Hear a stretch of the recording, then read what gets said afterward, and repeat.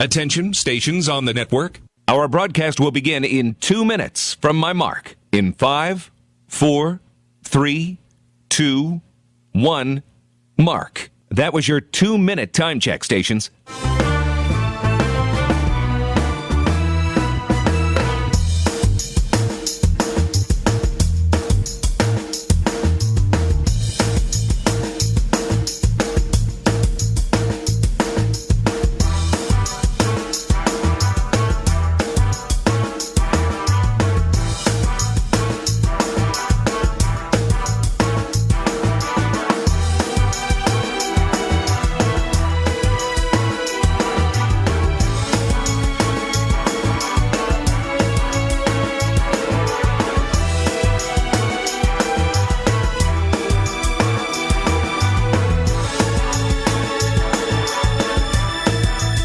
Attention, stations on the network.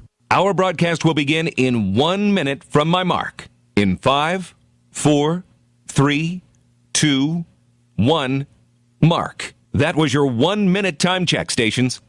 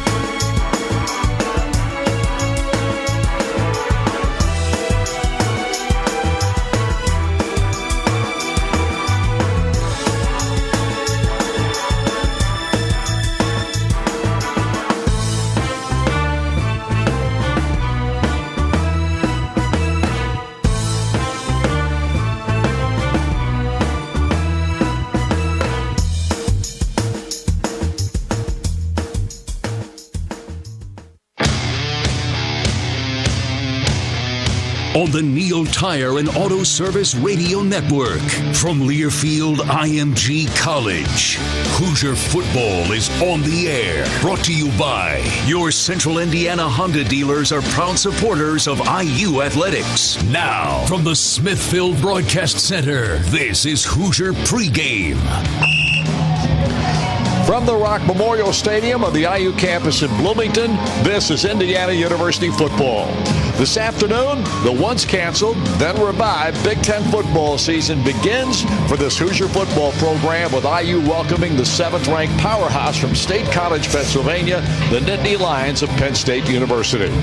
Hi again, everybody. This is Don Fisher along with Buck Sewer and Joe Smith. Well, 10 months have gone by since Indiana ended its most successful gridiron season in 26 years, and despite a heartbreaking loss in the Gator Bowl, the Hoosiers wrapped up an 8-win year that included a 5-4 mark in Big Ten play. Again, the first time since 1993 that IU had a winning record in the league. From that team, 19 starters returned, giving Indiana fans an optimism that hasn't been felt in a long, long time. Meanwhile, Penn State, a perennial power since joining the league in the early 1990s, racked up an 11-2 mark last year and a big win in the Cotton Bowl over Memphis. The Nittany Lions returned 17 starters from that squad, including 10 on offense, but just 4 on defense. That said, they have 20 lettermen back on defense, and their cupboard is never bare of talent waiting in the wings for their opportunity. Indiana coach Tom Allen is in his 5th year on campus, enters his 4th as the head coach. James Franklin begins his 7th season at the helm of Penn State. And while Allen has been building the Hoosier program, Franklin has maintained the excellence and tradition-rich status the Nittany Lions have enjoyed for over 6 decades. Well, back for his 11th straight year and 16th overall as our color analyst is former IU assistant coach Buck Sewer. And Buck, we're about to embark on a season that, no matter what the results will be, will no doubt go down as the strangest in the history of college football. Well, it's going to be strange and difficult, but you know what? It's still going to be 100 yards, 53 and a quarter width, and it's going to be hard-hitting Big Ten football. So if you just focus on the game itself, it'll be pretty normal. Buck, we've seen Indiana make improvements over the last few years, and Tom Allen last year had his most successful season and obviously has most of that ball club back from last year. Well, it's the first time since Kevin Wilson got here, which was quite a while ago now, but it's the first time Indiana football can say we're experienced. You know, we're not a young football team anymore. This is an experienced football team that's played a lot of football. That can't be an excuse anymore. This is a football team that's ready to go. It should make the next step, and part of that next step is beating Penn State again. Penn State's a team that Indiana has beaten only one time in 22 meetings at this point, so the record isn't real positive in that vein. No, it's not. And Penn State is a team that is a lot better than it was when Franklin got there. There was a tremendous turmoil at Penn State. At one point, everybody kept saying, well, will Penn State ever be Penn State again? Well, yeah, it is. And it's probably as good as it's been in a long, long time athletically. He's recruited as well as anybody in this league except for the one. And they're just kind of different. But they are really recruiting well. They've got a lot of skill. They've got a lot of big, long, athletic football players. Very, very good football team. As good as they are, Buck, Indiana has given them a tussle in each of the last two seasons, losing by a single score in both. Yeah, and again, part of that is the offensive situation for Indiana. When you play good offense, and Nick Saban said it this week, offense is the name of the game in college football now.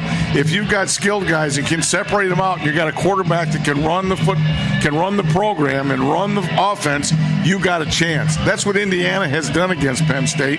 The problem is they've made some crucial mistakes in games, and you can't make crucial mistakes against this football team. Can't do it. Buck, Indiana does have Michael Penix back. He was involved in 6 ball games last year, and 3 of those he didn't finish because of injury. And, of course, he didn't finish the season because of injury. But the 3 he did finish, he was spectacular. Yeah, he's very, very good quarterback. Quarterback play, though, was not a factor last year. They won 8 games with a really good quarterback. 5 of those games with, I think, one of my favorite players to ever play here. But Penix is a special talent. Michigan State game was a game that Indiana does not even come close to what they almost got done without Penix in the game. Tremendous arm, very quick release, and very accurate. He's a guy that is an elite football player. Has got a chance to be one of the best players. He's going to be one of the best players. He may be the best player in the field today. Well, it's going to be interesting to see how this plays out here today, Buck. But the other thing that's going to be interesting to see how these two teams generate essentially their own energy. Now, you can hear the crowd or the PA system in the background. Yeah. It's blowing out music. It's going to be loud in some respects with crowd noise at some point because of that PA system. But there are no fans going to be in the stands with the exception of some parents. Yeah, some parents, and Penn State parents are here, and the Indiana parents are spread all over. They'll make no noise. But there are going to be some generated noise during the game. It will sound okay, I think, on the radio. I think it'll be all right. I'm hoping it does. But we're going to have to generate our own enthusiasm, too, up here. I've got it. I know you've got it, so I don't think that's going to be a problem. But it is going to be, at some point, a whole different ball game as far as the players in the field. There's going to be no momentum from the crowd either way. So they're going to have to generate their own enthusiasm, their own momentum. That will be a factor in this game from both sides. Well, we look forward to bringing you the play-by-play story of this one here this afternoon. It's going to kick off at 3:40 this afternoon because there is a 5-minute delay by television here today. So it's going to kick at 3:40, but we look forward to bringing you the whole story here this afternoon, as well as the rest of our pregame show here today, which is brought to you by CareSource. Individual and family health insurance. With health insurance from CareSource, you're not just covered, you're covered with kindest. Coming up next, Joe Smith will join us for the Indiana Governor's Cup update. This is Indiana University football on the Neil Tire Radio Network from Learfield IMG College. What if a car company didn't just build better cars, but help build something more? Like community, family, futures. That's exactly what Honda is doing right here at home. We're building the award-winning Civic and CR-V and the stylish, smart Insight Hybrid. All 3 made in Indiana. We're Honda, and we're building something more together. From your Central Indiana Honda dealers.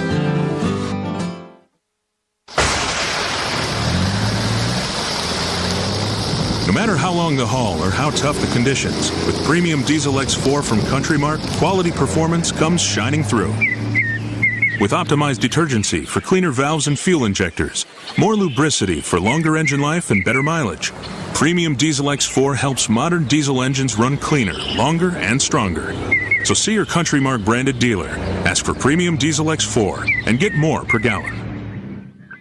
Allstate now has deeper savings, and deeper savings require deep thoughts and a deep voice, like mine. Save for being a new customer. Save more for adding DriveWise, and save even more for driving safely. Visit Allstate.com or contact your local agent for a quote today. As someone once said, saving today is money tomorrow. That's deep. Not available in every state. New customer savings based on early signing discount. DriveWise is an optional feature. Savings vary based on how you buy. Subject to terms and conditions. Allstate Fire and Casualty Insurance Company and affiliates, Northbrook, Illinois. For 75 years, Wick's Pies has been the choice of Hoosiers for dessert. Dwayne Wick Wickersham started the company with an original family recipe and a simple idea. Make the best pies with the best ingredients. Rich and delicious and not too sweet, sugar cream pie is a classic Indiana favorite. At WicksPies.com, you can either order your pie to be delivered directly to your door or use it to find a grocery store near you. Try the pie. Try Wick's Pies. The Hoosiers play here. Smithville is your local provider of the best internet around and proud official sponsor of IU Athletics. Let's hear from IU Women's head basketball coach, Terry Moran. I'm Coach Terry Moran, and I want to tell you about the fantastic services of Smithville. Smithville offers the best internet at gigabit speeds from a company that knows and loves the Hoosier in you. To learn more about Smithville Internet and other services, call us at 800-742-4084 or visit smithville.com. Indiana University Online has more than 170 programs to help you meet your career goals. At IU Online, you'll earn a diploma with lifetime value, one that says Indiana University. IU Online combines the content you'd expect from a top research university with the flexibility to fit your schedule. With IU Online, you take courses developed and taught by IU faculty, and you'll exchange ideas with classmates from across the country. Whether you're looking for career advancement or new skills, your success starts at IU Online. Get started today at online.iu.edu. So it's finally arrived, the 2020 Hoosier football season. Different atmosphere for sure. But we play a college football game today on a sunny Saturday, and the aim is to win tonight before it's all over against 8th-ranked Penn State. Along with Buck Sewer and Don Fisher, hi again, everyone. Joe Smith from Memorial Stadium here in Bloomington. Time for our first edition of the Indiana Governor's Cup for 2020. And catching up with Steve Aird, women's volleyball coach, Indiana U, in his 3rd year, and certainly a season like no other, Steve, but in this new normal. You know, hey, it's one day at a time, a privilege, not a right, but doggone it, how has your program adapted to all of these changes with this pandemic still ongoing? Well, first, good to hear your voice. Thanks for the time. Really proud of these kids. These kids, when everything shut down in March and April, went back home, spent the majority of the summer basically on lockdown like everyone else and working out in their rooms, trying to go on a run at home and do weights in their rooms at home. We got them back on campus early July and had voluntary stuff before we had, 4 or 5 days of a preseason before the Big Ten said they were shutting down. So it's been up and down. Obviously, we're in the midst of a pandemic and it's affected everyone in some way, and certainly our program. But the kids, as we speak, are healthy. We're back in training now and hoping to get a little bit of work done here in the next month before we send them home for Christmas and back to try to run it back and get after it in the new year. Before we talk a lot of specifics here, and we'll certainly have you on throughout the course of the fall and on into the winter, because that's when your season's going to start in January, Steve. But how have you dealt, and how have the women dealt with the mental as you kind of move through the days, the week? It's something that gets overlooked a lot. The fact that these student athletes have been away from family family. They've had to be isolated because of the COVID stuff. They haven't been able to be social. They're still training. They're taking care of school. They're trying to, boost each other up and keep people's spirits high. Doing all of that with the swirling social justice stuff, with the election and the political side of what's going on. It's just so impressive. These kids have been able to come to work each day, take care of what they need to take care of, really be great teammates. That's what I'm most proud of. I think this generation has been through the ringer. None of it looks like what they thought it was going to look like. Right. And they're building a lot of resiliency to, kind of how life works. I think a lot of times, man makes plans and God laughs. So we're trying our best to just be resilient and be positive. And there's a heck of a lot of positivity within the confines of Wilkinson Hall, I can tell you that. He's in our leadoff spot, our 20th year of the Indiana Governors Cup with Purdue in competition through the rest of the winter and on into the early part of 21. Steve Aird joining us. The bottom line, I guess, Steve, as we move forward, it's all about controlling what you can control, isn't it? Yeah, I think that's what Tom's doing. I'm sure that's what Coach Archie and Terry will be doing once they get their schedules figured out. And as a coach, like you said, you want the kids to know that they're part of a family and there'll be good days and bad days. And, there's a lot more affecting these kids than just, whether they had a good practice or what the schedule is going to be. They're worried about their parents and extended family. They're trying to take care of their education. Everything with that has been different now, with most of it happening online through Zoom. And for anyone who had a fun college experience, these kids are missing out on being able to be social and meet people and socialize and have fun on the weekends and everything that an amazing 4-year college experience provides. That's been taken away. So they're dealing with a lot, and it's really impressive to see how well they're handling it. Well, that is Steve Aird, and he's in his third year as volleyball coach of the Indiana Hoosiers. Interesting, too, Steve, a native of London, Ontario, Canada, reserved a place for each member of the starting lineup of his beloved Toronto Maple Leafs here in the stadium, as IU is one of, many schools across the country to follow the professional model of allowing fans to purchase cardboard cutouts to be placed in their stadiums, and Memorial Stadium no different. And we'll talk more about that when we're on the road at Rutgers next week ahead of the next home game against Michigan.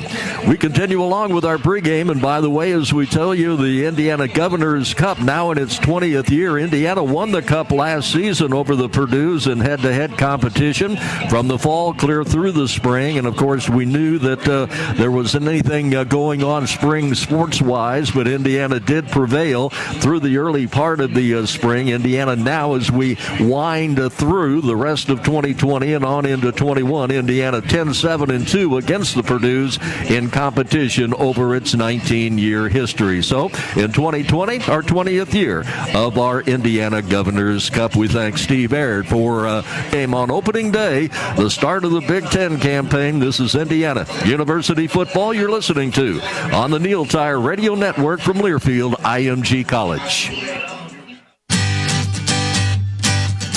Centered around you. It's more than a tagline at Centra Credit Union. So when you bank at Centra, you're banking with people dedicated to making your life easier. We listen to you, work together, and offer solutions to put you on the path to success. Join the Centra family and see the difference for yourself. Centra is a proud sponsor of Hoosier Football. Centra Credit Union, centered around you. Federally insured by NCUA, Equal Housing Opportunity. Visit CommunityCars.com to shop over 800 vehicles all in one place. Ford, Lincoln, Chevrolet, Kia, Mitsubishi, Nissan, Chrysler, Dodge, Jeep, and Ram. All of our pre-owned vehicles have been inspected by factory-trained technicians and come with a 3-month, 3,000-mile limited warranty. Power the stadiums, arenas, and gyms throughout the 69 Indiana counties we serve. These are fields of dreams where hard work is rewarded and lifelong bonds are formed. Duke Energy is proud to be part of these dreams, supporting our communities for more than a century through volunteering, charitable giving, and economic development. Duke Energy, building a smarter energy future. Allstate now has deeper savings, and deeper savings require deep thoughts and a deep voice, like mine. Save for being a new customer. Save more for adding DriveWise, and save even more for driving safely. Visit Allstate.com or contact your local agent for a quote today. As someone once said, saving today is money tomorrow. That's deep. Not available in every state. New customer savings based on early signing discount. DriveWise is an optional feature. Savings vary based on how you buy. Subject to terms and conditions. Allstate Fire and Casualty Insurance Company and affiliates, Northbrook, Illinois. Hoosier football lives here. Hoosier Nation, this is Coach Tom Allen. Strong partners like IU Credit Union are key to the success of the IU football program.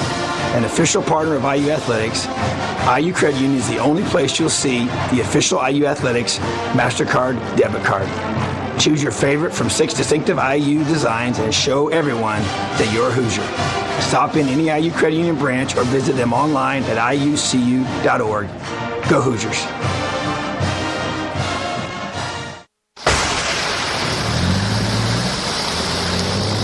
No matter how long the haul or how tough the conditions, with premium Diesel X4 from Country Mark, quality performance comes shining through. With optimized detergency for cleaner valves and fuel injectors, more lubricity for longer engine life and better mileage, premium Diesel X4 helps modern diesel engines run cleaner, longer, and stronger.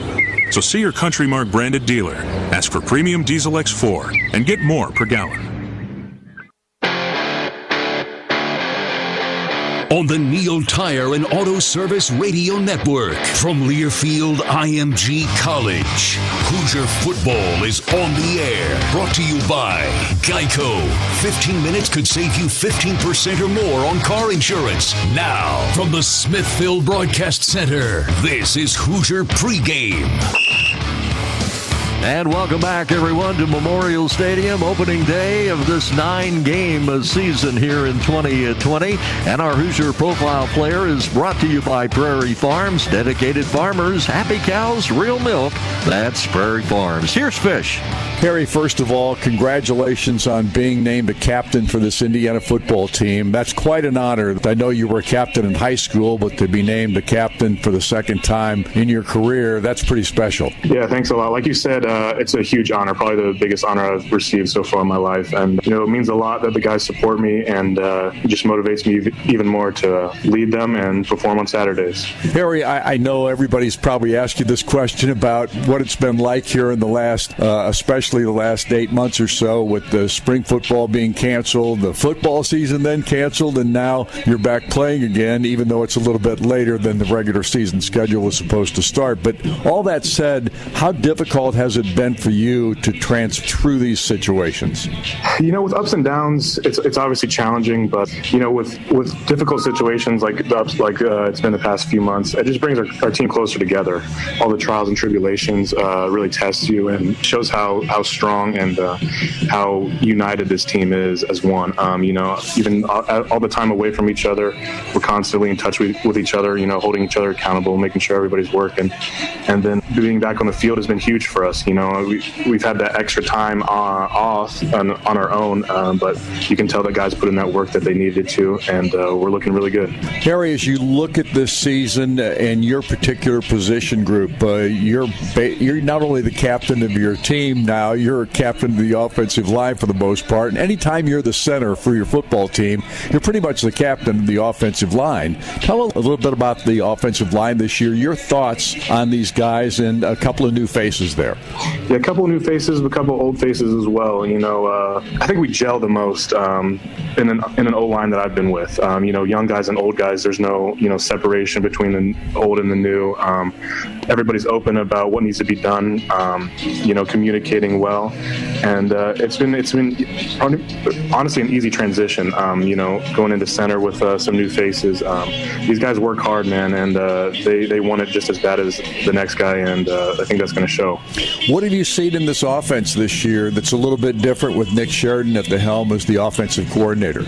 Well, Coach Sheridan's great. You know, a lot of influence from our previous OCs, both of them, DeBoer and DeBoer. But we have full confidence in Coach Sheridan. He's really a player's coach, really wants what's best for us, really communicates well with each guy on the team, makes every guy, you know, no matter what position group, no matter where they are on the depth chart, makes them feel involved and makes them want to work harder. Any idea about what the goal is for this offensive line that's different from a year ago? Coach Sheridan gave us some numbers for the most yards. It's 4,700 something, I think, is the Big Ten record for most yards in a season. And he also gave us the the most touchdowns in the season from the Big Ten. And right from our initial meeting, when he was the coordinator, he gave us those numbers and told us what they meant, and told us that those were our goals. We got all the firepower we need to be a great offense. Every position is loaded with big names, and the sky's the limit. We just got to work hard and hold each other accountable. The first test is Penn State this Saturday. Obviously, this is a big ball game, and I know you guys feel like you can compete with this team. Yeah, the Penn State game is always big every year. The past 2 years we played them really close. Going back and watching those game films, we see that there's just small error here, small detail there, and that's the difference in the game. We got to have offense, defense, and special teams all connecting as one, and it's a winnable game. We just got to put a whole game together. Harry, we appreciate you talking to us. Best of luck this Saturday and the rest of the season. Thanks a lot.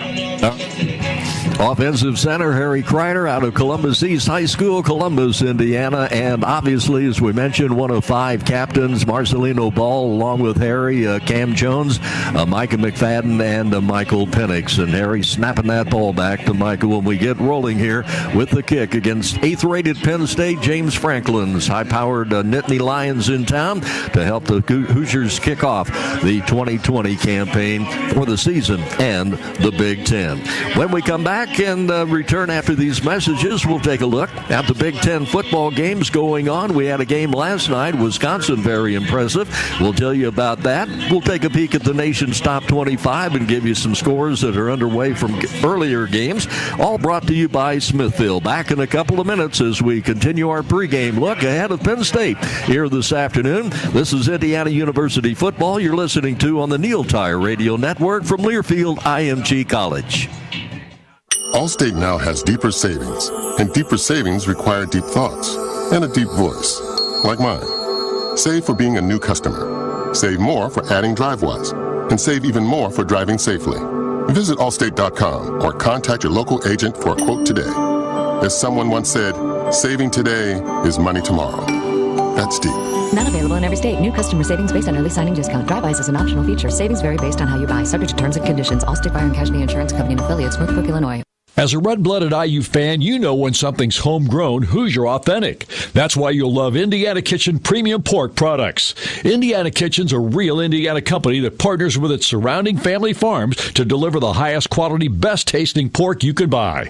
Like Indiana Kitchen bacon. It's cut a little thicker and smoked over natural hardwood for a hearty Hoosier flavor no other brand can match. One taste and you'll know why more people are saying, my brand is Indiana. Find out more at indianakitchen.com. Hey, IU fans, this is Jiffy Lube owner Steve Sanner. At Jiffy Lube, we help you take care of your car your way. Many of our Jiffy Lubes are now offering brakes, tires, tune-ups, and minor repairs, all with no appointment necessary. So if your brakes squeak a little or your tires are wearing out, please stop into Jiffy Lube today. Check out our website at jiffylubeindiana.com for locations and offers. And don't worry, Jiffy Lube's still offering the best oil change service in town featuring Pennzoil. It's not just oil, it's Pennzoil. The right care, the right support, the right time. When your kids need highly skilled primary care, Riley Children's Health is right here for you. With same-day and Saturday appointments for safe in-person care, virtual visits, and 24/7 online scheduling, Riley gives you more options for care from Indiana's top doctors for kids. Where, when, and how you need it. Call 1-888-IU-HEALTH or visit rileychildrens.org/more options. Indiana football lives here. This is Steve Webb with Electric Plus, a full-service electrical contractor powering Indiana with offices in Bloomington, Avon, Lafayette, and Kokomo. We work hard to deliver big wins for our customers. We lead the league in new construction, expansions, modernizations, and service repair. Our team excels at industrial, commercial, residential, and 24/7 emergency coverage. Just like the Hoosier desire to be the best, the mission of Electric Plus is to be the best electrical contractor, period. For more information, please visit electricplus.com and go Hoosiers. What if a car company didn't just build better cars, but help build something more? Like community, family, futures. That's exactly what Honda is doing right here at home. We're building the award-winning Civic and CR-V and the stylish, smart Insight Hybrid. All three made in Indiana. We're Honda, and we're building something more together. from your Central Indiana Honda dealers.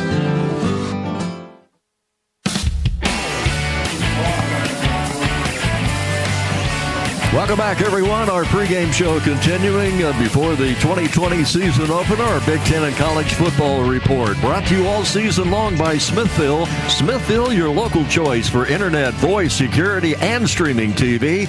Stick with the home team. Visit SmithvilleBusiness.com to learn more. Smithville, an official sponsor of IU Athletics. Along with Don Fisher and Buck Seward, Joe Smith back at Memorial Stadium. Well, a lot of teams have played 5. Some have played 4. This is opening day, and opening night came last night for the Wisconsin Badgers of Paul Chryst, and very impressive they were as they belted the Fighting Illini of Illinois, the final 45-7. What a game for redshirt freshman Graham Mertz.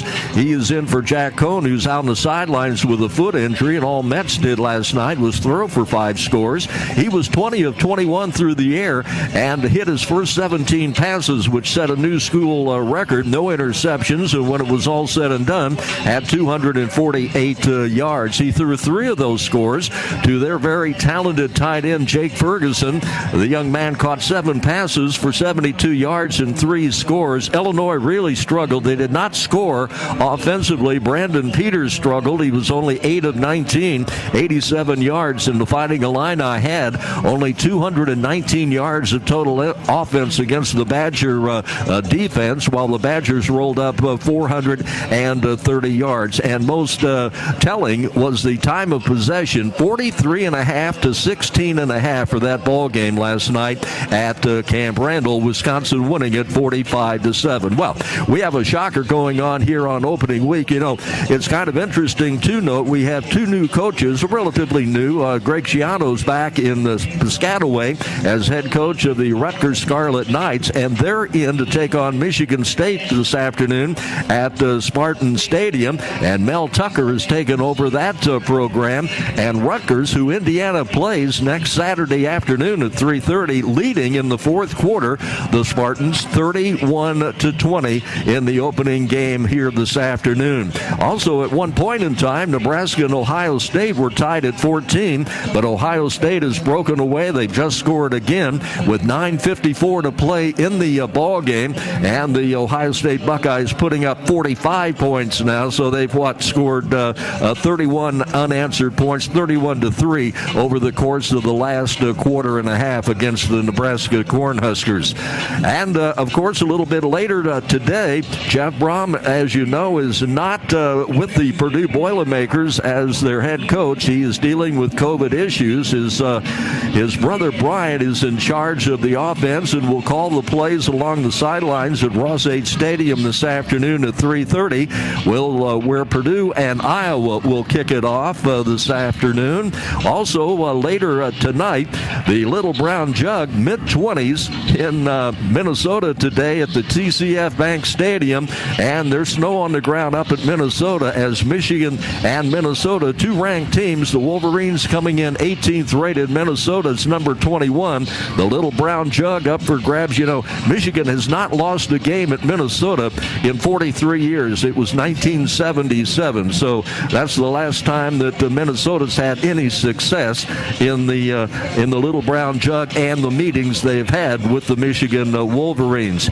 Elsewhere tonight, Peyton Ramsey, you heard Buck with his comment about what Peyton meant to the Indiana University program, and Peyton Ramsey now the starting quarterback for the Northwestern Wildcats, and they'll tee it up at 7:30 at Ryan Field tonight, and we wish the Cats the best. Peyton Ramsey, a high-quality young man. The Maryland Terrapins will be the opponent this evening.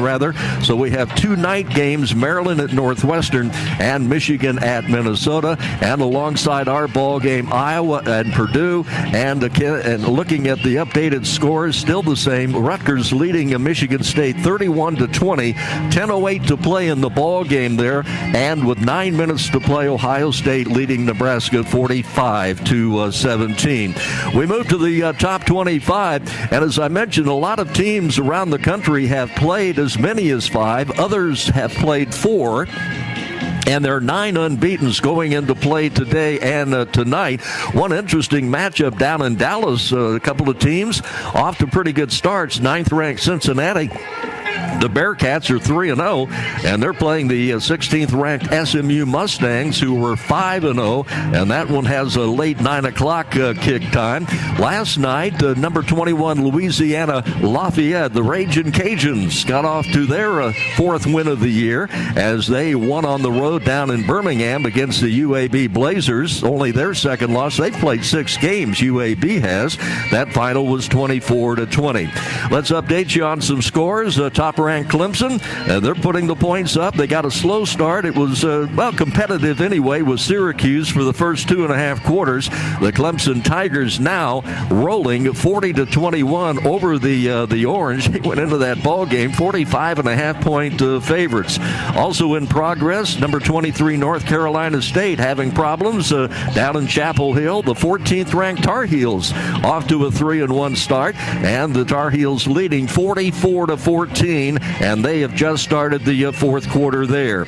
Elsewhere, 20th-ranked Kansas State off to a 3-1 start, pounding Kansas 55-7. Number 25 Coastal Carolina looking for a 5-0 getaway, and they're in a tight ball game in the 4th quarter with Georgia Southern 21-14 there. A little bit later this afternoon, the Fighting Irish of Notre Dame trying to make a 5-0 start. They're out east in Pittsburgh to take on the Panthers. That game with a 3:30 kick. The Irish number 3 ranked currently, having played 4 games today. Elsewhere, top 20 matchups, we have 17th ranked Iowa State playing out in Stillwater against Oklahoma State. The Cowboys are 3-0, and they're also 6th ranked in the country. Alabama 2nd ranked 4-0, and they're playing down in Knoxville against Tennessee a little bit later this afternoon. Tennessee 2-2. Elsewhere, we have these scores from earlier in the week, actually games that were played on Thursday night. Appalachian State over Arkansas State 45-17. Jacksonville State last night beat FIU. Florida International 19-10. And Tulsa scored its 2nd win of the year, beating South Florida 42-13. Kentucky plays Missouri a little bit later this afternoon. And this weekend, the Mountain West begins, while the Pac-12 and the Mid-American Conference will be starting their seasons in November. That's a glance at our Big Ten and college football report this afternoon, brought to you all season long by Smithville. Up next, Fish returns with Tom Allen, the head coach's report, brought to you by the IU Credit Union. Kickoff 3:40 against the 8th-ranked Nittany Lions of Penn State. This is Indiana University football you're listening to on the Neil Tire Radio Network from Learfield, IMG College. Visit Bloomington and South Central Indiana's Royal on the East Side today for a large selection of new and used Subaru, Volkswagen, and Audi vehicles. Their large and diverse selection of both new and used vehicles ensures that they have the vehicle for you, no matter what it is you're looking for. Stop in and visit them today. Conveniently located just across from College Mall on 3rd Street. Check out RoyalOnTheEastSide.com or call 812-332-3333. So why wait? Come test drive a new Audi, Subaru, Volkswagen, or one of their many other quality used cars, vans, trucks, or SUVs. Royal on the East Side is a proud sponsor of IU Athletics. Hoosier fans, the IU football season is here, and so is an exclusive offer from Neil Tire and Auto Service. You just became an instant winner. Provide this code, IUCOOP30, at any Neil Tire store and receive $30 off any set of 4 Cooper tires and a free alignment check. Again, that code is IUCOOP30. This offer expires January 30th, 2021, so hurry in to Neil Tire and take advantage of this special offer. And remember, Hoosier fans, nothing beats a Neil deal. Hoosiers college football is just around the corner. Are you ready to defend the Rock? Show your Indiana pride at Memorial Stadium with this year's new gear. Get ready for tailgating with officially licensed Indiana Hoosier apparel by Adidas at the IU Varsity Shop, located in the west lobby of Assembly Hall, or online at iuvshop.com. That's iuvshop.com. When it comes to financial planning, most financial companies ask, what's your salary? At Northwestern Mutual, we ask, what's your story? We know building the right financial plan means looking at more than money. That's why we start by asking the right questions. Listening to what matters most to you, then guiding you every step of the way to help you live the life you want now and years from now. Plan your financial story with Northwestern Mutual. Visit indy.nm.com to learn more. The Northwestern Mutual Life Insurance Company, Milwaukee, Wisconsin. Hoosier football is right around the corner. You're listening to Indiana football. For 75 years, Wick's Pies has been the choice of Hoosiers for dessert. Dwayne Wick Wickersham started the company with an original family recipe and a simple idea. Make the best pies with the best ingredients. Rich and delicious and not too sweet, sugar cream pie is a classic Indiana favorite. At WicksPies.com, you can either order your pie to be delivered directly to your door or use it to find a grocery store near you. Try the pie. Try Wick's Pies. During the holidays, there's nothing more important than family. This year, COVID-19 has hit the disability community hard, leaving many families separated for months. These wonderful people are loved. I'm asking you to join my family in making a donation to Daymar this holiday season by texting LEO to 41411. All donations will go to making the holidays brighter for Daymar clients and their families with gifts and family care packages. Hoosier Nation, join the LEO movement and text LEO to 41411 today. Hi, everybody. Don Fisher with the Head Coach's Report. We're brought to you by the IU Credit Union, an official partner of IU Athletics. We started a credit union and created a community. We're sitting with Tom Allen. And, Coach, first of all, I know it's just a really exciting thing for you, your coaching staff, and for your football team to be starting the football season here on October 24th. There's no question. I mean, there's just so much excitement from our guys. Like you said, coaches, players, everybody part of this program has just waited so long to finally get back on the field. Seemed like forever to get to this point. It's been an amazing journey, a lot of struggles, a lot of challenges, but we made it. So it's pretty awesome. Tom, talk a little bit about fall camp and what it's been like, and have you had enough time to get your team ready for this season? It's been different for obvious reasons, but yeah, I think so. You know, I think you have to go through, and I was really concerned when we were supposed to start the first time just because there was such a lack of consistency in the preparation. The contact tracing was really what got the best of us in that situation. So once we started going to the daily testing and having 4 weeks of that really allowed us to have consistent, continuous days that we could start stacking together for the majority of our team.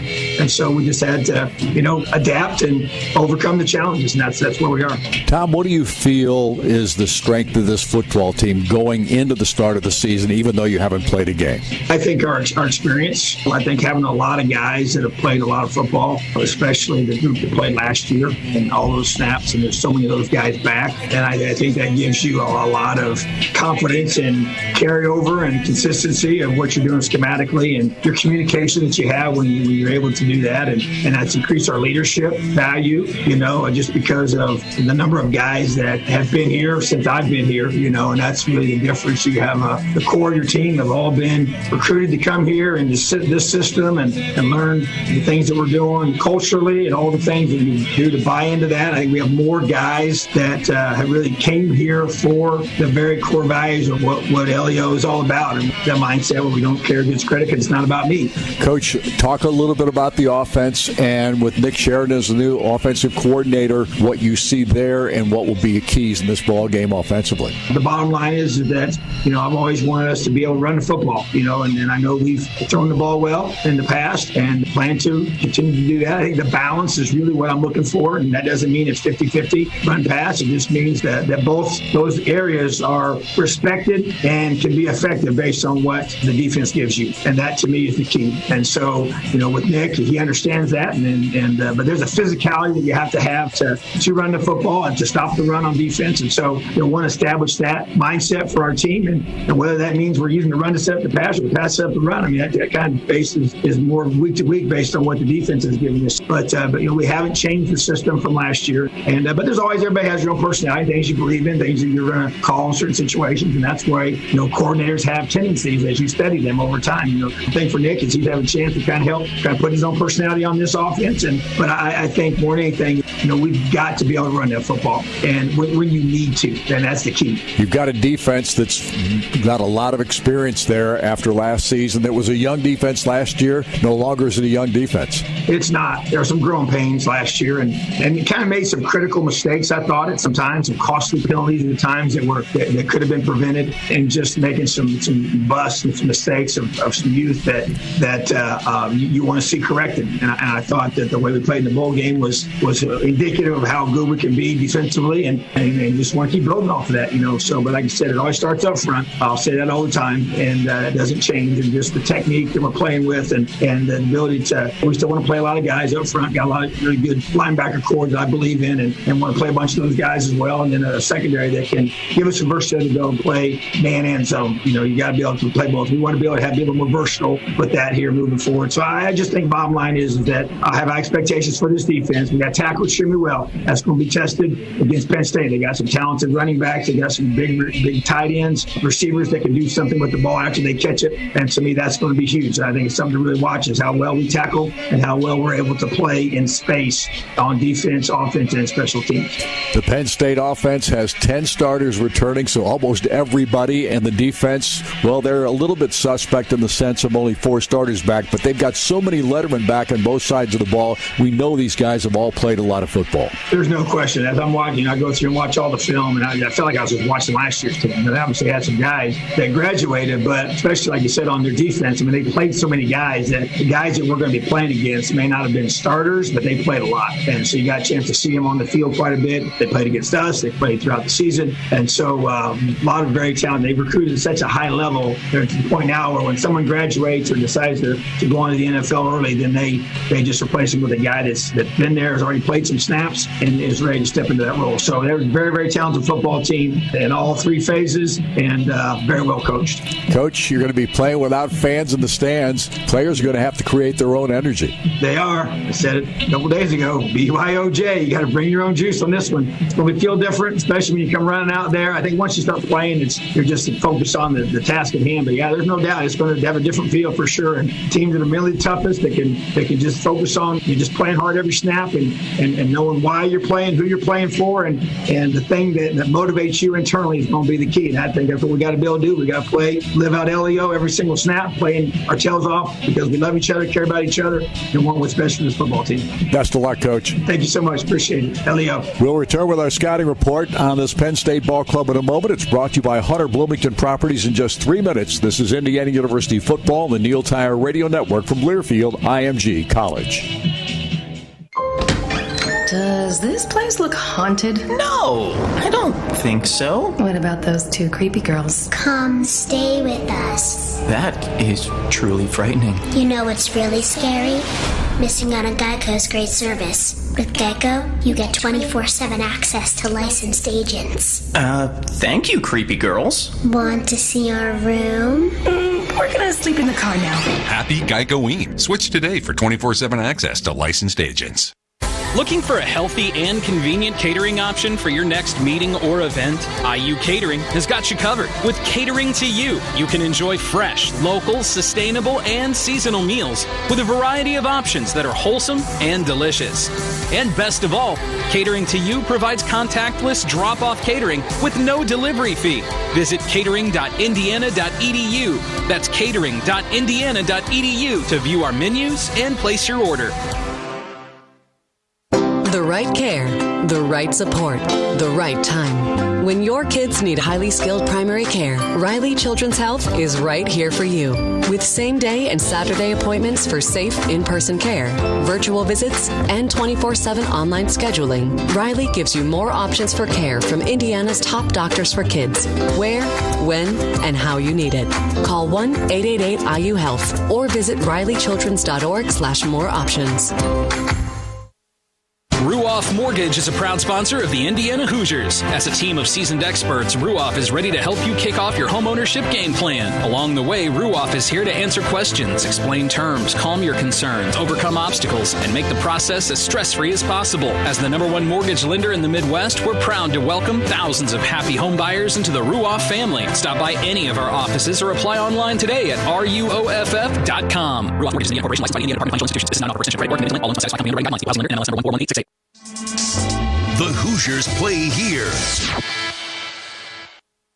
Visit CommunityCars.com to shop over 800 vehicles all in one place. Ford, Lincoln, Chevrolet, Kia, Mitsubishi, Nissan, Chrysler, Dodge, Jeep, and Ram. All of our pre-owned vehicles have been inspected by factory-trained technicians and come with a 3-month, 3,000-mile limited warranty, so you can drive off with confidence. At CommunityCars.com, you'll find a huge selection of both new and pre-owned vehicles to choose from. Try our Shop by Payment system to help you save time and money from the comfort of your home. CommunityCars.com. Purchase in minutes, not hours. If you're talking about it. We've got a lot going on with the Indianapolis Colts. I love Colts win Monday. We're talking about it. All right. Big 10 week, we got football again. Woo! I'm not going to beat the proverbial dead horse. This is a game you have to win. It was a refocus. It was doing what we thought they should have been doing. I'll make an argument. I'll make a counter argument. I'll say something. He gives a counter argument. 93.5 and 107.5 The Fan.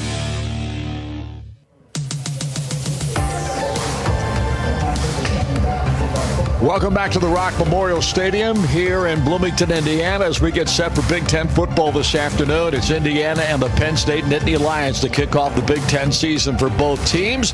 Our scouting report today is brought to you by Hunter Bloomington Properties. When scouting locations for your next apartment, make sure you check out what Hunter Bloomington Properties has to offer at hunterproperties.com. Hunter Bloomington Properties, because you should love where you live.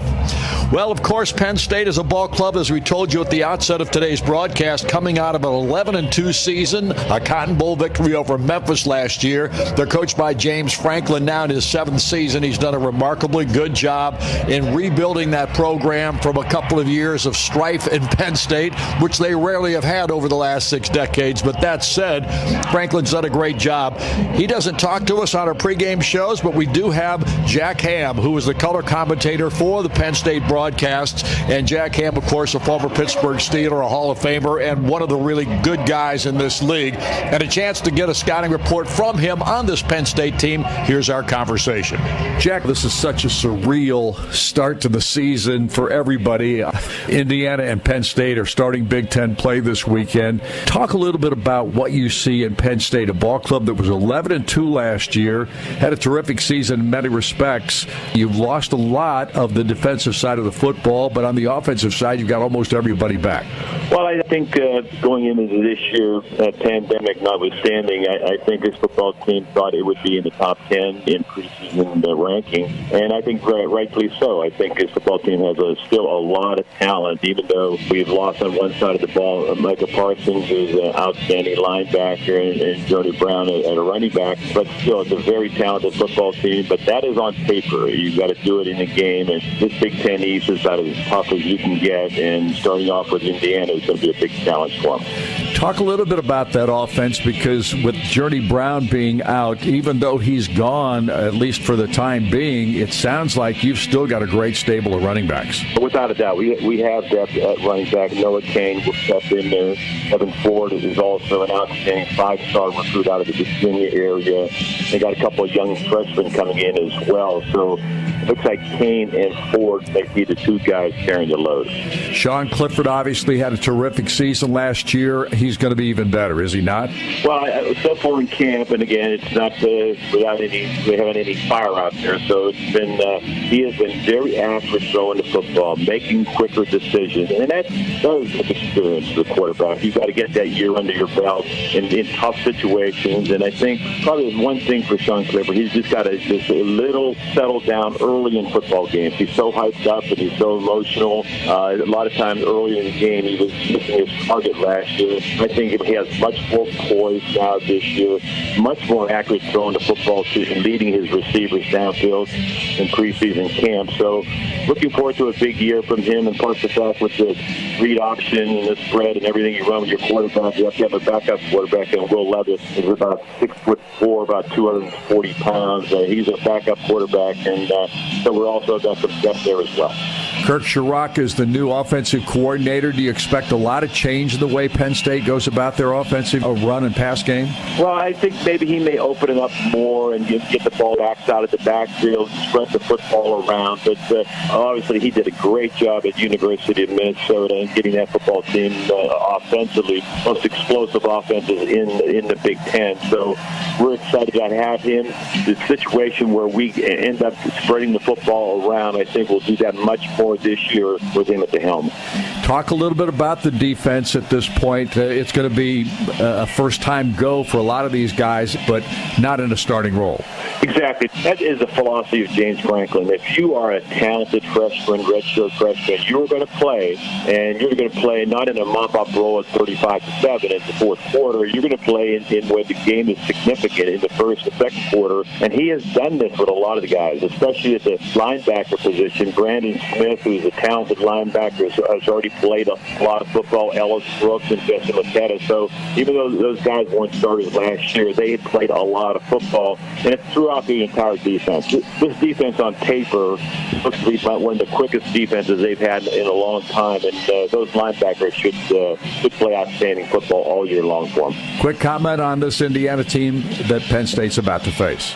Well, every year when we play Indiana, it goes down to the wire. Big plays in the second half, especially in the fourth quarter, and Penn State's been able to somehow, some way make those plays when they need to make them. Indiana's gotten better and better and better over the years, but it's a talented group, and they're going to have to play their best, especially on the defensive side of the ball. And I don't think anybody in the Big Ten knows what they're going to get with their football team in the first game in the opener.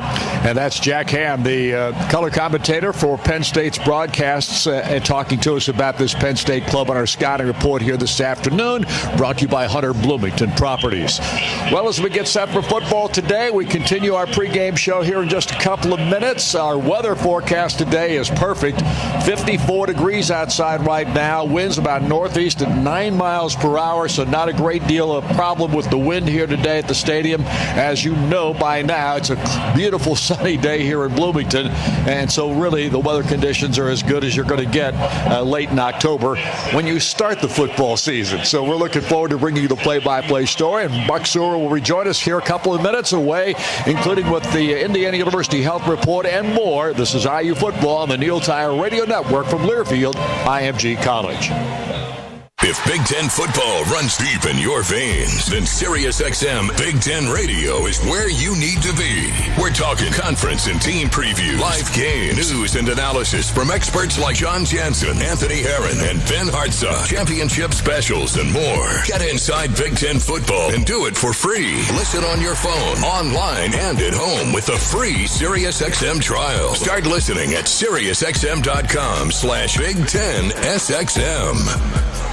Manage your money like a pro with TCU. You can score big with the TCU Debit MasterCard that gives you cash back on everyday purchases. Plus, you'll win with access to hundreds of free ATMs across Indiana. Check out TCU's starting lineup of services to help you manage your cash and build your savings. Visit TCUnet.com to kick off your better banking experience. See TCU Debit MasterCard terms and conditions for details. Alliance One and Co-op ATMs within Indiana are free. New members are subject to a $7 membership fee and $5 initial share deposit. Mom, I think this doll I found in the attic is cursed. No, its eyes are just very lifelike. Then why does its head keep spinning? Be my friend forever. Oh, that is scary. You know what's really scary? Missing out on Geico's easy-to-use mobile app. You can manage your Geico policy whenever, wherever. Let's play with another doll. Or we can just bury it deep in the ground. Happy Geico-ween. Download the industry-leading Geico app today. Our IU football team puts on the cream and crimson uniform each game and represents Hoosier Nation with pride. Cintas can do the same for your company. Want your employees to look and feel their best? Want your facility to shine for customers? Then call the image experts at Cintas. We have many unique uniforms to fit your company's needs. Cintas will also deliver floor mats and cleaning supplies and stock your restrooms. Heck, they'll even coach your team to get great results. Get your team ready for the workday with image solutions from Cintas. Hoosier football lives here. Hoosiers college football is just around the corner. Are you ready to defend the Rock? Show your Indiana pride at Memorial Stadium with this year's new gear. Get ready for tailgating with officially licensed Indiana Hoosier apparel by Adidas at the IU Varsity Shop, located in the west lobby of Assembly Hall, or online at iuvshop.com. That's iuvshop.com.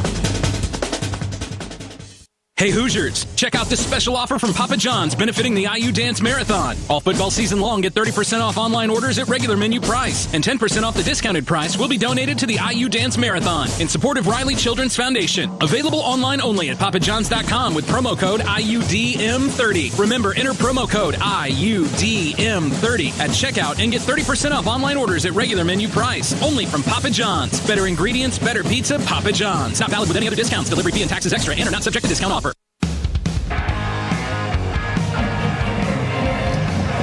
Welcome back to the Rock Memorial Stadium here in Bloomington as we bring you today's play-by-play story of Indiana and Penn State. We are about 15 minutes to kickoff, presented by Geico. 15 minutes could save you 15% or more on car insurance. Well, Buck Sewell has rejoined us here on the pregame today, and Buck, as obviously we go into this contest, a lot of questions to be answered, but two football teams that are getting a lot of recognition for what they were accomplishing last year. Yeah, I don't think there's any question. Indiana was a couple plays away from having 9 wins. Penn State with 11. I mean, what a great start to the season having, well, even an 18-win team for Indiana, an 11-win team for Penn State. What a great start to the season for the Big Ten season. Without question, Penn State has a tradition-rich program. And you've already talked about the fact that James Franklin's done a remarkable job in recruiting and rebuilding that program from what it was for a couple of years there after a lot of things happened with Joe Paterno and so on. But all that said, his success has been remarkable in the sense of being able to build it as quickly as he has. Yeah, and he's done a great job recruiting first, but he has made some really tough decisions in the coaching staff too. Brought a bunch of, after an 11-win season, brought a whole bunch of offensive coaches, new coaches in. I think that is probably as good as big a transition and improvement for their football team as this offensive coordinator you got from Minnesota, which is another whole factor, getting another Big Ten offensive coordinator to move to another. Right. How times have changed. But this guy is a tremendous game day coach. He does a great job with quarterbacks in the passing game. Plus, that Minnesota team played so physical on offense. That's what I'm concerned about. I think this guy may have made the next step for this Penn State offense on the physical side. If they do that, oh boy. Oh boy. Obviously, Indiana made improvements last year in a number of areas, but I thought the one area that they're going to have to make a big improvement in this year over last season, defensively. Yes, and Tom's done a great job recruiting too and build up some situations. And Kevin Wilson did a pretty good job, a really good job of recruiting to get it started, but he's done a really good job recruiting, but they have not been able to really transition that defensive intensity and tackling that he had really when he was a defensive coordinator for Kevin. It has not really transferred with him as being a head coach. I think that is, and they all know it. I talked to Coach Womack after the Tennessee game, and we talked about that, how they have to be more physical, have to tackle better, and they have to play more zone defense. And I know Tom alluded to that fact that they're going to have to play some more zone so they don't give up some big chunk plays.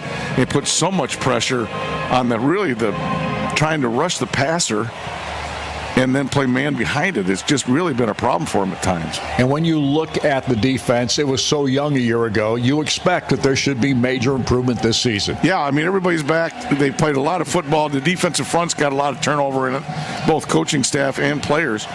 But they're going to rotate a lot of guys in that defensive front. The problem they've had on the defensive side, if there is just one problem, is rushing the passer with 4 people. Has not been any factor at all in games. They've always had to blitz people to get pressure on the quarterback. That limits a problem. That's a problem in their secondary. It takes people out of it. So if they can somehow find some playmakers in that defensive end and defensive line and get some rush out of that front 4, boy, that would run a long way to make it a better defense. When you look at Indiana's offense right now with Michael Penix being there, and if he can stay healthy, and he's gained 20 pounds, Buck, he looks so much different than he did a year ago, but he has got to stay healthy for this team. He does, and it'd just be interesting to see what game plan they use as far as him running the football. He's been hurt both times running the football. One really a non-contact injury, and the other on a quarterback sneak on the goal line. Are you kidding me? But that is a big factor in how much he's going to run the football. I think he has to help the running game. To me, although offensively, they have got to be more physical in the offensive line and at running back. They have got to run the football, and Tom alluded to it. They have got to run the football when they want to, not when the defense dictates it. But if they have to run the football, they have got to be able to run the football, and that only comes with an offensive line and running backs that are physical and tough. And what do you think of the offensive line? It looks better to me, and all I'm getting is tape. But it looks better to me. Now, the good news and bad news when you're playing against your own, when the offensive line looks good, the defensive line doesn't look too good. But it looks like they're coming off the football and more physical. Big Ten and NFL, I hate to even say that, but 2 Big Ten tackles that are as good as anybody in the conference. Athletically and size-wise, those 2 tackles for us are really, really good. Interior front 3, they better be physical because they're not as gifted athletically as those tackles are. And running back wise, Buck, you feel good about that group? Well, they played some good football. Stevie Scott gets a lot of recognition. I have not seen him, in my opinion, and I told Jack Ham, I'm as bad on running backs for Indiana as he is on linebackers at Penn State. We both have high standards, but he has not made a lot of great runs as a tailback or a running back in Indiana. You look and watch, he gets what he's supposed to get, great. Sometimes he runs pretty hard. He's got to make some great plays at that tailback spot. They're playing a lot more I-back, which may help him. All right. In today's injury report, it's brought to you by Indiana University Health. For the highest performing orthopedic care, just visit iuhealth.org. We can't give you any information on injuries. I can tell you this, COVID-wise, they have no problems there whatsoever.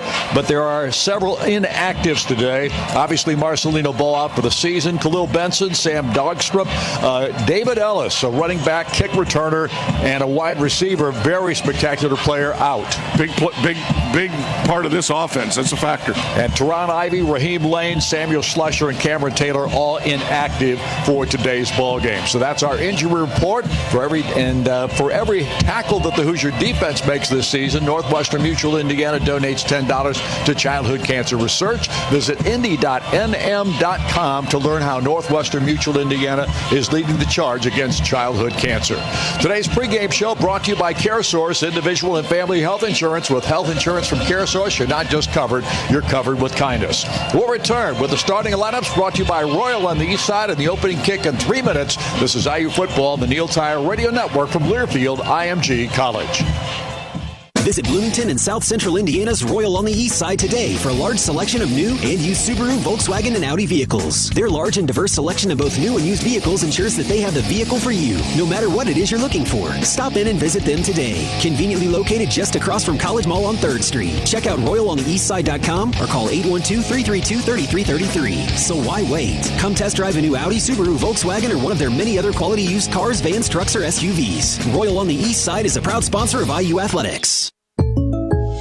To celebrate State Farm's surprisingly great race, we gave this game day jam surprisingly great lyrics. I saved a lot this year because I called the pros. I'm calling State Farm.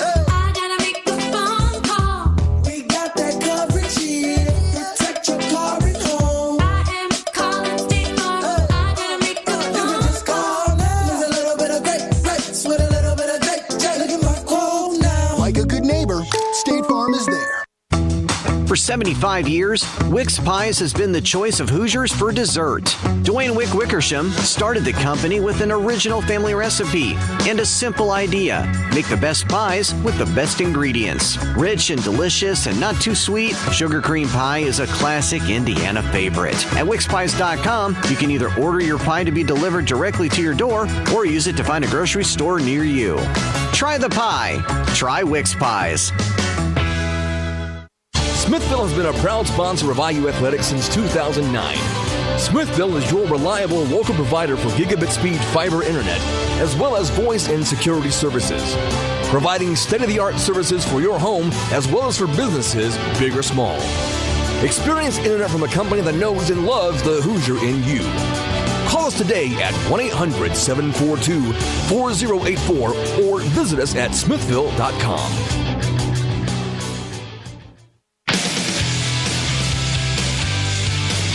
On the Neil Tire and Auto Service Radio Network, from Learfield IMG College. He takes a snap, runs his way forward, dives forward, and it is a touchdown! And they win.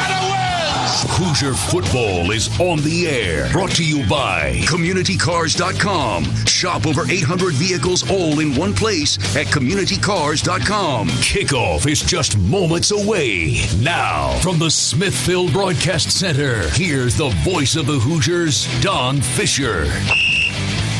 Well, the starting lineups today presented by the friendly guys at Royal on the East Side. I've been driving cars from Royal on the East Side for over 3 years now, and the staff there is simply the best.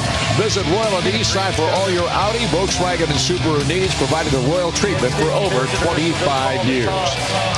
Well, about have a toss of the coin here at Memorial Stadium for today's opening kickoff. We'll tell you about that here more in a moment.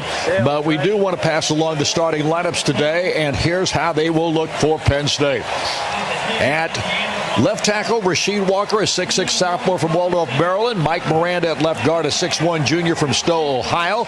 Michael Mennett, 6'4 senior from Birdsboro, Pennsylvania at center. C.J. Thorpe, a 6'3 junior from Glenshaw, Pennsylvania. And Will Fries, a 6'6 redshirt senior from Cranford, New Jersey, is at the other tackle position. Pat Fryermuth is the tight end, 6'5 junior from Merrimack, Massachusetts. He is special.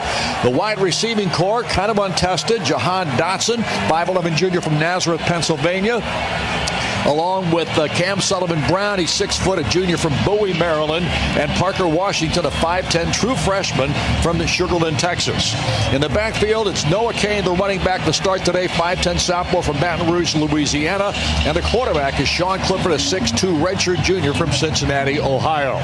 Indiana offensively looks this way. Caleb Jones, 6'8 junior from Indianapolis, Lawrence North. Mike Kading, 6'4 redshirt freshman from Gibsonia, Pennsylvania. Harry Kreider at 6'4, a senior from Columbus, Indiana. Houston, Texas is Mackenzie Nora at right guard. He's 6'4, a senior. And Matthew Bedford, a 6'6 sophomore from Cordova, Tennessee, at the right tackle. Peyton Hendershot will man the tight end position, a 6'4 junior from North Salem and Tri-West High School. The wide receivers are Wamp Fillier at 5'11 from Tampa, Florida. Ty Freifogel at 6'2 from Loosedale, Mississippi. And Miles Marshall, a 6'4 sophomore from Lilburn, Georgia.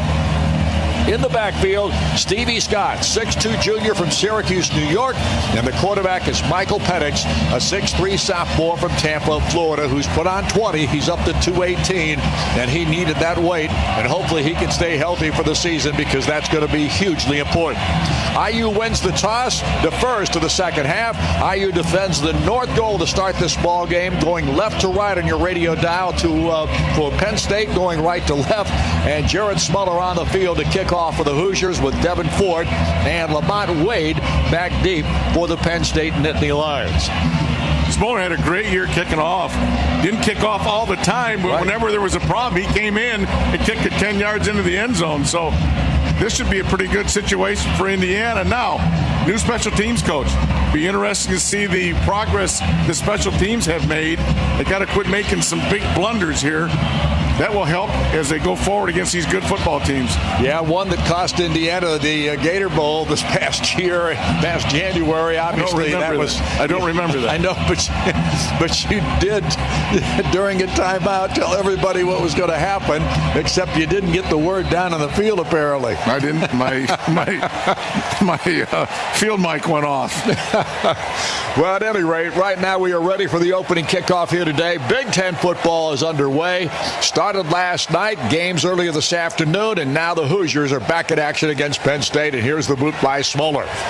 And it's kicked down to the 9-yard line. It's received by Devin Ford. He brings it up the middle of the field, and he almost got loose. He got to the 36 before he was tripped up.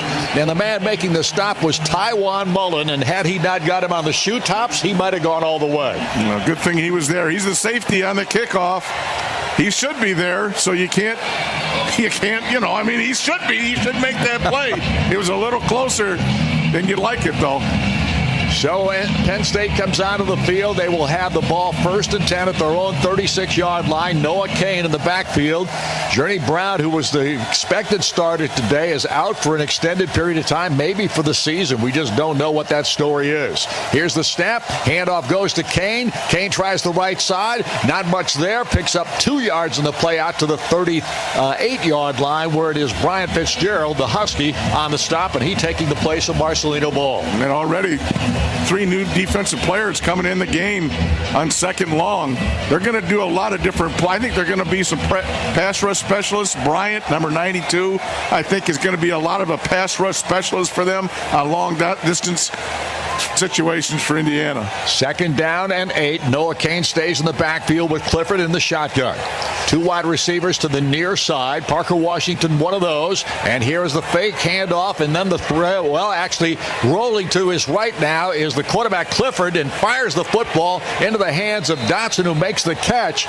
And it's a good grab, and it's for a 1st down in Indiana territory. A sideline pass play, and it looked like Clifford was running for his life for a while. Well, play action pass. There was no containment on the right side. There was a little bit of running late for him from the secondary or linebacker spot, but Indiana did not contain him off play action. Got to get upfield, keep him in the pocket. Otherwise, it's going to be a long day for them. 1st and 10, Penn State, Hoosier 41-yard line. Big gain on that play right there. And now Clifford drops back into the shotgun formation, says something to the offensive line. Again, he drops back. 2 wide receivers on either side. Here's the snap. Handoff right up the gut to Cain. Cain runs his way down to the 35 and down to the 34, where Devon Matthews, they call him Monster, makes the tackle on the play, a junior from Jacksonville, Florida. Yeah, Indiana's linebackers blitzed out of that hole right there. Had a run blitz on. The front side linebacker was a gap wide, and the backside linebacker never got all the way over. So that's a mistake on that backside linebacker. It's got to fill that gap. Now here is the handoff, and Clifford gives it to Cain once again. This time he runs to the 30 and just barely gets it across for a 1st down as Cam Jones came up and made the tackle on the play for IU. But Penn State moving here early. Indiana's defense needs to get tough right now. Indiana making some substitutions when Penn State's not. That could be a problem later on. Here's the snap. Clifford's going to run it. He gets hit. He got away. He's down to the 25 and down to the 23-yard line before he goes to the ground. I think they're going to mark him maybe at the, it will be at the 24-yard line. Missed tackle by the linebacker right in the hole. He ran through a linebacker tackle. That's not a good sign. Mike has got to make a play on that quarterback there. 2nd down and 4. Here's the handoff, and it is Devin Ford who jumps over the pile and picks up a 1st down. He gets about 7 on the play, gets it down to the 16-yard line. Cam Jones again into the tackle. That looked like a busted play because the quarterback, I don't know if it was a replay, I'm sure it was, but the tailback didn't know he was going to get it or not. Got it a little bit late, and there was a huge hole right in front of him. So the ball resting now, 1st and 10 at the 16-yard line. Ford is in there at the running back spot. He replaced Cain. 3 wide receivers are all split to the near side. Clifford awaits the snap, gets it, and hands it to Ford. He gets hit right at the line of scrimmage. A nice play by Micah McFadden, the linebacker, who makes the stop there for about a yard loss. And again, it's a linebacker run blitz that time. That time, Micah Blitt ran right into the run. He read that. The defensive lineman went outside, but the linebacker filled that gap. Just a really good call defensively right there on a read play. Quarterback read it, gave it, but the linebacker scraped right into the read. Penn State did make a substitution that time, and Indiana sent in 3 new players defensively. 2nd down and 11, the ball at the 17. Sean Clifford, the quarterback, takes the snap, looks to the sideline, hits Devin Ford, runs outside, gets to the 10, down to the 8-yard line before he goes to the ground, and Tywan Mullen comes up again and makes the hit on the play. Just a little tailback screen that time, little flare screen. Good job blocking for the Penn State wideouts there, kept their men at bay, and then Mullen came off a block to make a tackle. Rushing in there now for Indiana's James Miller at a linebacker position. He replaces McFadden. 2 wide receivers right. Ford stays in the backfield with Sean Clifford. Got an extra tight end in the ball game now. Brendan Strange along with Freiermuth. Strange in motion. Clifford now takes the snap, hands it off to Ford, and he tries up the middle. Not a lot there, but he picks up at 1st down just inside the 6-yard line. Cam Jones makes the tackle on the play. Ball got loose after he got the 1st down, it looks like, Don. And they are giving him the football, so it is 1st down just inside the 6. 1st and goal for Penn State. Nittany Lions have had the football on this entire drive here to start the ball game. Yeah, Indiana has played 22 guys, I think, already. Maybe not. Mullen hasn't been out of the game. The 2 corners are still in the game, but everybody else has been in or out of the game already once. Now the official steps in and blows the whistle, and we'll see what that's all about. They are going to review the play in which Buck the ball got loose. Yeah, the ball was loose, but they were very emphatic that he was down. I mean, it wasn't even a question mark by the official, so replay official must like something to look at here. Now, it's supposed to be 2 minutes. It's supposed to be 2 minutes. Max, right? Max. I'm not going to count it because I got better things to do. But. Well, Electric Plus is powering IU Country with offices in Bloomington, Avon, Kokomo, and Lafayette. Choose Electric Plus to be your best electrical contractor, period. For more information, visit electricplus.com. So a review to make sure that the ball was down or the runner was down and the ground caused the ball to get loose, and now the official comes over to say something to Tom Allen. Well, I think Penn State recovered it too. As I'm looking, here I go again. I shouldn't. Why am I getting involved in that? Don't know. Huh? It's unusual for you. I'm all wound up. So I told you we had to bring our own enthusiasm, and I'm trying.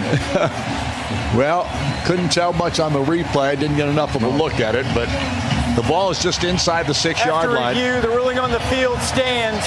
1st down, Penn State. So it was recovered by Penn State, and they will keep the football.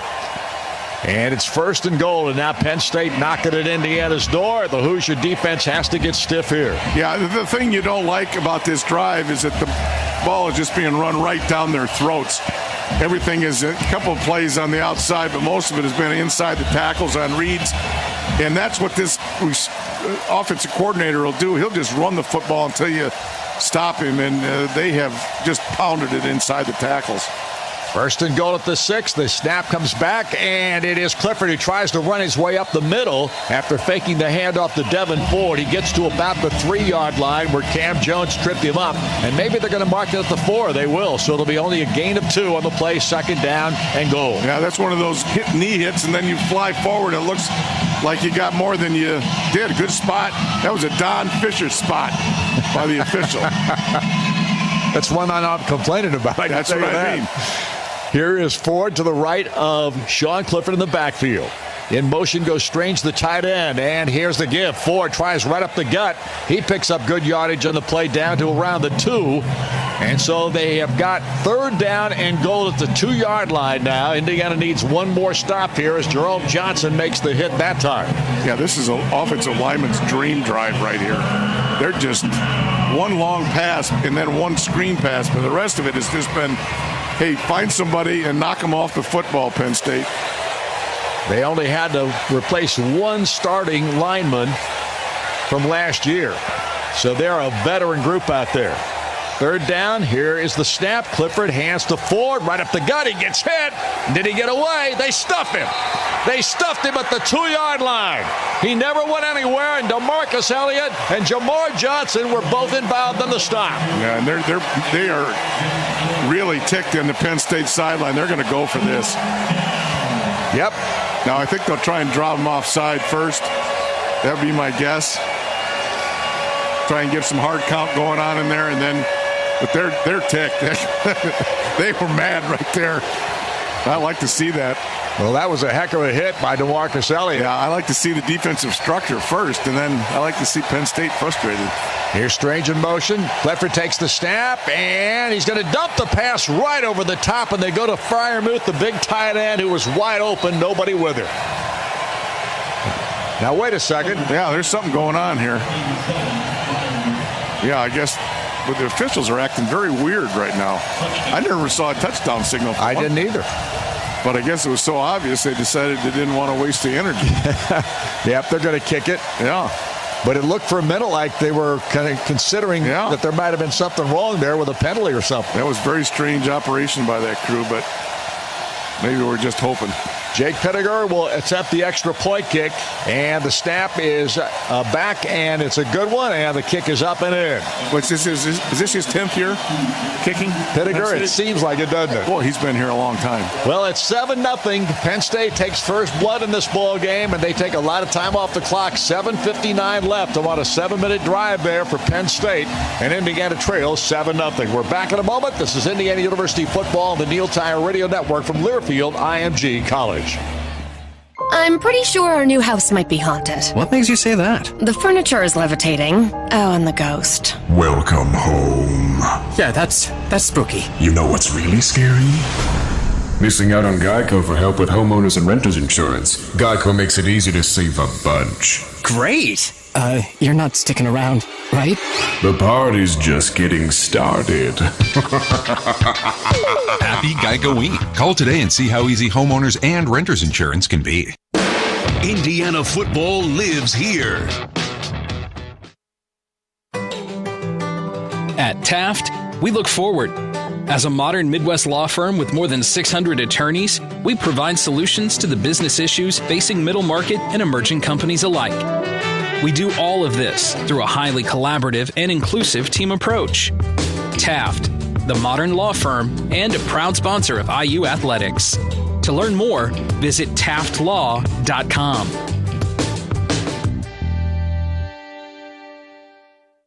Arby's 2 for $6 everyday value menu is here. Choose from a chicken cheddar ranch sandwich, a gyro, and a beef and cheddar. Any 2 for only $6 every day. Tell your friends, tell your family, yell it from the rooftops. Call that guy who still owes you $6. Arby's 2 for $6 everyday value menu.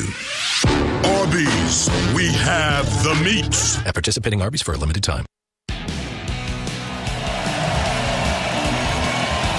Welcome back once again here to the Rock Memorial Stadium. Indiana gives up a 7-minute drive to Penn State to start this ball game. It went 13 plays, 64 yards for the Penn State Nittany Lions. A 2-yard storing pass from Sean Clifford to Pat Freiermuth, the big tight end for Penn State, gives Penn State the early lead in this contest. Don't forget to join Coach Tom Allen at 7:05 on Wednesday nights throughout the football season for Inside IU Football. It's presented by Community Cars Auto Group. Well, Buck, Indiana gives up a long drive in the first series of the ball game. Penn State scores first. Now Indiana's offense out of the field for the first time. We'll see what happens after the kickoff. Yeah, and Indiana started with the special teams. Kickoff was bad, and they got a great field position on the kick return. And that's what started it. And then Pound City for Penn State, which is not a good sign for Indiana, because you just don't want the ball rammed down your throat. But Indiana's got a chance to retaliate here. and see if Indiana can do the same thing to Penn State. Jordan Stout is out there to kick off for Penn State. This guy does a lot of different things for the Nittany Lions. He's their punter. He's their kickoff man. He's their holder. He does about everything in this special teams group. And here's a low line drive kick to Reese Taylor. Lets it go into the end zone and out. And it'll be Indiana's football at their own 25-yard line to start with a touchback. That ball never got over 6 feet in the air. Maybe 4 feet in the air. And it looked to me like Reese Tayller said, I'm not trying to catch that. That was a thing. knuckleball. That looked like Charlie Huff. So at any rate, Indiana's offense will come out of the field. Was he a knuckleball thrower? I think he was. I hope so, because that's what I tried to. Hoyt Wilhelm? Yeah, okay. I was trying to be a little earlier than Hoyt Wilhelm. Kind of gives our age away, doesn't it? Yeah. Red shirt is still on the field here, so we have a timeout called, so we'll be back in a moment. This is IU, is that right? IU football on the Neil Tire Radio Network from Learfield IMG College. What if a car company didn't just build better cars, but help build something more? Like community, family, futures. That's exactly what Honda is doing right here at home. We're building the award-winning Civic and CR-V and the stylish, smart Insight Hybrid. All three made in Indiana. We're Honda, and we're building something more together. From your Central Indiana Honda dealers. This is Indiana. We love our sports. Football, baseball, softball, soccer, and our beloved basketball. At Duke Energy, we power the stadiums, arenas, and gyms throughout the 69 Indiana counties we serve. These are fields of dreams where hard work is rewarded and lifelong bonds are formed.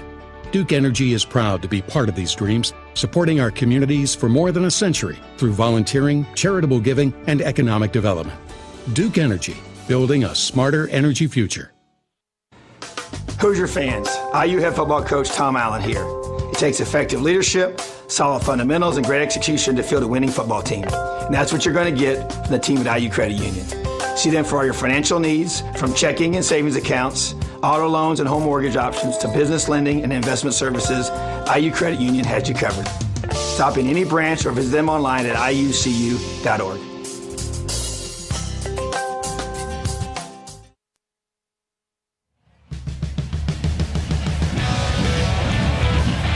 Here at Bloomington, Indiana, the Indiana Hoosiers trailing Penn State 7-0 after the opening drive of the ball game. And Penn State able to move it down the field very emphatically in that first drive. Indiana now will have the ball for the first time after a touchback on the kickoff. And Michael Penix will lead this team out on the field. 3 wide receivers slotted to the left side and 1 to the near side. That's Stevie Scott out here, Don. Yep, you're right. Stevie is the wide receiver slotted to the right. 3 receivers to the left. Whop Philyor, Ty Freifogel. And I think that is Miles Marshall. It is. And right now, Penix in an empty backfield, but now here Stevie Scott goes in motion and lines up to the left of Penix. Here's the snap and a handoff to Stevie. Tries right up the gut, and there's no place to go. Picks up 1 yard on the play. So Indiana picks up a yard. It'll be 2nd down and 9. Jesse Luketa is the man who makes the tackle on the play. One of the new linebackers, although Luketa has played a lot of football in the years at Penn State. Yeah, he's played a lot and played very well, too. He's a good player. He's a junior. And now it's 2nd down and 9 for IU. Scott goes in motion this time. And Michael Penix awaits the snap, gets it. Looks over the middle, fires it down the field, and the ball was intended for Whop Philyor, but he couldn't hang on to it. And therefore, it'll bring up 3rd down and 9. I think 16 made a diving play on that ball and touched it a little bit. Whop would look like he was there, but 16 got a little paw on it. Not a paw, he got his hand on it to knock it down. Good throw by Penix, though. So Penix now with a 3rd and 9 on his first series of this season. Trying to get Indiana a 1st down on their first drive. You got a little pressure on him on that first throw, Don. Snap comes back, and he gets hit, and he goes down. And he got pounded from the blind side. Joey Porter Jr. came up and made the stop on it. And that's not a good sign there. So Indiana's going to be forced to punt it on a 1-2-3 and out to start this ball game offensively for the Hoosiers. Yeah, he came from that corner spot, and Penix never saw him. You got to side adjust that. Somehow you got to let him know that's coming. That's on his blind side. That was not the tackle's fault. That's the quarterback's got to handle that because there's no back to help him there. Hayden Whitehead is on to punt it away. Hayden, of course, a veteran for this Indiana football team. He'll need to get off a dandy here, and he does get off the punt, and it's a beautiful spiral that'll be fair caught. And back there is Jahan Dotson, who makes the catch at the 35-yard line, and Penn State will start from just about the same starting position that they had to start this ball game, and then started a drive that went for a touchdown. Timeout on the field. Red Hat comes out, and Indiana down 7-0, and not a very good opening series offensively for the Hoosiers. We're back in a moment. This is IU Football on the Neil Tire Radio Network from Learfield IMG College. What if a car company didn't just build better cars, but help build something more? Like community, family, futures. That's exactly what Honda is doing right here at home. We're building the award-winning Civic and CR-V and the stylish, smart Insight Hybrid. All three made in Indiana. We're Honda, and we're building something more together. From your Central Indiana Honda dealers. Hoosier football is right around the corner. You're listening to Indiana football. Hoosier fans, your favorite chicken sandwich can be in your hands with a tap of a few buttons. Chick-fil-A now offers delivery. Download the Chick-fil-A One app and tag Bloomington East as your favorite location for delivery details and exclusive offers. Chick-fil-A Bloomington, a proud supporter of IU Athletics.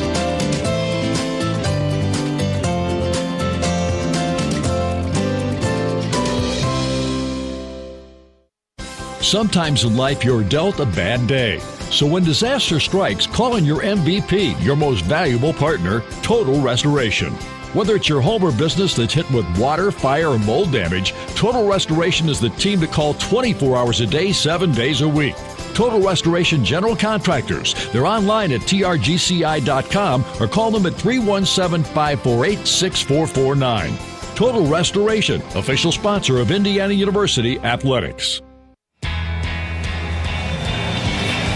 And here at Indiana University, the Hoosiers trail Penn State 7-0 with 6:34 to go here in this first quarter of play. Let's pause 10 seconds for station identification. You're listening to Indiana University football.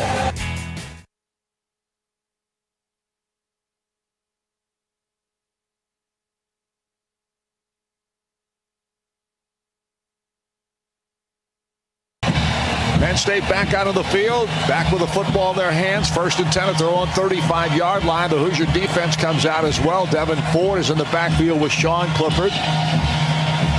And 2 wide receivers to the far side. Parker Washington, one of those. As Sean Clifford awaits the snap, checks the sideline. And sends Ford to his right. And then the snap and the handoff. Nope, he throws the football, and the ball is knocked free. And a good defensive play by Indiana this time. Parker Washington, the intended receiver. Devon Matthews got a piece of him and knocked the ball loose there. And Indiana forces Penn State into a 2nd and 10. Yeah, and cover 2 there, and a great break on the ball. The ball was released. He came right over the, not quite over the top, came off to the side, got his hands on the ball. Nice physical play. 3 receivers right, 1 to the near side. Clifford again checks the sideline. Devin Ford to his left in the shotgun. And the snap. Clifford looks, wants to throw, fires the football. It is caught. A good tackle there made by the monster once again, as Pat Fryermuth, the big tight end, is the guy who he had to hit, and they pick up 8 yards on the play because the pass was thrown quickly and beautifully by Clifford. Yeah, really another strong physical play by Matthews, though. Here's the snap, and the handoff this time is Ford, and Ford gets crushed back there as he loses a yard or so. And Sio Nofalanga Kato was involved in that hit initially, and several other Hoosiers came in to help out. It'll be 4th down and 2, and Penn State's going to punt it away. Yeah, Indiana's doing a good job bringing their linebackers and again on those run blitzes. They're trying to get fits because they don't want to read it, because that is a little bit, sometimes you're a little bit late if you read it. So they're really attacking the line of scrimmage on some run blitzes, putting a little pressure on the secondary, but it's paying off a little bit on this series. And now back to punt it is Jordan Stout for Penn State. Receiving will be Reese Taylor for Indiana. Here's the punt. Punt is a good one. Coming down to Reese on a fair catch, and he got hit by a Penn State player, and they're going to throw the flags because the ball got away from Reese Taylor. He got hit and knocked to the ground, basically, before the ball got there. Yeah, that's a 15-yarder there. Good field position for Indiana. This shouldn't take this long. No, the officials are all, I think they're trying to figure out where the spot of it should be, where they'll mark it off from. Interference, kicking team number 37, 15-yard penalty from the spot of the foul. First down, timeout. So a lot of timeouts here. Yeah, they are. This is being, the third one already? 5:19 on the clock here in the first quarter play. It's Penn State 7, Indiana nothing.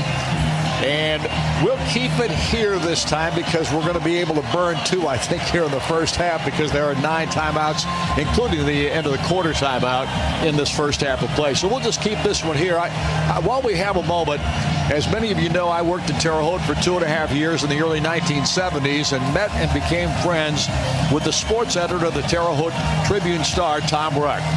Tom passed away recently, but left a legacy in that community of dedication to his craft, a passion for getting the story right, and love for the athletes, coaches, and schools that he covered for over 5 decades.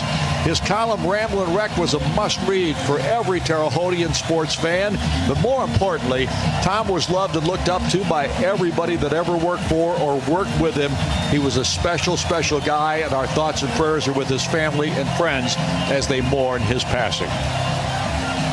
Well, Buck, as we look at this Indiana football team right now, they're going to have good field position to start this next drive. They go from their own 32-yard line, and they've got to do something besides a 1 and out this time. Yeah, and again, they got pretty throw happy there. Stevie was out split on the second play of the game. They ran one football play and threw it, tried to throw it twice. I don't know, they talk about trying to run the football and run the football when you have to, when you want to. Well, I think this is a series right now where they've got to kind of establish the run a little bit, see what happens. Very concerned about the pass rush for Penn State. They got some talented guys over there, and I think you have to run the football to slow that pass rush down a little bit. Well, Jack Ham, as we told you in our scouting report, Jack, of course, the color commentator for Penn State, when I talked to him about the defense, I think he said the same thing to you in your conversation with him, Buck. He said this might be the quickest defense Penn State's had in a long time. And it looks quick, too. I mean, you got basically a 3-play buffet to look at, but it looks pretty quick. They're athletic looking. Their defensive ends are long and powerful looking guys, and their linebackers are the same. The secondary is a strong bunch of kids. It's a good-looking defense, and so far, in the first 3 plays, they've played up to their height. Well, Indiana right now has Michael Penix out there as the quarterback. Stevie Scott, I believe, is still at the running back position. 2 wide receivers near side, 2 to the far. And in a pistol look, Penix awaits the snap, gets it, hands it off right up the gut. And it is Stevie Scott who carries for a yard on the play as Ellis Brooks comes up and makes the stop. But there wasn't much there. Again, that offensive line's got to do a better job up front blocking. That's one of the differences in this offense is a lot more pistol in preseason camp with that tailback right behind the quarterback. It gives you a little better chance to run the football because a few more options with a tailback right behind the quarterback. And again, the pistol. And this time stepping up is Scott. Snap back to Penix. He throws the football. The ball is caught. They're going to pick up about 7 yards on the play out to the 39-yard lines. And Ty Freifogel, who is probably one of those guys that is not talked about very much, Buck, but boy, is he productive. Yeah, he's just a guy that's going to catch the football if it's thrown to him. Again, pressure on Penix. He had to backpedal to throw that football. A lot of quarterbacks would not have gotten rid of that ball. It's 3rd down and 3 for Indiana. 2 wide receivers right, 1 wide to the left. Hendershot lined up as an H-back left. Here's Penix wanting to throw down the field. He's got a man open, Watt Fillier, but he couldn't quite get to it. Throwing a little bit too much that time, and it's going to bring up 4th down. Yeah, and Penix looks like he's got a little something going on. He's holding his side a little bit. He's been hit almost every time he's thrown. That time, again, pressure. He had to throw the football a little bit earlier. Whop was wide open, but he had to throw the ball too early, and Whop couldn't run underneath it. So Hayden Whitehead comes on once again for Indiana to punt the ball away. Back deep is Jahan Dotson. And he'll be back around his own 10-yard line, make it to the 15-yard line right now, as Whitehead will punt this one as he stands at his own 25. Here's the snap back. Whitehead gets the punt away. This is the end-over-end type kick, and a fair catch is called for it. A fumble and a scramble for it, and I think Indiana came up with it. We'll wait and see. He might have been out of bounds when he touched it, though, because it's very close to the sideline. Indiana's got the football. The problem is we don't know if it's going to stand or not. Micah McFadden is the guy who came up with it. So Indiana comes up with a fumble recovery on Dotson, who tried to fair catch it and fumbled. And the ball got loose. McFadden recovers it for Indiana, but was he on the sideline? We'll see the replay of it. Yeah, and his foot's on the sideline. The field was the receivers touched the ball. The kick was recovered by the kicking team. First down, Indiana. So they're going to rule it Indiana's football. I don't understand what he means by that. I'm not sure either. That play's under further review. Yeah, and that doesn't necessarily mean anything's good going to happen out of it. What I saw was McFadden's foot was out of bounds, and he came back in to grab the football. But you know what? I'm going to let the officials in their 2-minute maximum time limit here get it done. That time, Indiana blocked Penn State into the receiver, and he got hit by his own man. Again, there was catch interference, but Penn State did it to themselves. You're right. The problem is, as McFadden got the football, he had it in his grasp for a second. It bopped away from him, and he slid out of bounds. And watch this. Yeah, his foot's out. Yeah, and he doesn't have control of it there, I don't think. But we'll see. That was a pretty good look at it right there. When I saw it, even live, I thought he was awful close to the sideline. That's always concerning, but we'll see. Sometimes I wish I didn't know as much as I do. You know what I mean? I'd like to be oblivious to some of those things. I'm happy you're not. Well, I wish I was, because I heard a broadcast today where the color commentator was kind of oblivious. It wasn't very good. Well, I'm going to try and be more oblivious. Well, we'll wait to see what the officials decide here. Obviously, Indiana fans would love to see the Hoosiers get their hands on the football. What a big break. In this kind of field position. What a big break, huh? Yeah, it would be. No question. That's how you win these games. Purdue has a 7-0 lead over Iowa in the first quarter. Rutgers today, Indiana's opponent next week. They were up early and often against Michigan State, although the Spartans did come back to make a game of it in the second half. 38-27 was the final there. But Rutgers, a winner in their first game under Greg Schiano. Yeah, that's good. We don't want them getting too much momentum. In Michigan State, I just couldn't imagine them being a real good football team early. We'll see as it goes. I mean, there's going to be no breaks in this schedule, Don. It's going to be a physical, Big Ten season. That's it. And it's going to take its toll. Even though there's only 8 or 9 games, it's going to take its toll. It's just so physical, no time off. Right now, the officials are taking more than your 2-minute timetable here, Buck, to figure this out. I wish they'd time it, but they don't, I mean, that was a big thing in the rules thing this year. That was one of the new deals. To me, the decision's been made. I think we're in a clock situation now. That could be. The referee, Rod Snodgrass, is still looking at it. He hasn't moved his hand since he's had him up there. No, I was wondering if he took a breath. I know. He has not like moved. A statue. Somebody poke him. Snodgrass is the referee today. Tim Owens, the umpire. Mike Maisner is the head linesman. Sergio De Hoyos is the line judge. Grady Smith is one of the officials as well. Steve Hassel, Michael Elliott, Eric Oliver, Jeff Meslow, and Tom Kissinger. And those guys are the officiating crew today, but Mr. Snodgrass is still in that same position he's been ever since he got over to the review stand and hasn't moved. Neither of them have. It's like they're caught in time. The other official is standing looking right at There he is. He's moved and he's writing something down now. I don't know what that means anymore. What does that mean? I don't know. Does it change? I don't. Well, why would you write it down if it was going to change? Well, you wouldn't. That's what I mean. You write it down only if there's a change, which is not good for us. Indiana. This is amazing how long this is taking. Well, it's another argument for no replays. Yeah, and I want him to get it right too. But if it's supposed to be clear and decisive, and you have to take 2 minutes to decide if it's clear and decisive, then it's not, right? Yeah, I agree. I'm just wondering if they're trying to figure out what the ruling should be if a guy touches the ball inbounds and then goes out of bounds and then he doesn't control it or so on. I think he's leafing through the I don't know. It doesn't look like he's leafing through anything because he hadn't moved. The replay officials, you think he's leafing through it going, well, let's see now. Could be. I don't know. Look at Tom Allen down there. He's going, what is going on? Yeah, it's just ridiculous.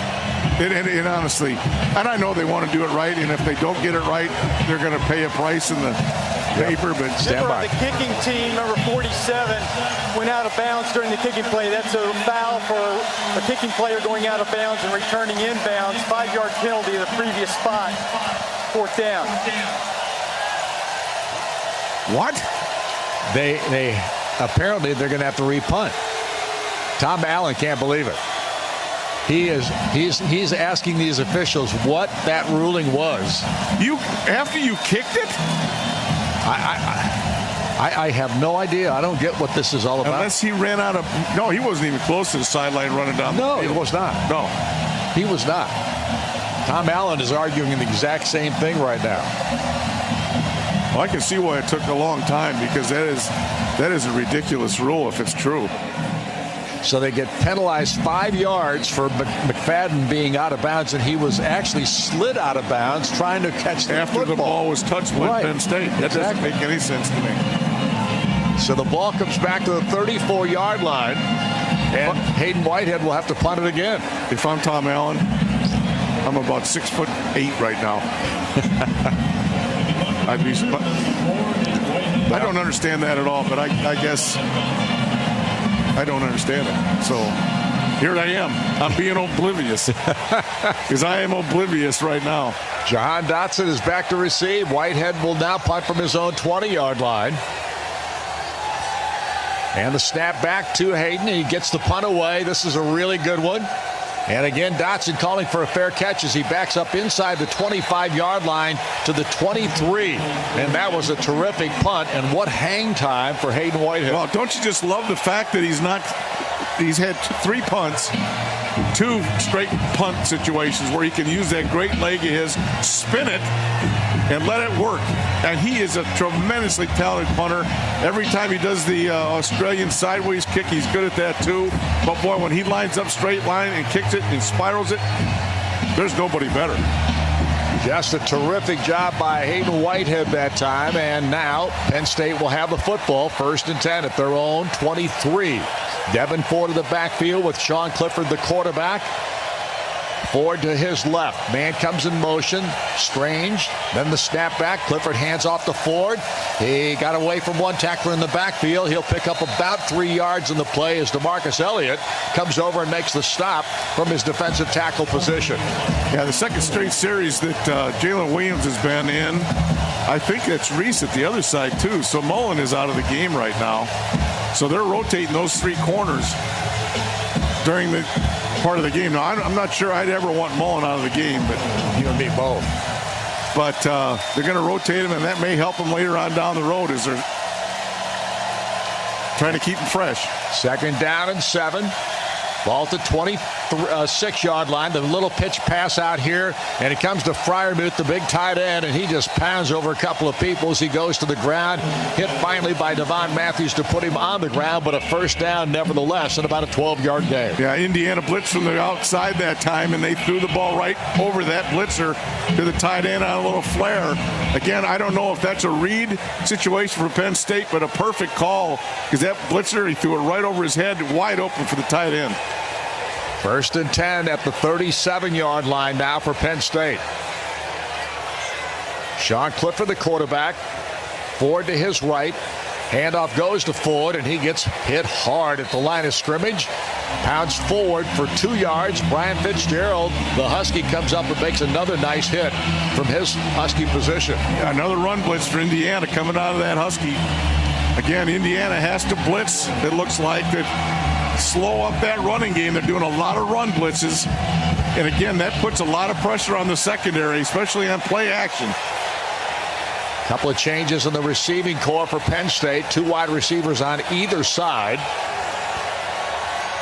And Clifford again checks the sideline with Ford to his right in the shotgun. Clifford takes the snap, gonna throw, gets pressure, throws the ball, tipped and clicked right into the hands of Pat Freiermuth, the tight end, who came up with a tip ball. Mackenzie Wara, or I might take that back, Javon Swan, the transfer from Stanford, got his hand on the football. But nevertheless, Freiermuth pulled it in. It's a 3rd down and 3. Yeah, and again, anybody but Freiermuth right there probably wouldn't have got that. Used his big body to shield the ball away from the defender and made a great catch. No doubt about it. It's 3rd down and 3. Clifford awaits in the shotgun. Checks the sideline again. Ford to his left. 3 receivers right, 1 to the near side. And the snap back to Clifford. He gets pressure. Rolls right. Passes the ball. Caught. Spinning drive and a first down as Devin Ford out of the backfield picks up the pass and then is able to spin his way for about 4 yards for a 1st and 10. Yeah, it looks like, Clifford has made 2 situations where he broke contain on the right side, his throwing hand, and got completions out of that. They got to try and keep him in that pocket. He's not a real big guy, and he's had 1 ball batted down already. Keep him in that pocket, make him throw through some people. 2 receivers near side.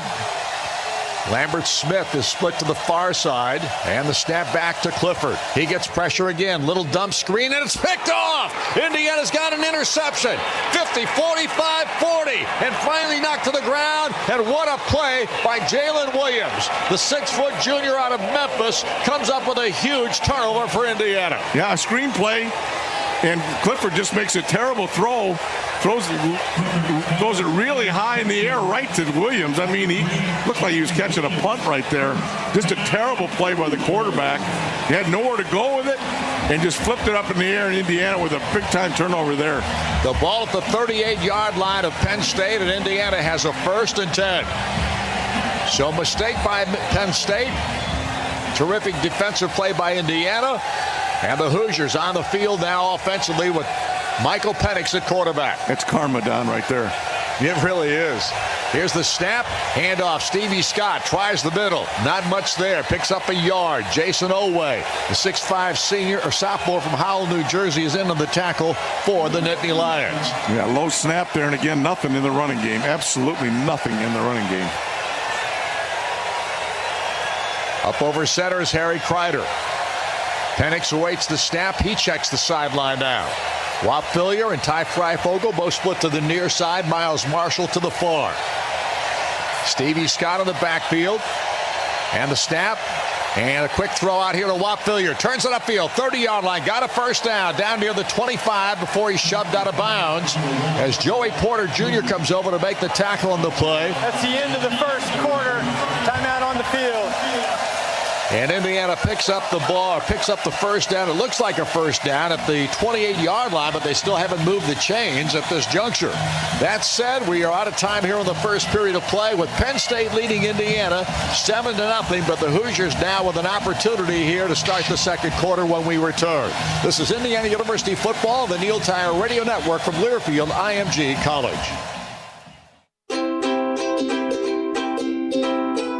What do you ask from a friend?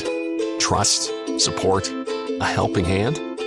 So why not ask that from your health insurance? With individual and family health insurance from CareSource, you're not just covered. You're covered with kindness. CareSource, individual and family health insurance. This is healthcare with heart.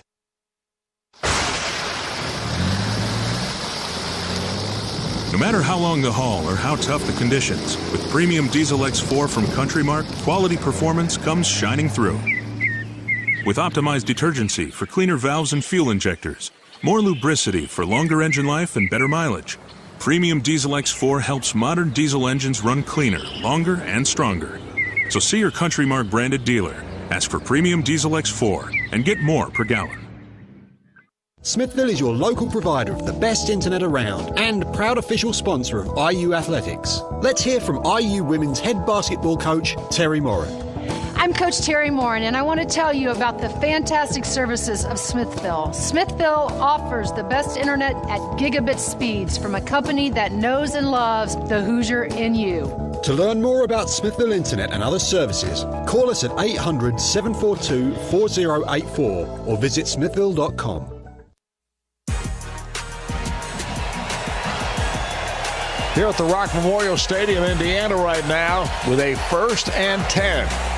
The ball resting at the 28-yard line of Penn State. The Hoosiers with a nice catch from Walt Phillier and 1, and that last play giving Indiana its first down of the game. Here is Michael Penix, hands it off. It is Stevie Scott carrying the pigskin this time as he stutter steps his way and jumps around a couple of tacklers and gets out a 4-yard gain of the play as Jason Oweh comes up for the stop at the 24-yard line. Yeah, that's a little better. First down run for that kind of yardage, that gives you an opportunity to make a lot of different calls. 2nd down and 6. Penix sets the Hoosiers with 2 wide receivers to the near side. Looks to the sideline, now steps up to the line of scrimmage, says something to the line. Now steps back in the gun. Scott to his left. Snap back. And again, the hand up to Stevie. This time he pops it forward. He picks up good yardage on the play. About 5 more, but not quite enough for a first down as he crosses the 20 down to the 19. Yeah, that throw to Walt Phillier, I think, really kind of softened up this Penn State defense a little bit. You get the ball on the perimeter, and all of a sudden you just can't be zeroed in on the run game. And Indiana's taking advantage of it. Freifogel and Marshall are the wide receivers right and left, respectively. Now the pistol look to that offense as Penix takes the handoff and hands it to Samson James, it looked like. And the ball is picked up a first down. Let's see if it was James, in fact, or Stevie Scott. They wear 6 and 8, so sometimes you can get a little confused. But the Hoosiers do pick up a first down. Yeah, I didn't see him replace him. And it was Stevie Scott, yeah. So Stevie comes up with the first down run. And he's had 3 pretty productive runs so far. Yeah, 3 carries for 10 yards. Indiana should take that, especially down here. It'll be 1st down and 10. The football resting at the 17-yard line. Scott to the left of Penix. He quick throws out here to Walt Phillier, who pulls it in and couldn't escape. He maybe gets it back for a yard gain in the play. Barely got back to the line of scrimmage and then just leap forward for a yard at the 16-yard line. Tariq Castro Fields, Lamont Wade on the stop for Penn State, and the football is now 2nd and 9 at the 16. Yeah, Penn State really smelled that one out. They were lucky to get that ball completed. 3 receivers right now, 1 in motion. Marshall to the left. Penix awaits the snap. And now he checks the sideline. Now he steps back in the gun.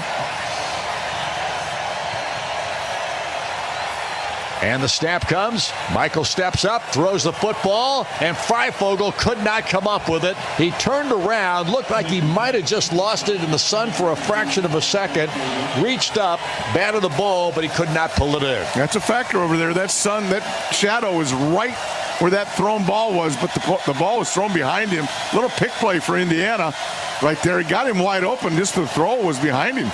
So now it's 3rd down and 9 for IU. Indiana trying to get on the board here in the first half of play. Hopefully getting a tie, but unfortunately they got to pick up a big first down at 9 right here. And Penn State's defenses look stiff thus far. And Penix has had to throw the ball quickly. Penix awaits the snap, gets it. Steps back. Has a little time, fires it to the sideline, and again, Freifogel, the intended receiver, and he could not come up with a catch. It was a little bit high, and again, it looked like that sun may have played a factor. Let me tell you something. Way back in the Stone Age, that was part of the situation offensively. When you played these late games, you could not throw the football on that part of the field just because of that sun is sitting right through that shadow right there, and that sun is a huge factor. So that could very well be a factor, although the ball was thrown very high again. This will be a 34-yard field goal try by Charles Campbell, who kicked a big one in the Purdue ball game last year. And here's the boot on its way, and the kick is through the uprights, and Indiana's on the scoreboard.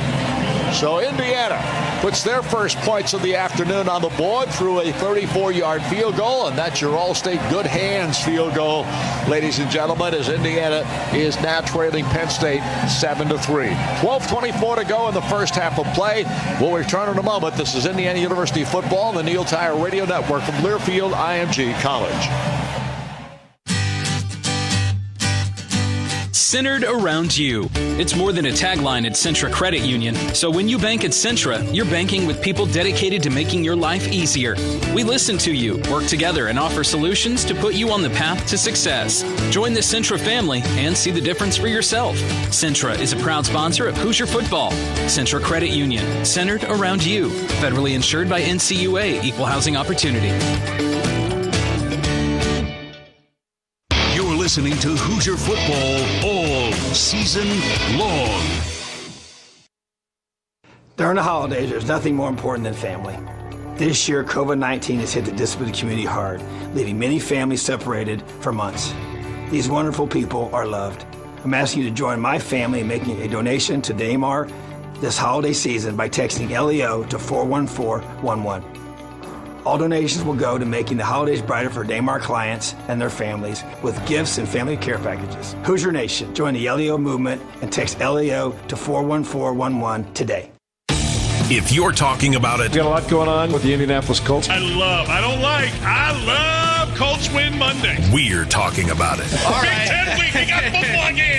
Woo! I'm not going to beat the proverbial dead horse. This is a game you have to win. It was a refocus. It was doing what we thought they should have been doing. Make an argument. I'll make a counter argument. I'll say something. He gives a counter argument. 93.5 and 107.5 The Fan.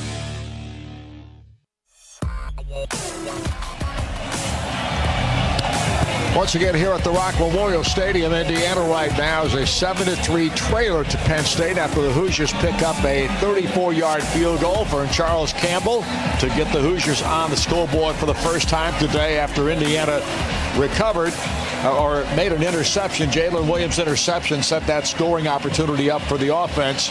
They weren't able to take full advantage of it, but did get 3 out of the series.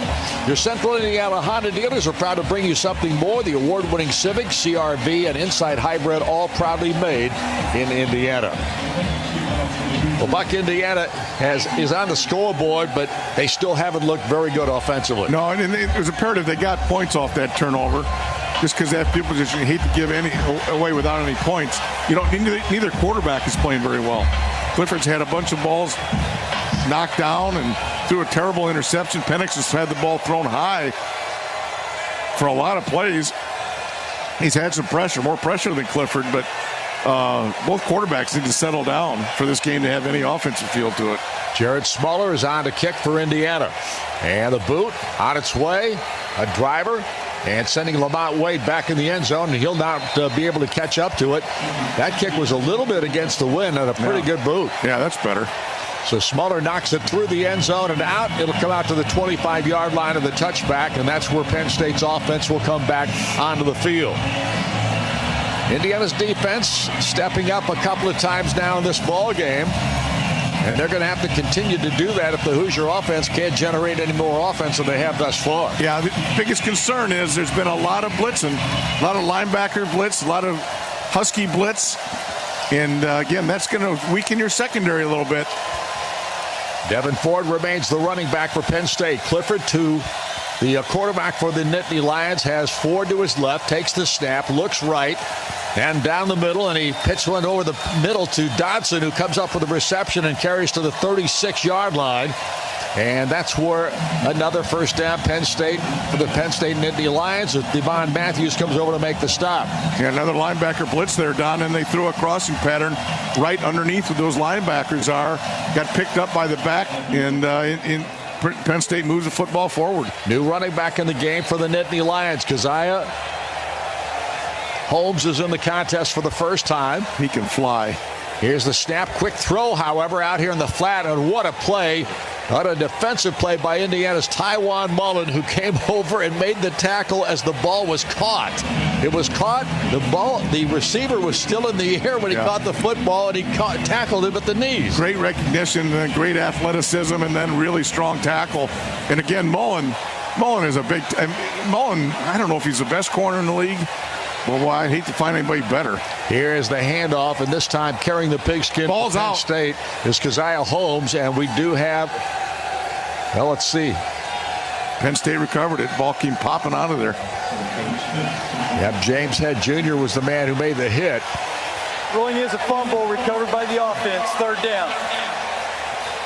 I guess it came out. Was that ball down? Was the ball out because of the ground? Yeah, it looked like he carrying the ball right in front of him, and the helmet right on it. Looked like it knocked it out. That'll be enough for him for a while, freshman. Ruling on the field was a fumble recovered by the offense. It plays under further review. Yeah, Devin Ford came back in immediately. Yeah, that'll be enough. That'll be enough for him for a while. So at any rate, and now we're going to have a review of this. The knee might be down. I think that's the only thing they look at. It's obvious a fumble recovered by Penn State.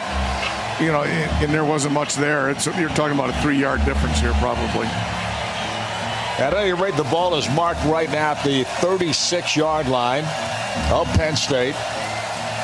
Incidentally, we failed to pass along to you, and Freifogel in the first couple of catches he had in this ball game, he needed only 2 yards to become the 47th Hoosier to hit the 1,000-yard receiving mark, and he did that with ease here in the early going. Well, good for him. He's blocked really well too. He's just a good, sound football player for Indiana. Tom Allen looks on. Here we go.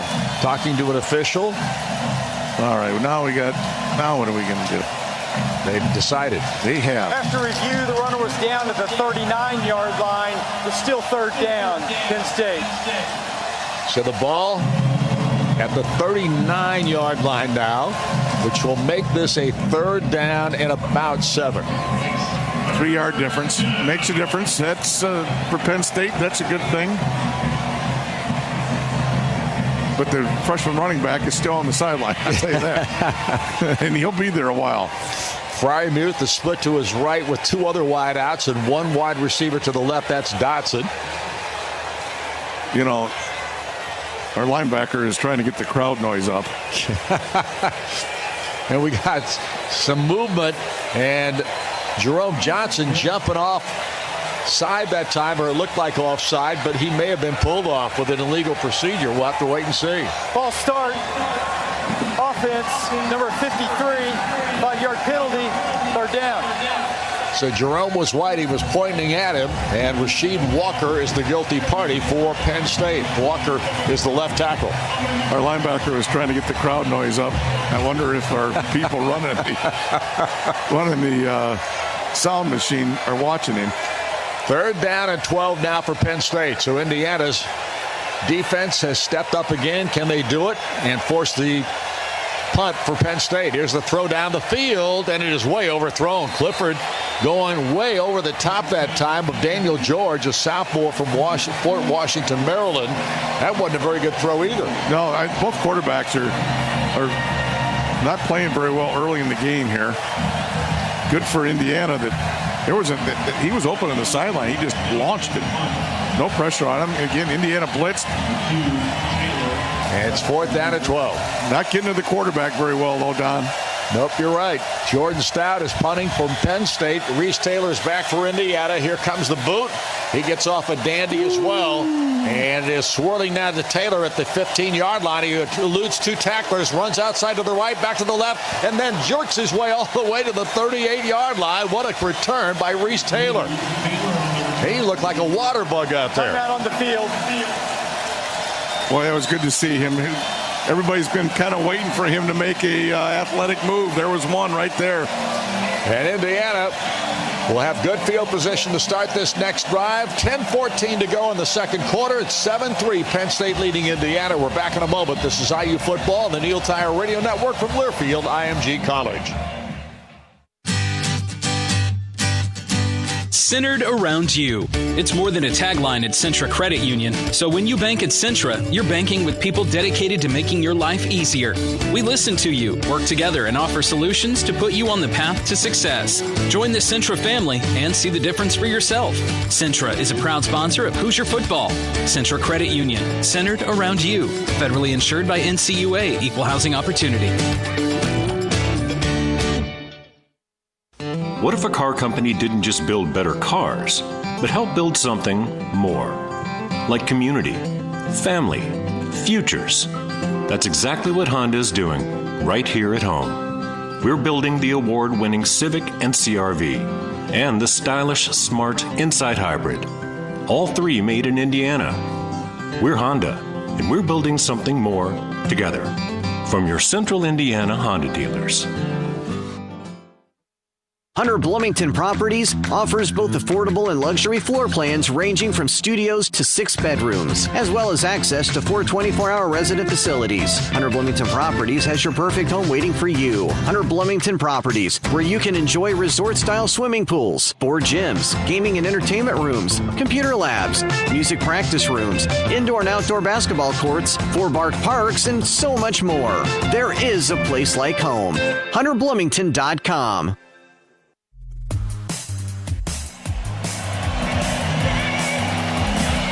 Welcome back once again here to the Rock Memorial Stadium, Bloomington, Indiana. 10 minutes, 14 seconds left in the second quarter, and Indiana right now trailing Penn State 7-3. However, the Hoosiers have the football back, 1st and 10 at their own 38-yard line to start this next drive. And right now the offense is just kind of sputtered at this point. You're looking at 112 total yards for Penn State, and Indiana's got 22. Yeah, and there's been a tailback change. I don't know that that's going to help them much. But they are spreading the offense. I mean, they're trying to do some different things. The quarterback is under some pressure. That's not a good sign. 3 receivers near side, 2 to the far. And Michael Penix awaits the snap. The southpaw in the backfield, slaps his hands together, gets the snap, and he fires it down the field, and the ball caught by Freifogel, who makes the grab on the far sideline in Penn State territory, and they're going to mark him out right around the 41. It's Marquise Wilson, the defender on the play, but a terrific throw and catch. Yeah, back shoulder fade right there. The defensive player looked like he got pushed, but absolutely no penalty at all. 1st and 10 at the 41 of Penn State for Indiana. Samson James now in the lineup at running back for IU. James, highly touted. Sparkly shoes. And the snap back comes to Penix. Looks, fires it down the field, and this time Freifogel, the intended receiver, but wide of him by a mile. That time there was pressure coming, and Michael just let it go. Yeah, again, it was, tried to get on his back shoulder, but that was a little wide. You can see just how that ball leaves his hand just is tremendous. I mean, he's got all the velocity in the world coming off that hand. James leaves the ball game. So does Ty Freifogel. Back in is Stevie Scott. 3 receivers in the game for the Hoosiers. 2 near side, 1 to the far. Here's the snap, a little pitch back to Stevie Scott. Turns the corner, 35, down to the 30, still going. He's got a first down and just bulls his way down to about the 27, where he makes a terrific leap at the end of that run. Shaka Toney finally was able to get him to the ground. Yeah, that's a run you're looking for right there. That is a better than average run. Got a quick pitch and then made some moves and then was strong on the finish. That's what you got to have from Stevie Scott right there. So that ball is marked at the 26-yard line. And we have a Penn State player that was shaken up, and that is Shaka Toney, their senior from Philadelphia, Pennsylvania. And he is a very dramatic player for this Penn State defense. And he is down on the field. The red hat comes out. We have 9:36 to go here in this final quarter, or final minutes of the first half. And I'm looking down there just to check to see, but I think we're going to have to take our final timeout here in the first half. 9:36 left in the first half of play, 7-3 Penn State. We're back in a moment. This is IU Football on the Neil Tire Radio Network from Learfield IMG College. Our IU football team puts on the cream and crimson uniform each game and represents Hoosier Nation with pride. Cintas can do the same for your company. Want your employees to look and feel their best? Want your facility to shine for customers? Then call the image experts at Cintas. We have many unique uniforms to fit your company's needs. Cintas will also deliver floor mats and cleaning supplies and stock your restrooms. Heck, they'll even coach your team to get great results. Get your team ready for the workday with image solutions from Cintas. Hey Hoosiers, check out this special offer from Papa John's benefiting the IU Dance Marathon. All football season long, get 30% off online orders at regular menu price. And 10% off the discounted price will be donated to the IU Dance Marathon in support of Riley Children's Foundation. Available online only at papajohns.com with promo code IUDM30. Remember, enter promo code IUDM30 at checkout and get 30% off online orders at regular menu price. Only from Papa John's. Better ingredients, better pizza, Papa John's. Not valid with any other discounts. Delivery fee and taxes extra and are not subject to discount offer. Prairie Farms is proud to sponsor IU Athletics. Locally owned by Midwest farm families, Prairie Farms is committed to quality. It's the commitment to freshness that ensures the milk to your table is free of antibiotics. It's real milk. And chocolate milk is the recovery drink that is promoted to athletes everywhere. Prairie Farms is the proud sponsor of Indiana University Student Athlete of the Week feature all season long. Locally owned, locally produced, Prairie Farms milk. Dedicated farmers, happy cows, real milk. Prairie Farms.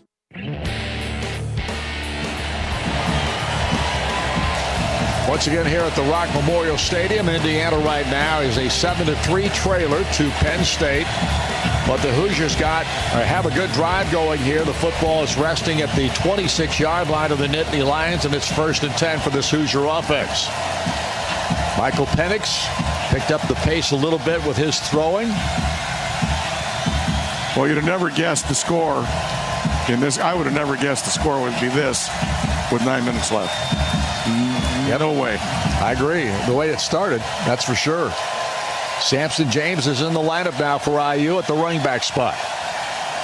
Michael Penix awaits the snap, looks to the sideline. Gets it. Fakes the handoff, throws it out here in the flat. It's caught out here by Peyton Hendershot, who takes the ball inside the 20-yard line down to about the 18. And Indiana's going to be shy of a first down by just 2 yards, 2nd and 2.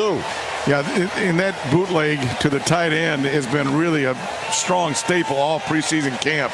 They threw that a lot. I still think it's a play they're going to have to go through quite a bit during the season and today in particular. Marshall and Freifogel are the two receivers to the right. Hendershot lined up as an H-back to the right side as well.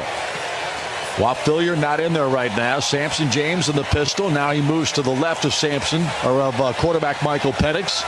Penix takes the snap, hands it to James, pops through there, and picks up the first down. Gets it to the 15-yard line. A good, strong 3-yard run. Yeah, right into the blitz. Good job up front, too. Found him a seam, and then he got really low and popped through that seam. Good run. Wapfillier checks into the lineup now for IU. He's out there with Freifogel on the right side. You have a good run, you get taken out of the game. What the heck? Miles Marshall to the left. Stevie Scott's back in. Penix awaits the snap. 1st and 10 Hoosiers at the 14-yard line of the Nittany Lions. Red zone opportunity for IU. Scott moves to the right of Michael Penix. He takes the snap, takes the handoff. Stevie right up the gut, pounds over a tackler, and goes into the end zone with a dive. And Indiana has put 7 or 6 more on the scoreboard. Yeah, huge gaping hole, and then Stevie Scott finished it at the goal line. Love to see it. Put his pads down, accelerated for 4 yards into the end zone. No knee down there. That's a touchdown. And a good drive for this Indiana football team, finally off the schneid offensively. 5 plays, 48 yards. And Indiana puts 6 on the board, looking for a 7th out of Charles Campbell. We got a special team situation here. Yeah, we got somebody missing out there, and the guy running in there at the last minute is Mike Katic. Mike Wilcox was my missing man. He was always next to me. Anybody missing, Mike Wilcox knew every position and was there. And now we wait the snap from Sean Ratcher. Hayden Whitehead with a hold. The kick by Charles Campbell is up, and it is good. And Indiana has taken their first lead in this football game. They lead Penn State 10-7 with 8 minutes and 12 seconds on the clock here in the first half of play. And, Buck, that's a change for this Indiana offense. All of a sudden, they find themselves a little bit, and it started with the run. Well, it did, but the thing that really got them going, I think, two things, was a little flare pass to Wap that got them going, and then the back shoulder fade, that early throw in that series, really got Penn State off the running game. And then some really strong, big plays by Stevie Scott. I talked about it before. Stevie Scott has got to be a guy that's a Big Ten, really one of the Big Ten players, and show it on the field. That series he did. You're exactly right. Well, Stevie Scott now, he needed 18 yards to become the 14th Hoosier to break 2,000 yards in his career, and he got that early on. And he needed 1 touchdown to become 10th on IU's all-time touchdown scoring list. The leader, of course, is Pete Pios with 23. Stevie has 10. 23? 23. 23 what? Touchdowns. No, our leading is Anthony Thompson. Well, that's true. Why is that? Needs 1 touchdown for 10. Oh, 10. Yeah, 10. Yeah. On the all-time list. Anthony Thompson's got 750 touchdowns, I think. Right. And what's that? Pihos is next now? Is that who he passed? Pihos? He did pass it. Pass Pete.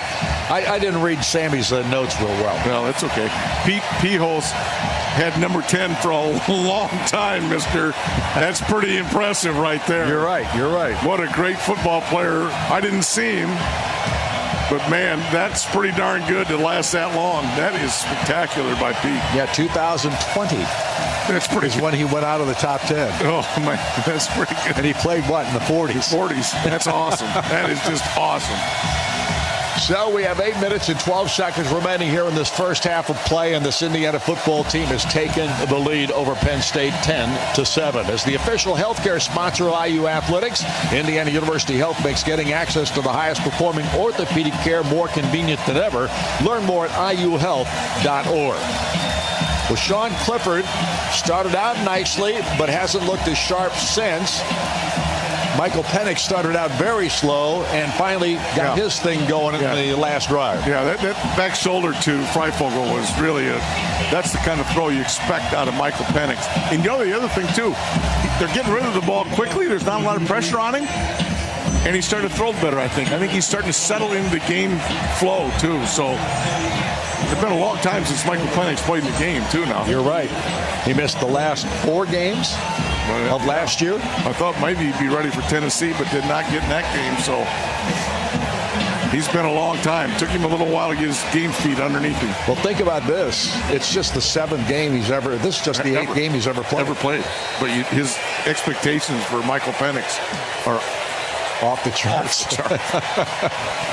Jared Smoller will kick off for Penn State, or for Indiana, I should say. Lamont Wade is back deep with Devin Ford for the Nittany Lions.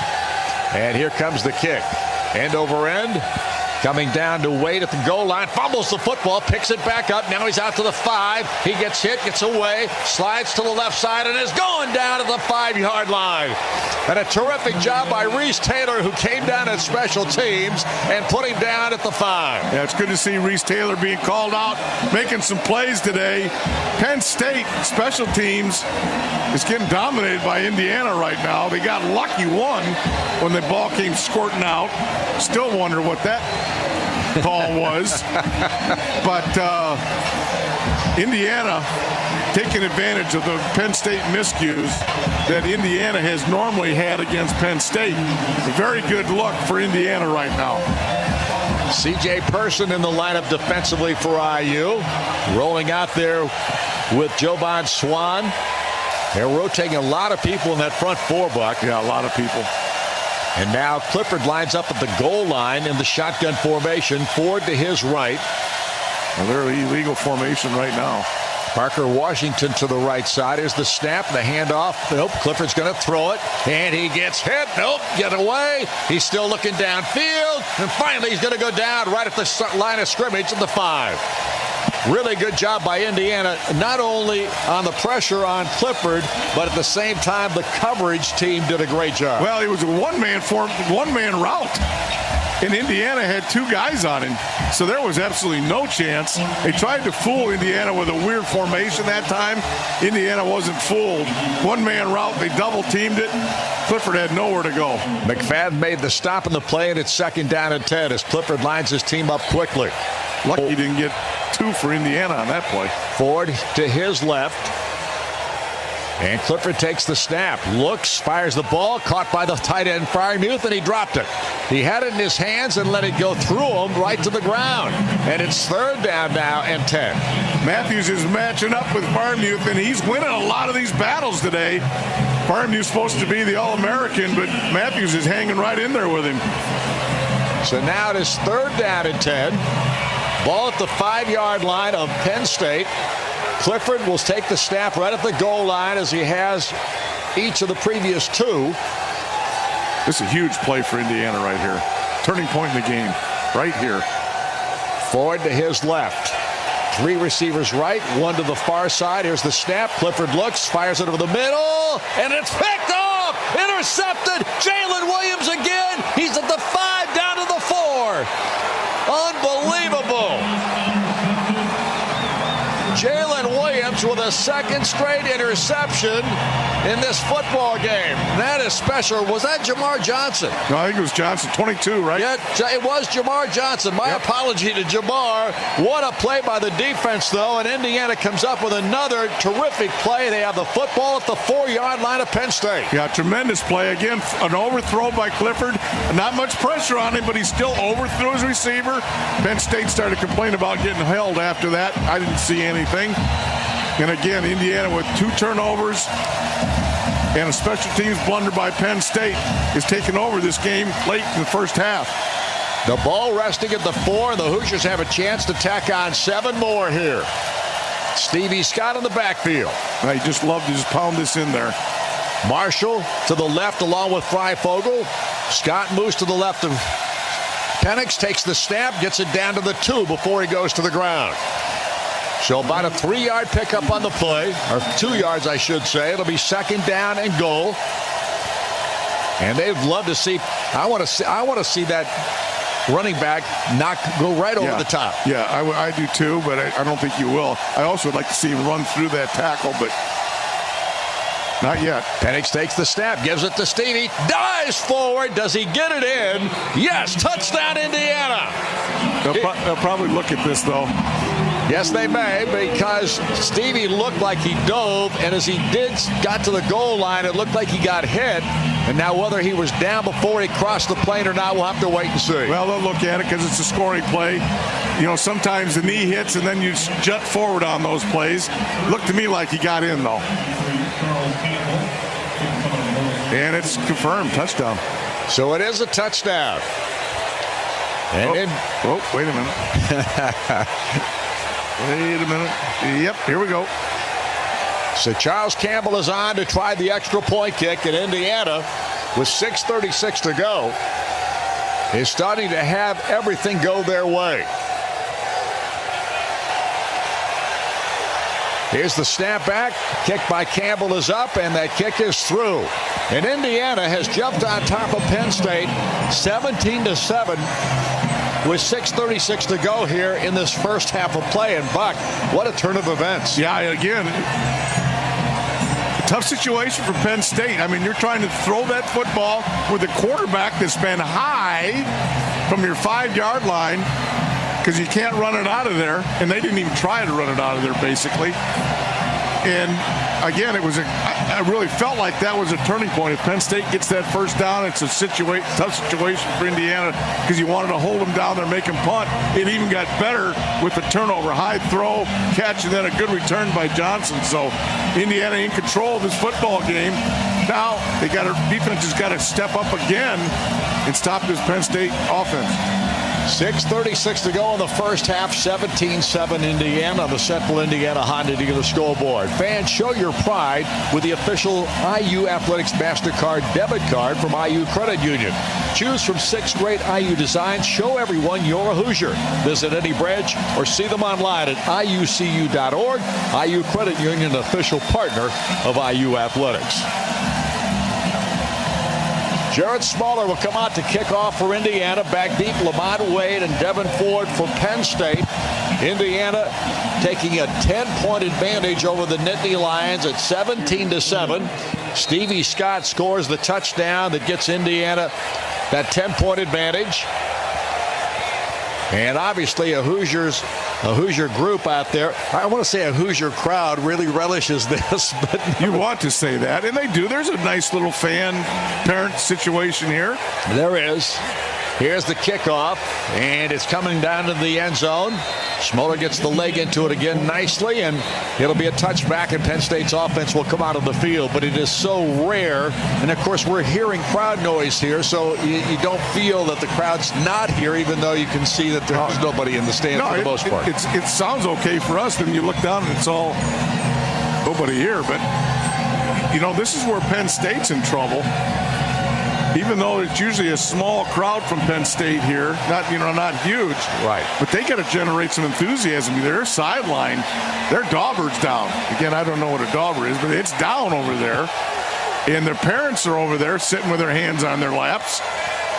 This is not a real positive Penn State situation right now. Indiana's got to keep the thumb on them. Sean Clifford takes the snap, and he's going to run it himself, and he goes right up the gut, and he goes down just prior to the first down marker. He's 2 yards shy as Micah McFadden came up, but that was a set play there for Sean Clifford, and he has got some wheels. Yeah, he's a good runner. He's solid runner. He's good. Again, when you're in a one-back offense, your quarterback's got to run a little bit to help you. Boy, Indiana replacing 4 guys now. Yep, they got a bunch of different in there. Devin Ford, again, the running back. Here's the handoff this time to him, and he gets hit. He'll go down, but picks up easily the first down, and then he actually goes for 10 yards on the play as Thomas Allen came up and finally made the final hit on it. Yeah, one of the Hoosiers grabbed that football and almost yanked it out. Spun him around a little bit, but he kept on running for 10. Good run by Ford, and now Clifford awaits the snap with Ford to his right. Penn State's picked up the tempo here. And here is Clifford again, faking the handoff and transitioning for a run down the field. And they're going to say he went down at the 48-yard line of IU. So he picks up about 8 yards on the play. When that quarterback slides like that from the back, they don't get him near as much because when he starts the slide is where they put the ball. Yeah, he could have had a first down maybe without that. Yeah. Here's the handoff, and this time Ford not going anywhere. Picking up maybe a half yard at most. Alfred Bryant in there on the tackle for Indiana. And that brings up third down now. Yeah, that was a read play again. Alfred Bryant just came down, and there was a bad read by the quarterback. If he keeps it outside again, because that was a defensive end crashing down, that would have been problems for Indiana. But a bad read by Clifford and a good play by Alfred. And Bryant has been playing well. The coaches have talked about him. Yeah, he's an athlete, man. You watch him on tape, he's got the quickness and ability and size. Sometimes his motor isn't turned up as much as you'd like, but I tell you what, he is an athlete. He can make plays. And we got a new quarterback in the game, Will Levis. This guy is a big, strong, physical kid. He's played against Indiana before. He takes the snap, and a whistle blows the play dead. Not too much time. Delay game. Clock ran out. And we got a game. Offense. 5-yard penalty. Third down. Yeah, the quarterback comes out. Yep, that changes the whole play scenario for Penn State as Levis leaves the field and Clifford's back on. We thought we might see Will Levis here today, Buck, because he's a big, strong guy. Yeah, a big, strong guy. He can run and throw. He's just a really good player. I thought we'd see more of him. Now you won't see him in a while. He can't get the play off. Third down and 7. Clifford checks the sideline. Ford to his right. Here's the snap, and Clifford wants to throw, and now he's going to start the run, fires it downfield, the ball caught, and they've got a first down. Catch was made by Keandre Lambert-Smith to the sideline. Looked for a moment like that play wasn't going anywhere, but There was enough time that Clifford was able to buy with his feet. He threads the needle with the pass, and now Penn State's got a 1st and 10. Yeah, they put Reese in a bad situation. Their quarterback got out, started running right at him. Reese had to make a decision, quarterback or receiver. Went to the quarterback. Here's the snap. Ford gets the handoff. He drives to the left side this time, and he pounds his way for good 5 yards, or almost a 5-yard carry. His head comes up and makes the tackle for IU. But Penn State starting to move with our offense once again. Boy, Penn State is just not even trying to get the ball downfield. And Indiana is selling out against him with linebacker and Husky stunts. That secondary is exposed, but Penn State can't get the ball to him. 2nd down and 6. Snap back to Clifford. Fires a quick pass out here in the flat to Freiermuth, and he's got a 1st down. The big tight end makes another catch and goes down after picking up about 7 yards as Brian Fitzgerald came over and made the tackle. Yeah, good open field tackle by Fitzgerald there. And again, the safeties and the Huskies for Indiana are tackling pretty well, it looks like to me, Don. There hasn't been a whole lot of missed tackles in the secondary in the open field. So it's 1st and 10 at the 28-yard line of Indiana. Penn State on a drive. 2:54 to go in the half. Clock running. Snap back. Clifford hands it off to Ford. Ford gets hit. What a tackle. Micah McFadden again comes shooting through that time and put him on the ground. A terrific job. And they're going to mark him for just a 1-yard gain of the play. Yeah, Micah's had a good camp. I was expecting him to really show today. That was a good play. He's made a couple plays, missed a tackle earlier, but Micah's had a good camp. He's a good linebacker. They play a lot of them, so you're not going to have a lot of opportunities, but that was a good play there. 2nd down and 9. Ford to the left of Clifford. 2 receivers right, 1 left. Clifford takes the snap, looks over the middle. Now he's going to run with it. He gets hit. He'll go down. A flag came down late, too. And that's in the defensive backfield. Reese Taylor's holding his neck. Yes, he sure is. There was a tangle up over there. It looks like holding against Indiana, but why is Reese holding his neck? Well, we'll see the official coming back. It is Reese, isn't it? He's going to the sideline.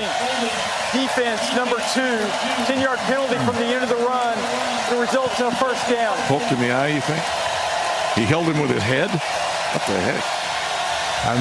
I think maybe because he was kind of holding his eye, that maybe he was hand checking with the receiver that time. And yeah, they're looking in his eye. There's no question about that. So that cost Indiana, and the ball's now at the 16-yard line.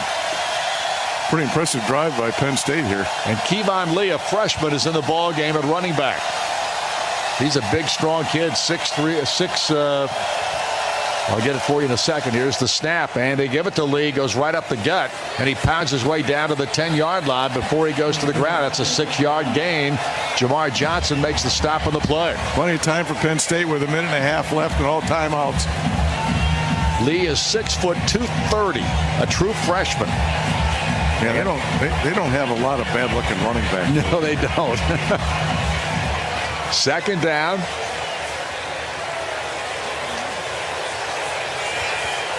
Clifford awaits the snap. Lee to his left. Hands it to Lee again. He throws right up the gut. He spins away from 1 tackle and gets it down near the 1st down marker at the 6-yard line. We'll see where they spot it. They're giving this freshman a lot of responsibility here in the red zone. Penn State's got another player down. They're running back. Timeout, Penn State. They're 1st. Running back out of 5. Yep. That's Kevon Lee. This will be a 30-second timeout. And this will be a short timeout here with 1 minute and 1 second remaining in the half. Penn State trying to score here. Duke Energy is working to build a smarter energy future for Indiana. Learn more at duke-energy.com/IN future. Central Indiana Honda Dealer scoreboard reads Indiana 17, Penn State 7, 1 minute, 1 second remaining in the first half. The football is resting down at the 7-yard line. It's 3rd down and 1 for Penn State. Let's pause 10 seconds for station identification. You're listening to Indiana University football.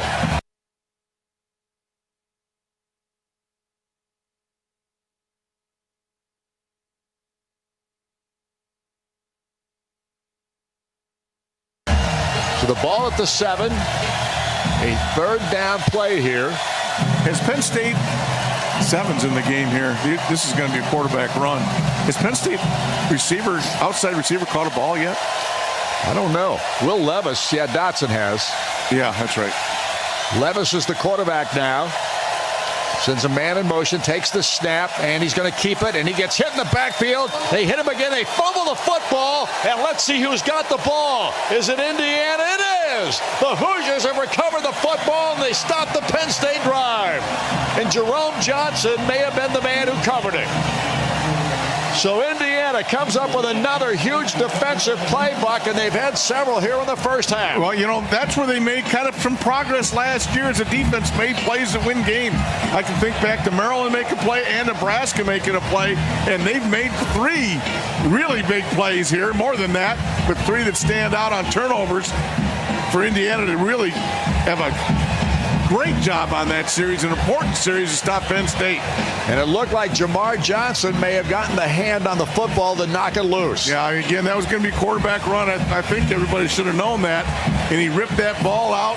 The backup quarterback is not having a good game. He's been in twice, fumbled, and couldn't get a snap off. Penix takes the snap and hands the ball off to Stevie Scott, who spins his way forward, gets it out near the 12-yard line before he goes to the ground. So a 3-yard gain of the play, but Indiana at this juncture, they're going to let this clock run as much as they want, I would assume. I don't know if Penn State's going to stop it. I don't think they are. They've only got 2. Penn State could maybe use another timeout next to force a punt if Indiana doesn't do anything here. I don't think they're going to call a timeout. 19 seconds. No, they won't now. I mean, they're just going to run this down to run one more play and go in. Yep. Exactly right. Penn State had a chance there if they wanted to use them, but they don't want any part of this anymore. Well, Smithville's your local choice for internet, voice, security, and streaming TV. Stick with the home team. Visit smithville.com for more information. Here's Stevie Scott getting the handoff, and he runs it forward. Uh-oh. Now he fumbled the football. And Penn State's got it with no time on the clock. Penn State recovers the football, but there's no time on the clock. Well, they're going to look at this. And they may give him some time. We'll have to wait and see. Lamont Wade was the man who came up. If I'm Indiana, I'm running off the field. Get out of there. Make them call you back. Well, the Hoosiers are headed out. They ought to. Just go on in. Make them call you back out. That's the end of the first half. There you go. That's it. Time out of the field. First quarter. It's the end of the half. Well, everybody's a little confused. First game of the season on October 24th. Okay. You're nicer than I am. Now what are they doing, though? No, they're going to give them time. They're calling them back out, Don. Yeah, you're right. What in the world are they doing? The previous play is under further. Oh, boy, here we go. So they'll review it. That ball's out with 2 seconds left. Don, they're going to get one play. So what do you do here? Do you try to run a play or do you kick a field? Yeah, I mean, where's the ball down at? Probably the 12, 15-yard line, somewhere 10-yard line. Yep. I don't think there's any question about the field goal. I think that's a good point by you. You are not oblivious, mister. That was a good call by you. Because I was thinking they'll throw a back shoulder fade, but just take the field goal. No question about it. I would think they'll take the field goal, but they got to get one anyway, so why not? Exactly. They're still the referee is still down there on the headsets. Now they've moved the camera, so he doesn't have to look into the sun. Yeah, before he was staring into the sun. When the shade comes out, then they move the camera. You know what I mean? Just a day. Remember how he's standing there like an Indian looking down for the Custer's bunch, or anybody looking into the sun? Not Indians, but anybody. Well, I don't know how that ball got stripped from Stevie, but nevertheless it did. And there was time on the clock. It may be more than 2 seconds. But whatever. With the ball loose there at 3, 2, spinning away down to 1. He stood up with 1 second on the clock, so we'll see whether that's what they put up there, if they put up 2. I think there's going to be time left, don't you? Well, there's going to be time for one play, whatever happens. I see. So it'll either be a field goal try or they'll try to go for broke. We'll see.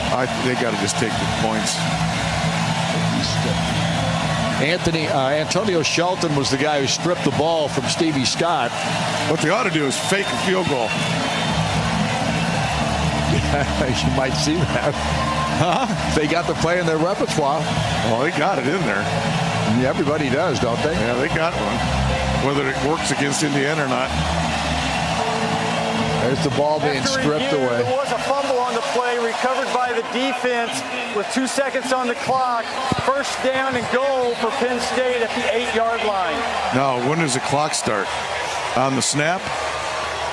On a turnover? No. It'll be on the snap. It'll be on the snap. It'll be on the snap. So they have 2 seconds to get off a play here, and who is out there? That's the kicker. Yep. So they're going to go for the field goal, which is the smart move. Yeah, they just have to. Jake, now, let's see if there's a fake. I can always tell if there's a fake opportunity. Jake Pinniger is the man who will kick it. If they want to fake it, it's going to go left. Jordan Stout is the holder. Their long snapper is Chris Stoll. And here's the snap back, and the kick is on its way. And it hit the upright and bounces off, and no good. And Indiana will maintain a 10-point lead going to the locker room at halftime. That's the end of the first half. Timeout on the field. As the Hoosiers come up and again get another big break with a missed field goal by Pinniger, who has very, very seldom missed in his career. Doink. It was a big-time doink off the left upright. I don't know what Indiana's doing. They need to get off the field. There's a lot of jibber-jabber going on. Whatever the case it is, Indiana 17, Penn State 7, as Indiana holds a 10-point advantage over the 8th-ranked team of the country, the Nittany Lions of Penn State, at halftime. When we come back, Joe Smith will present the halftime show, our guests, statistics, and more. This is IU Football on the Neil Tire Radio Network from Learfield IMG College. There's 5 seconds left to go in the game, and the Hoosiers need a 3 to win. Come on, IU. Come on, IU. Hey, Dad, do you know where my goggles are? Yeah. I'll help you find it right after this. Wait, why are you soaking wet? Oh, I was just swimming in the basement. You were what? Oh, great. Water in your basement? Don't know what to do next? Tell your insurance agent you need to work with Hayes & Sons. Because at Hayes & Sons, we do restoration right. Visit HayesandSons.com. Indiana University Online has more than 170 programs to help you meet your career goals. At IU Online, you'll earn a diploma with lifetime value, one that says Indiana University. IU Online combines the content you'd expect from a top research university with the flexibility to fit your schedule. With IU Online, you take courses developed and taught by IU faculty, and you'll exchange ideas with classmates from across the country. Whether you're looking for career advancement or new skills, your success starts at IU Online. Get started today at online.iu.edu. This is the Indiana Hoosier Sports Network from Learfield IMG College. Hoosier fans, the IU football season is here, and so is an exclusive offer from Neil Tire and Auto Service. You just became an instant winner. Provide this code, IUCOOP30, at any Neil Tire store and receive $30 off any set of 4 Cooper tires and a free alignment check. Again, that code is IUCOOP30. This offer expires January 30th, 2021, so hurry in to Neil Tire and take advantage of this special offer. And remember, Hoosier fans, nothing beats a Neil deal. What if a car company didn't just build better cars, but help build something more? Like community, family, futures. That's exactly what Honda is doing right here at home. We're building the award-winning Civic and CR-V and the stylish, smart Insight Hybrid. All 3 made in Indiana. We're Honda, and we're building something more together. From your Central Indiana Honda dealers.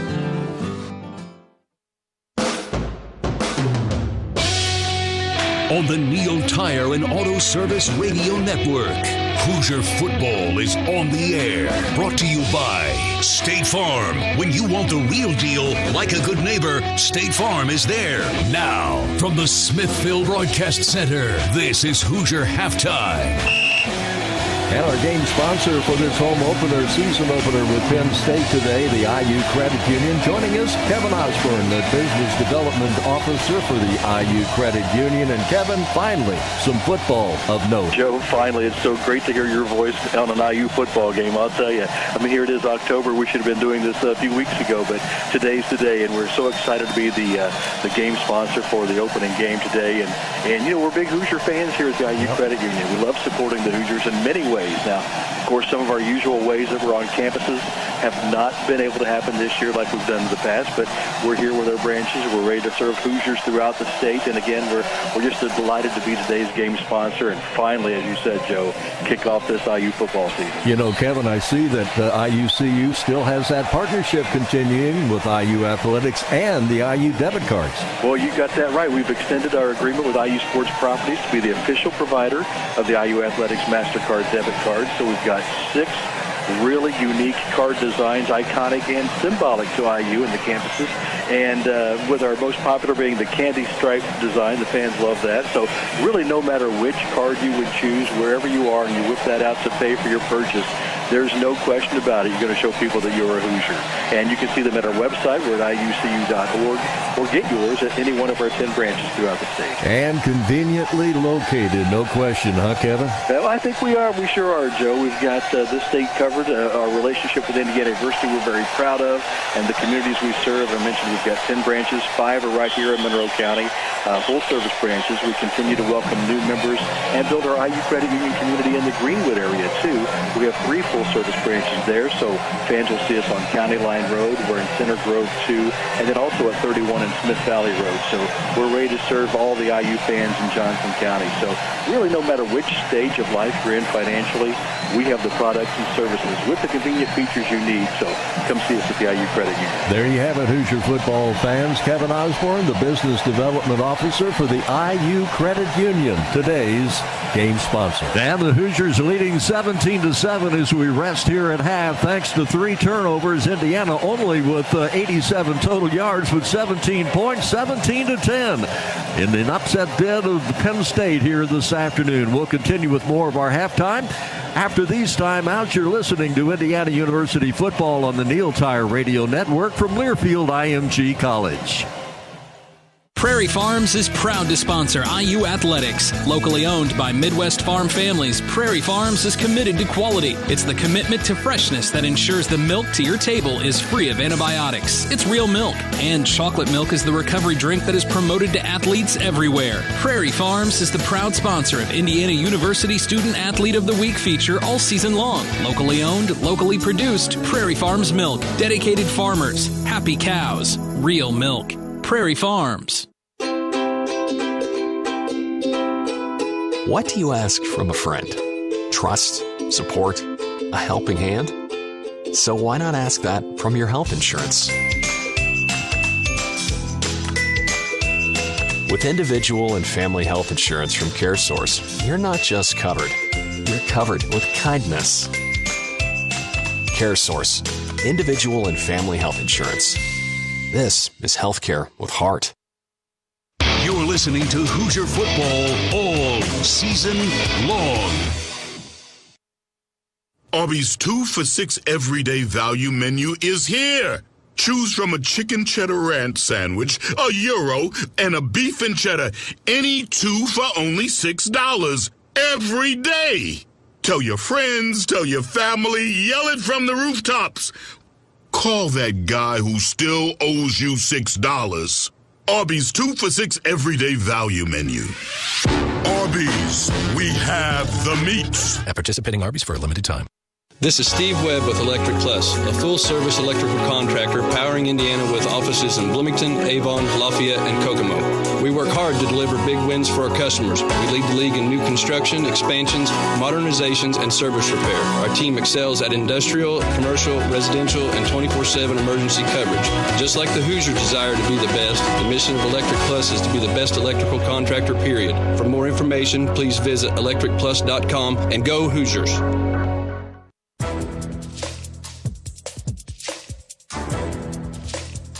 This copyrighted broadcast is an exclusive presentation of Learfield IMG College under the broadcasting rights granted by Indiana University Bloomington. Reuse of this presentation is prohibited without the expressed written consent of the university and Learfield IMG College. Announcers are provided by Learfield IMG College and approved by the university.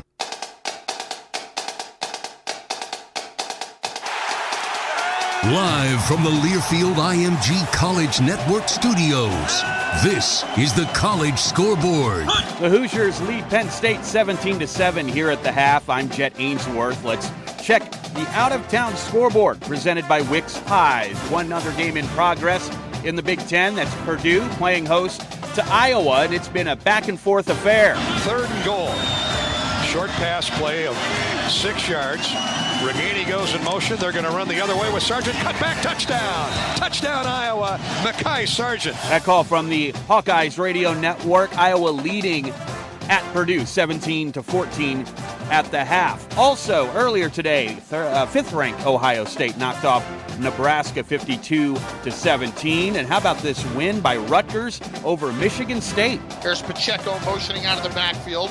Vedral, quarterback draw for the first time. Cuts right, 20, 15, 10, 5. Noah Vedral's in for the Rutgers touchdown. First quarterback draw of the day. And the Scarlet Knights strike pay dirt. It's 20-7. Rutgers would go on to beat the Spartans today, 38-27.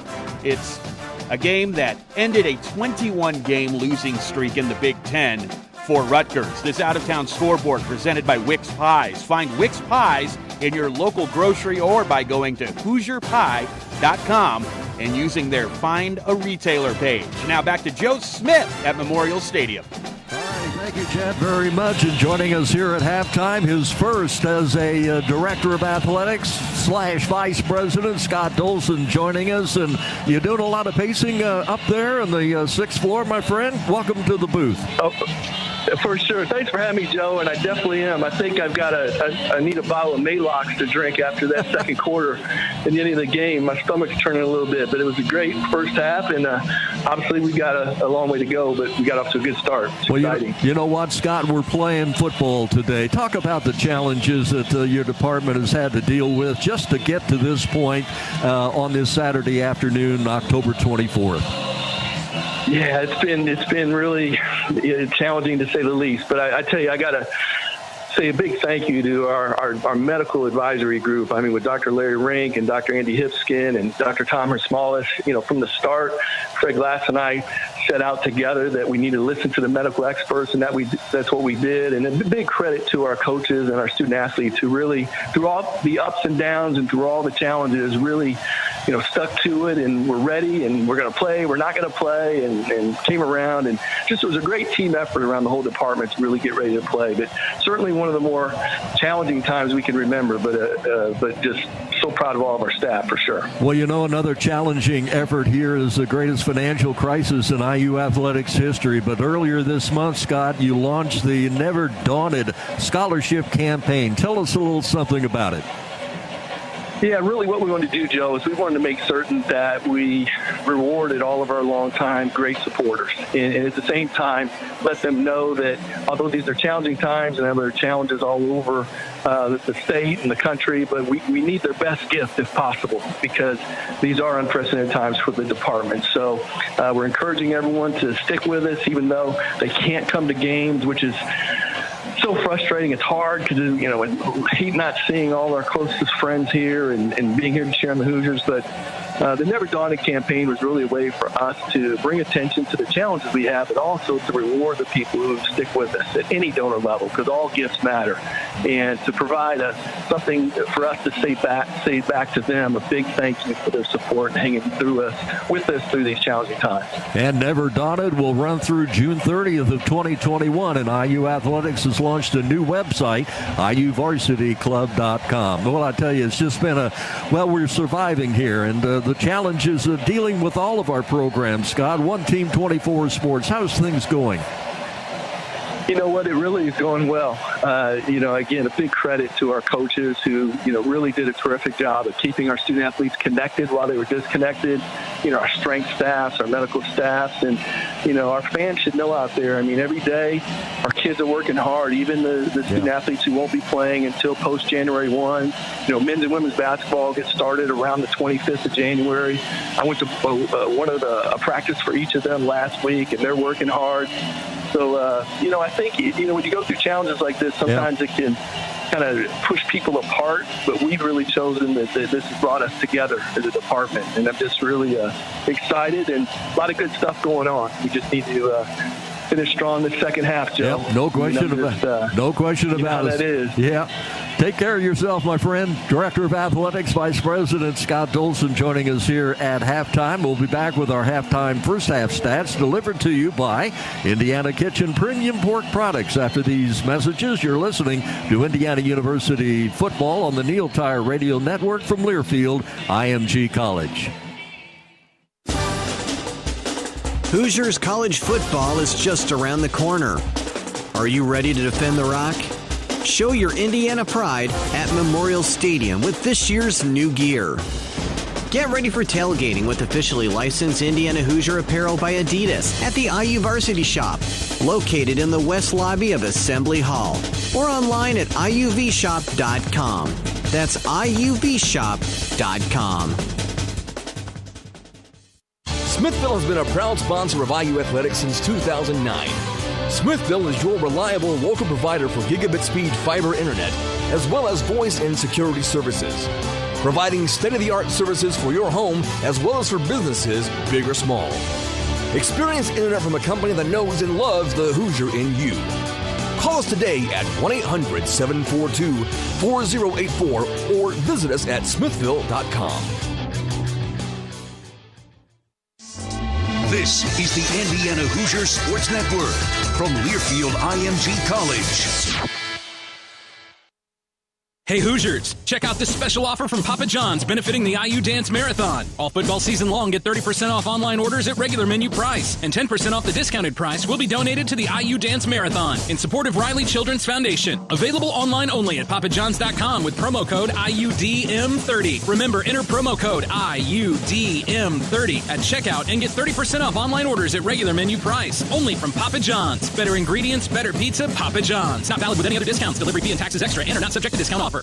Our IU football team puts on the cream and crimson uniform each game and represents Hoosier Nation with pride. Cintas can do the same for your company. Want your employees to look and feel their best? Want your facility to shine for customers? Then call the image experts at Cintas. We have many unique uniforms to fit your company's needs. Cintas will also deliver floor mats and cleaning supplies and stock your restrooms. Heck, they'll even coach your team to get great results. Get your team ready for the workday with image solutions from Cintas.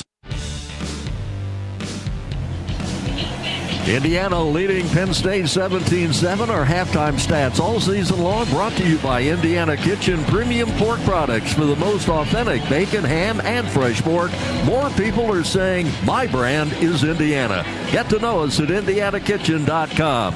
Indiana with only 9.5 minutes of possession time, 87 total yards, but they have 17 points, and all of them have come via turnovers. Two of them picked by Jalen Williams and Jamar Johnson, leading to a couple of touchdowns by Stevie Scott in the opening half, as Scott leading Indiana with those 2 touchdowns and 50 yards on the ground currently. Through the air, Michael Penix 5 of 10 for 45 yards. Penn State total offense-wise, 173. Fish, they've run 41 plays to Indiana's 24. They've had the ball almost 21 minutes, but Indiana's got the lead here at halftime, 17-7. For every tackle the Hoosier defense makes this season, Northwestern Mutual Indiana donates $10 to childhood cancer research. Visit indy.nm.com to learn how Northwestern Mutual Indiana is leading the charge against childhood cancer.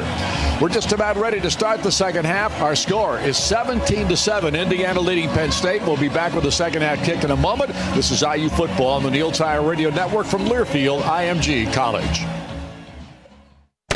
This isn't the start.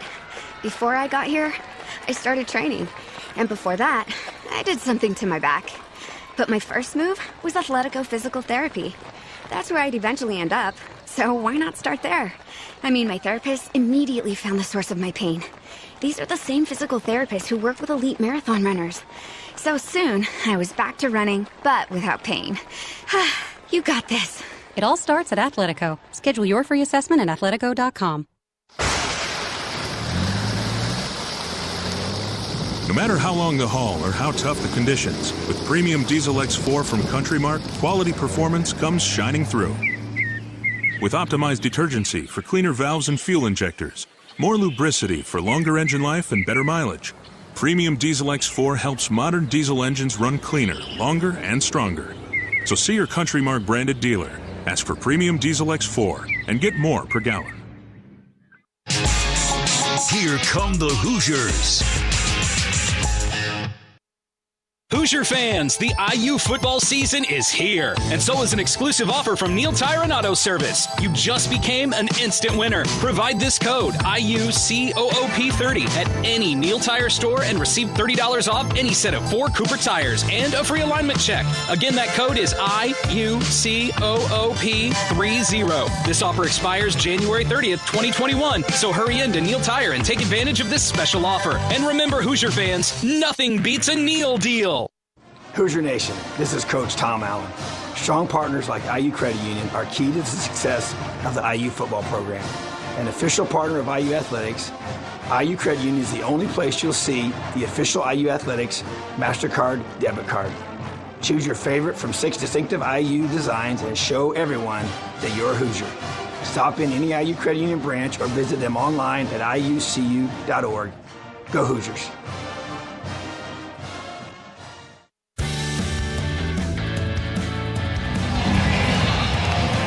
Here at the Rock Memorial Stadium in Bloomington, Indiana, leading Penn State 17-7, about to get the second half of this ball game underway. Buck, obviously, a terrific end of the first half for IU in the sense they were able to avoid 3 points for Penn State. Well, it could have been disastrous. I mean, that really could have been a huge. 2 teams ran off the field. Indiana ran off the field excited because of the miss. Penn State drudged off. It could have been just the opposite.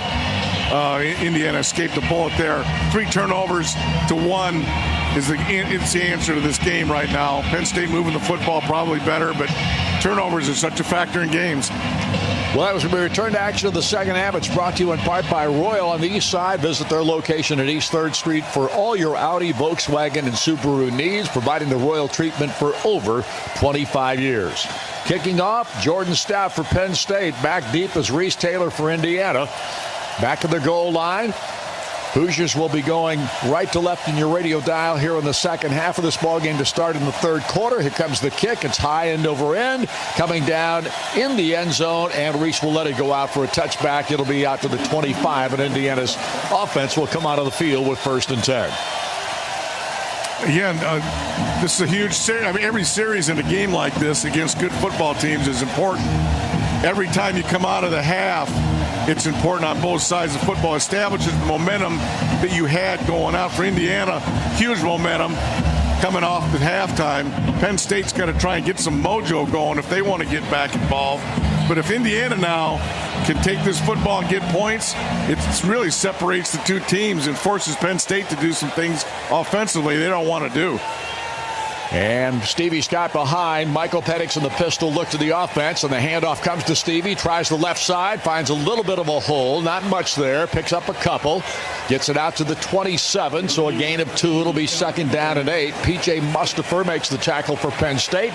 And again, Indiana's offense with Ty Freifogel splitting to the far side of the field and 2 receivers coming to the near side. Indiana not many yards in the first half, only 87. 45 passing, I think, Don. Yep, that's exactly right. 42 rushing. So the offense has been very sporadic at best as Michael Penix waits the snap, gets it, wants to throw it this time. Down the field he goes, and it was intended downfield for Miles Marshall, but he didn't have much of a chance to catch that one. Again, a little bit overthrown as Tariq Castro Fields had the coverage in the play. Yep, again, Marshall's got to be the guy, the streak guy, I think, the long distance guy for Indiana, and the back shoulder fade guy for Indiana. It's nice to see him make an effort to get the ball to him. I think that's his first opportunity, I think, today. I think you're right. Penix lines them up on 3rd down and 8. Indiana trying to maintain the football for a little while longer than they did in the first period. The first time they touched it, they were 3 and out that time. Will they be 3 and out this time? To start the second half, Penix back to throw it. Fires it. Caught out here, and the catch is made right at the 40-yard line by Miles Marshall, who sits down there and picks up a first down with about a 13-yard gain. Good protection by the Indiana offensive line there, and then just a rifle shot out of Penix's left arm. Indiana lines up quickly, snaps quickly. The ball handed off to Stevie Scott, and Stevie can't pick up more than a yard in this play as he gets to the 41-yard line. So Penn State really shutting down the run game here. Antonio Shelton makes the tackle on that play for the Nittany Lions. Well, Penix is not doing anything to help the running game right now. He's handing the ball off. There's no play action fake afterwards by him. He's got to kind of give them the impression that he's going to keep it every once in a while to help that running game. That time the end just closed it down because he knew Penix didn't have it. 2nd down and 9. Handoff again to Stevie Scott. No place to go, and gets shoved back in the backfield, and down he goes as Antonio Shelton got in there. And Indiana has a 3rd down and long now. And I mean 3rd and 14 to say the least, and that play went nowhere. They've tried to run the outside zone twice, which is a new play for them out of the I formation, and it has done nothing. Whop Phillier lines up to the right with 2 other receivers. Marshall the only receiver to the near side as Penix checks the sideline. I think they got to try and get the ball to Whop here, don't you, in a crossing route or something against this man coverage? Can't argue with that. Here's the snap back. Penix back to throw, steps up, gets rid of it. Ball is caught, and the man who caught it was Miles Marshall again.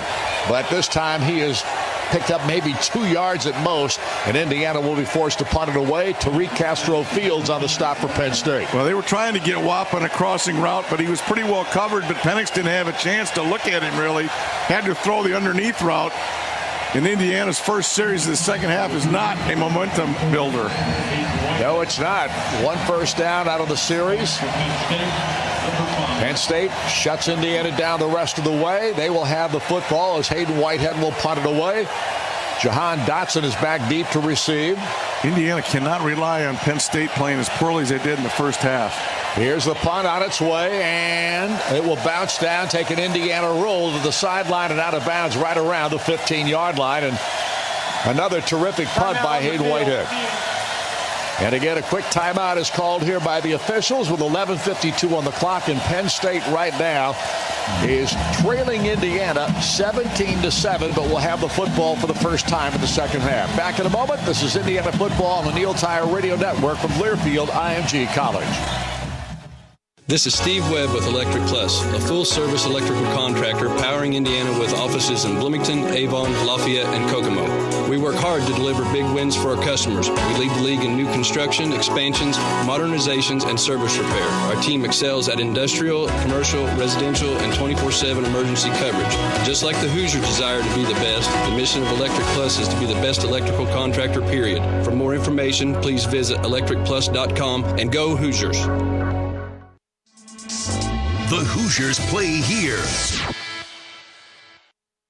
Visit Bloomington and South Central Indiana's Royal on the East Side today for a large selection of new and used Subaru, Volkswagen, and Audi vehicles. Their large and diverse selection of both new and used vehicles ensures that they have the vehicle for you, no matter what it is you're looking for. Stop in and visit them today. Conveniently located just across from College Mall on 3rd Street. Check out RoyalOnTheEastSide.com or call 812-332-3333. So why wait? Come test drive a new Audi, Subaru, Volkswagen, or one of their many other quality used cars, vans, trucks, or SUVs. Royal on the East Side is a proud sponsor of IU Athletics. Sharp Business Systems of Indiana is proud to be the official document provider of IU Sports Properties. Most people know SBS Indiana because of our great Sharp color copier printers or our touchscreen classroom technology. Both are great for student learning and presentation of innovation and ideas. SBS Indiana helped IU create the classroom of the future here in Bloomington. Sharp Business Systems of Indiana supports IU students both on the court and in the classroom. To find out more, go to sbsindiana.com or call 317-844-0033.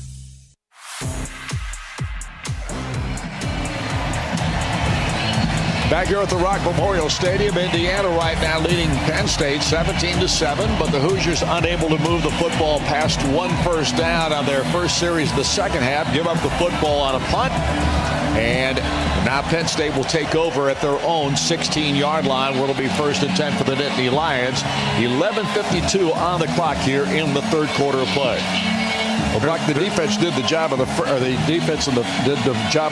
half. Yeah, they did. With 3 turnovers and obviously points scored on 2 of them. Well, that's part of the problem with the offense is yardage-wise, is short fields. So you don't get a lot of, when you get turnovers like that, you don't have to go very far to score. 17 points is, I think, a really good number against this Penn State team in the first half. Now they just got to keep playing. You can't expect Penn State to play as poorly as they did in the first half, though. Clifford and Ford are in the backfield. Clifford, the quarterback. Devin Ford, the running back. He gets a little dump pass from Sean Clifford. And coming up is Micah McFadden, who comes up with another nice tackle. Brian Fitzgerald was there in case he got away, but he did not. And it'll be 2nd down and 11, a loss of 1. Yeah, great reaction by Micah that time on the little flare to the running back. Again, Clifford is smart enough, or been around long enough. He's got to look off that linebacker. There's no way he did. He looked right at the back, and Micah read it and made a great play. Dotson is the wide receiver to the near side. Washington is to the far side. And Clifford awaits the snap. Ford to his right. Takes the snap. Looks downfield. Now finally dumps it out here. Caught by Dotson, and he's hit immediately. And he gains 2 yards on the play at the 17-yard line. And Jamar Johnson came up so quickly that time and made the stop on the play. He has been really good in this game. Yeah, really good. Again, he played pretty well last year, if I remember. Yes, he did. At the end of the year, so he's continuing that. Again, Clifford looked like he had nervous feet. They're not looking downfield at all. Indiana has really done a nice job against this sophisticated offense of Penn State. I use air quotes there. 3rd down and 9. Here is a throw by Clifford, and this one is caught. And the catch is made out here by Daniel George, who makes the grab for a 1st down. And that time Clifford got the ball out quickly. Tywan Mullen on the stop of the play. Well, I tell you what, that time Tywan and Reese were on the same side of the field in zone coverage, and they threw over Tywan. Just a really good throw by Clifford that time. And now it's 1st and 10 at the 32-yard line of Penn State. Clifford, quarterback for the Nittany Lions, looks to the sideline, then gets a man put in motion, takes the snap, hands it off to Ford. Ford tries the right side, and Indiana's defense there to stop him after a gain of 3. Jerome Johnson again into the tackle for IU. The big man inside is doing a nice job today as well. Yeah, he had a little seam there, but it took the tailback, halfback, too long to make that cut. A little bit of a seam as he was attacking outside. Couldn't get back because of good pursuit by the Indiana interior. Sio Nofo-Ngatoa is back in the ballgame defensively.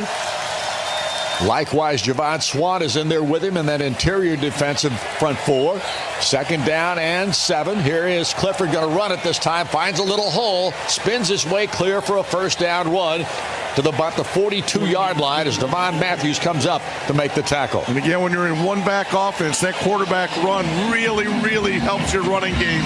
Indiana doesn't have that with Penix right now. Clifford, when they started moving the football, has been their 2nd running back and has been very productive running the football. Indiana doesn't have that right now with Penix. It's 1st and 10. The ball resting at the 43-yard line of the Lions. Clifford checks the sideline. Lee is back in at running back now. They hand it to him. He takes it up the middle. Big 6', 230-pound freshman. And he pounds his way forward for about a 7-yard gain as Alfred Bryant comes up finally to make the tackle. Yeah, out of the doghouse after fumbling.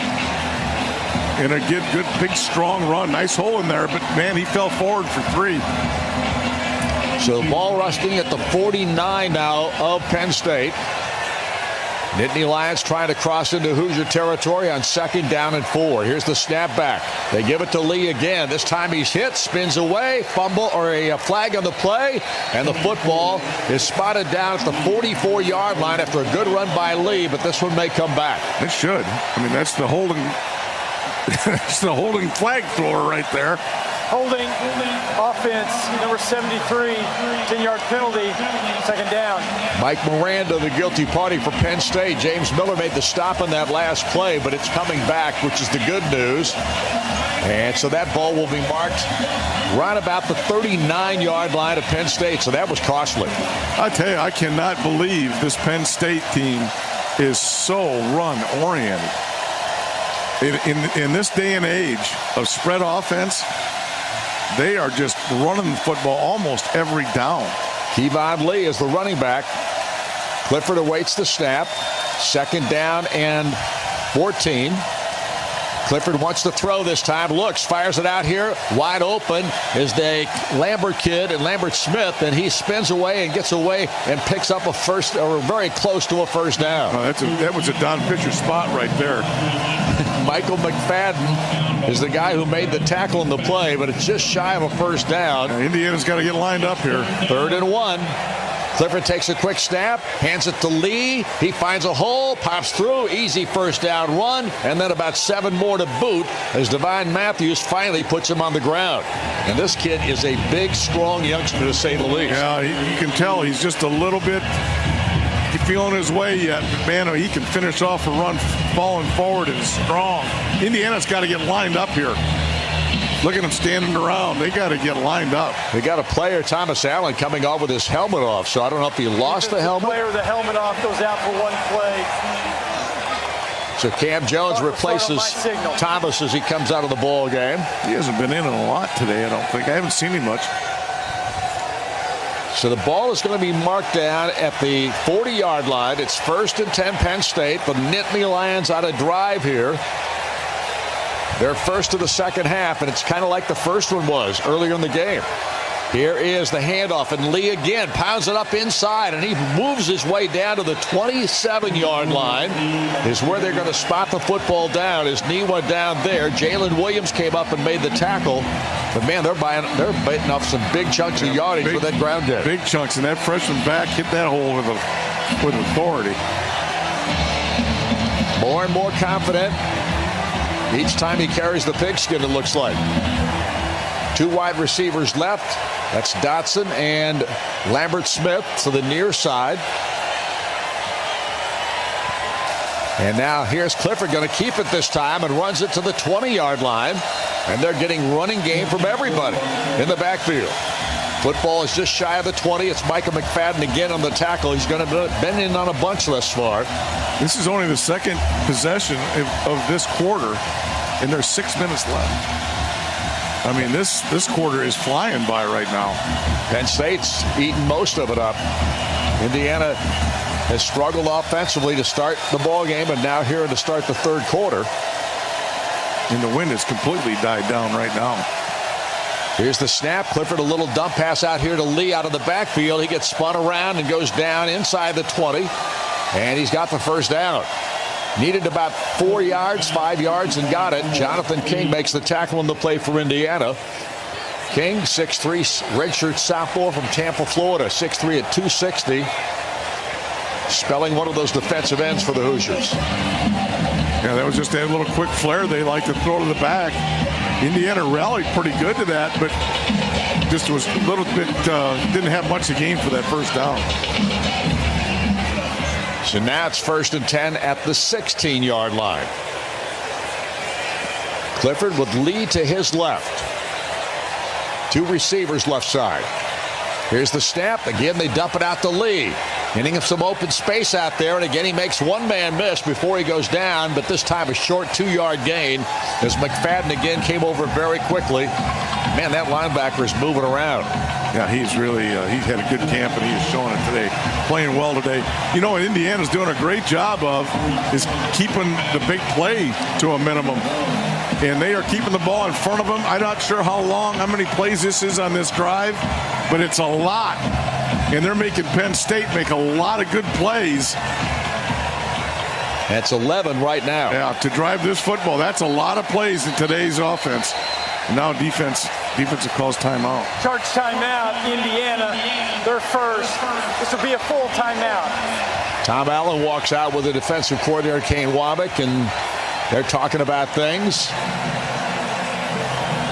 It's red shirt out. So we have a timeout on the field. It's 4:35 to go here in the third, and it's still Indiana by a 17-7, 10-point lead. We'll be back in a moment. This is IU Football, the Neil Tire Radio Network from Learfield IMG College. What if a car company didn't just build better cars, but help build something more? Like community, family, futures. That's exactly what Honda is doing right here at home. We're building the award-winning Civic and CR-V and the stylish, smart Insight Hybrid. All three made in Indiana. We're Honda, and we're building something more together. From your Central Indiana Honda dealers. Hoosier football lives here. Prairie Farms is proud to sponsor IU Athletics. Locally owned by Midwest farm families, Prairie Farms is committed to quality. It's the commitment to freshness that ensures the milk to your table is free of antibiotics. It's real milk. And chocolate milk is the recovery drink that is promoted to athletes everywhere. Prairie Farms is the proud sponsor of Indiana University Student Athlete of the Week feature all season long. Locally owned, locally produced, Prairie Farms milk. Dedicated farmers, happy cows, real milk. Prairie Farms.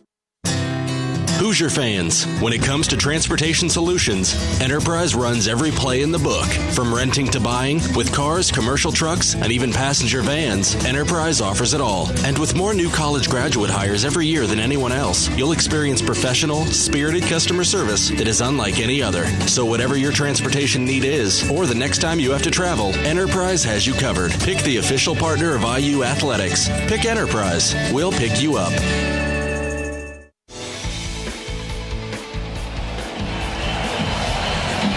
Fans, show your pride with the official IU Athletics MasterCard debit card from IU Credit Union. Choose from 6 great IU designs and show everyone you're a Hoosier. Visit any branch or see them online at IUCU.org. That's IU Credit Union, an official partner of IU Athletics. Well, Indiana right now leading 17-7 over Penn State here at Memorial Stadium in Bloomington. 4:35 left to go here in the third quarter of play. Indiana had the football for a couple of minutes to start the second half, and Penn State's had it ever since. That 7 minutes and 17 seconds later. No, it's good news and bad news. It's a lot of plays for Penn State. I guess that's bad news for Indiana, but they're keeping the ball in front of them. That's good news for Indiana. Second down and 8. The ball at the 15-yard line as Sean Clifford lines him up, and Devin Ford is back in at running back to the left side of Clifford. 3 wide receivers, 2 right, 1 left. Here's the snap back. Clifford looks left, wants to go, and now dumps the pass short and incomplete, intended for Parker Washington, but thrown down on the ground, and now a flag came out late. That had to be holding. Oh, maybe pass interference on Penn State. Pass interference, offense number 87, 15-yard penalty, second down. Wow. That's a huge penalty there on Penn State. Yeah, I don't know. Sometimes, what do you do here? And Tywan Mullen is shaken up, Buck. He's down at the 2-yard line. Indiana's chosen to decline the foul. And now Indiana's declined the penalty. Indiana's chosen to accept the foul. Yeah, you got it. Penalty. I was going to say. I was just oblivious on that one. Well, you got to take that penalty. Well, apparently the official was oblivious, too, to the crowd when it was made. I almost jumped out the window. I'm concerned about Tywan. Timeout, injured defensive player. Timeout on the field. And the Red Hat's about to walk out there, I believe, and that's exactly what we're going to see here. He's out there now. Are they going to take him off or not? They are not. They're going to take Tywan off the field, but the Red Hat's going to stay out. And so we have a break here with 4:31 to go. It's Indiana 17, Penn State 7.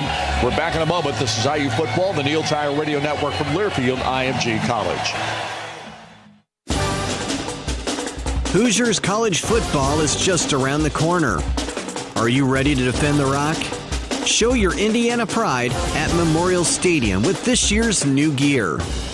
Get ready for tailgating with officially licensed Indiana Hoosier apparel by Adidas at the IU Varsity Shop, located in the west lobby of Assembly Hall, or online at iuvshop.com.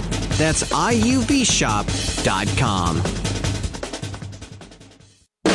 Indiana football lives here.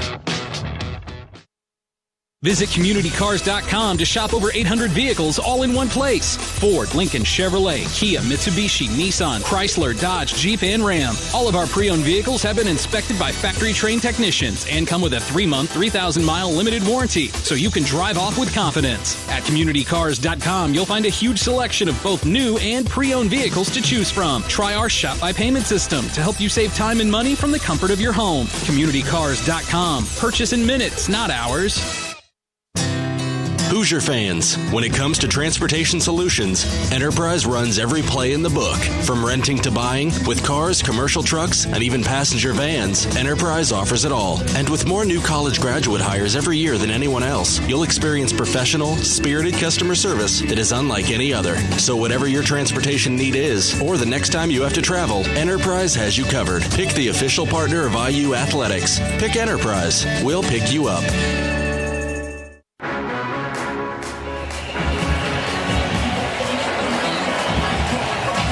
4 minutes, 31 seconds remaining in this football game's third quarter. And Indiana now has a 17-7 lead over Penn State. Tywone Mullen came off the field under his own power. I think he's going to have to sit out here for a play. Yeah, he was going to try and get back in. The official said he couldn't do it. Well, don't forget to join Coach Tom Allen at 7:05 on Wednesday nights throughout the rest of this Indiana football season for Inside IU Football, presented by Community Cars Auto Group.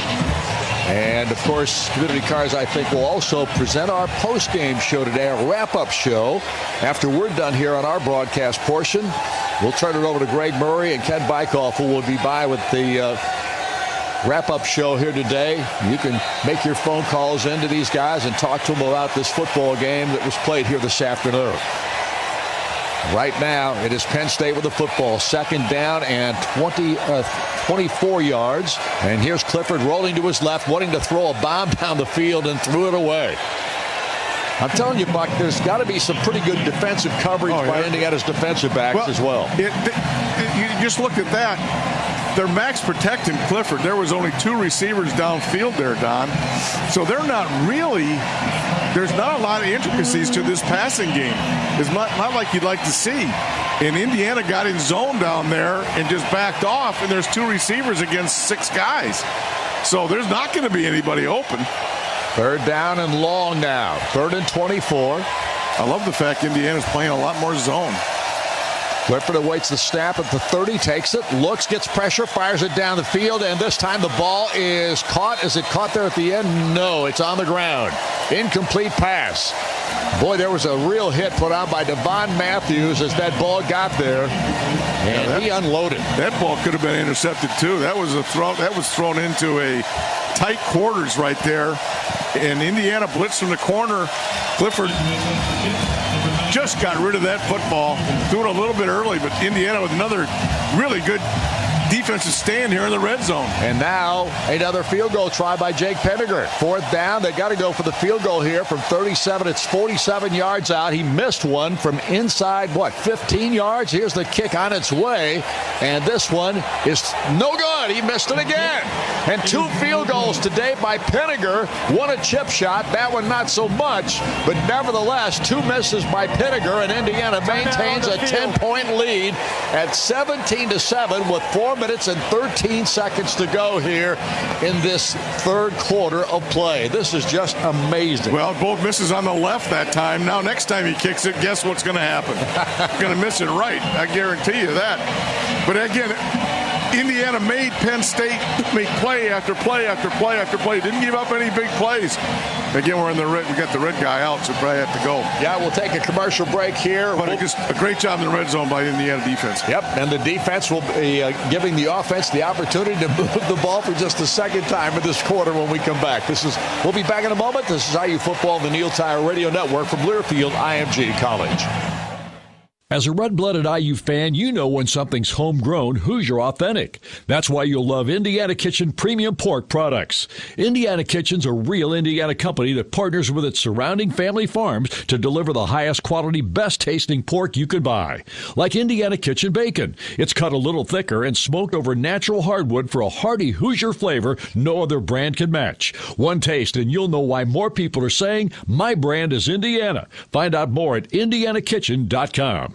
Hoosier fans, the IU football season is here, and so is an exclusive offer from Neil Tire and Auto Service. You just became an instant winner. Provide this code, IUCOOP30, at any Neil Tire store and receive $30 off any set of 4 Cooper tires and a free alignment check. Again, that code is IUCOOP30. This offer expires January 30th, 2021, so hurry in to Neil Tire and take advantage of this special offer. And remember, Hoosier fans, nothing beats a Neil deal. Indiana University Online has more than 170 programs to help you meet your career goals. At IU Online, you'll earn a diploma with lifetime value, one that says Indiana University. IU Online combines the content you'd expect from a top research university with the flexibility to fit your schedule. With IU Online, you take courses developed and taught by IU faculty, and you'll exchange ideas with classmates from across the country. Whether you're looking for career advancement or new skills, your success starts at IU Online. Get started today at online.iu.edu. Indiana's offense comes out on the field, and right now the Hoosiers with a 10-point lead and now taking over the football after a second miss by Jake Pittiger, the field goal kicker for Penn State in this contest. And Indiana maintains a 10-point advantage. The offense didn't do anything the first time they had the football in the third quarter. And now they have another opportunity here. And Buck, they haven't done much the whole game, just 100 yards of total offense. And yet they're leading by 10. Yeah, all that matters is points, Tom. Stevie Scott's in there once again with Michael Penix. 3 receivers to the near side. Penix is back to throw this one. Looks over the middle, fires the football, and it is picked off. And the interception is made by Lamont Wade. Penix threw the football. Freifogel, I think, was the intended receiver on the play. And Indiana makes their second mistake of the game. Well, he threw the ball downfield into coverage. I mean, there was no chance there. A little pressure, maybe not. I felt like there was a little pressure coming at him. But I think he had a little bit of pressure. But, boy, that's a terrible mistake by Penix. He has not played well. Let's pause 10 seconds for station identification. You're listening to Indiana University football.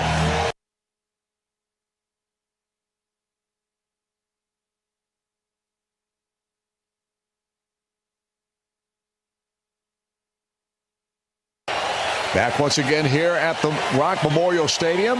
Devin Ford in the backfield with Sean Clifford as Penn State takes over after Indiana makes a big mistake. Here's the throw down the field, and it's up in the air for anybody to catch, but there was nobody there.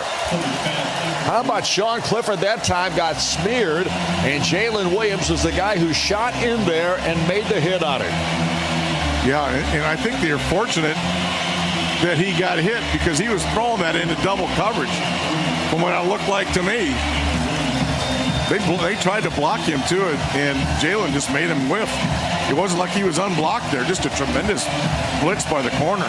Williams and Johnson have been terrific for the defense today, as has Micah McFadden. Right now it's second down and 10, however, for Penn State at their own 43-yard line. Here's the snap. Handoff goes to Devin Ford, and he goes nowhere. Picks up 1 yard. James Miller makes the tackle on the play. Terrific job by him. And it'll be a third down and 9 scenario now for Sean Clifford in the Penn State offense. Yeah, that was just a bad read by Clifford. It looked like there. It looked like that was going to be an RPO where he could throw it if he wanted to. And he gave it, and there was no chance of that play going anywhere in the running game. Ford stays in the game at running back. Clifford in the shotgun with 3 receivers left, 1 to the right. Third down and 9. Ball at the 44-yard line of Penn State. Indiana's defense trying to get another big stop here. And the snap back to Clifford. He looks, he runs, he looks to his left, he's still looking, he fires it finally, and the ball's caught, but was he out of bounds? They're going to say it's a catch. Catch was made by Daniel George on the far sideline, and a big gainer down to the Indiana 41-yard line as they spot the football there.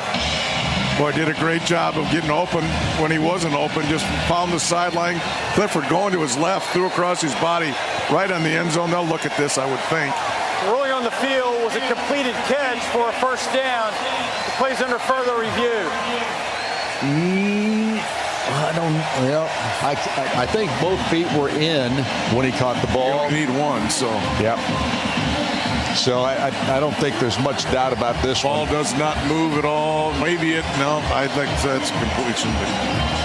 Yep, couldn't tell there in that particular view quite as well. But I can't argue with the call. Looking to see if the ball moves after it hits the ground there, but looked like he had it secured to me. Yeah, I agree with you. No, don't do that. So they're taking a look at it. This shouldn't take long either, should it? I mean, how long did it take us? Not long. Not long? Not after you've looked at the reviews. I don't get it. I just don't get it. And then they got an official. I wonder if they have to go through command center every look. Mike Maria's got an idea already. I wonder if there's a procedure where they have to look at every camera angle before they make a decision or something. I've never heard that. Review, the ruling on the field stands. Completed catch. First down, Penn State. Well, Buck, I'm just telling you. You tell me what? We came up with the call long before they. You know what I think it is? Honestly, I just figured it out. They get paid by the minute.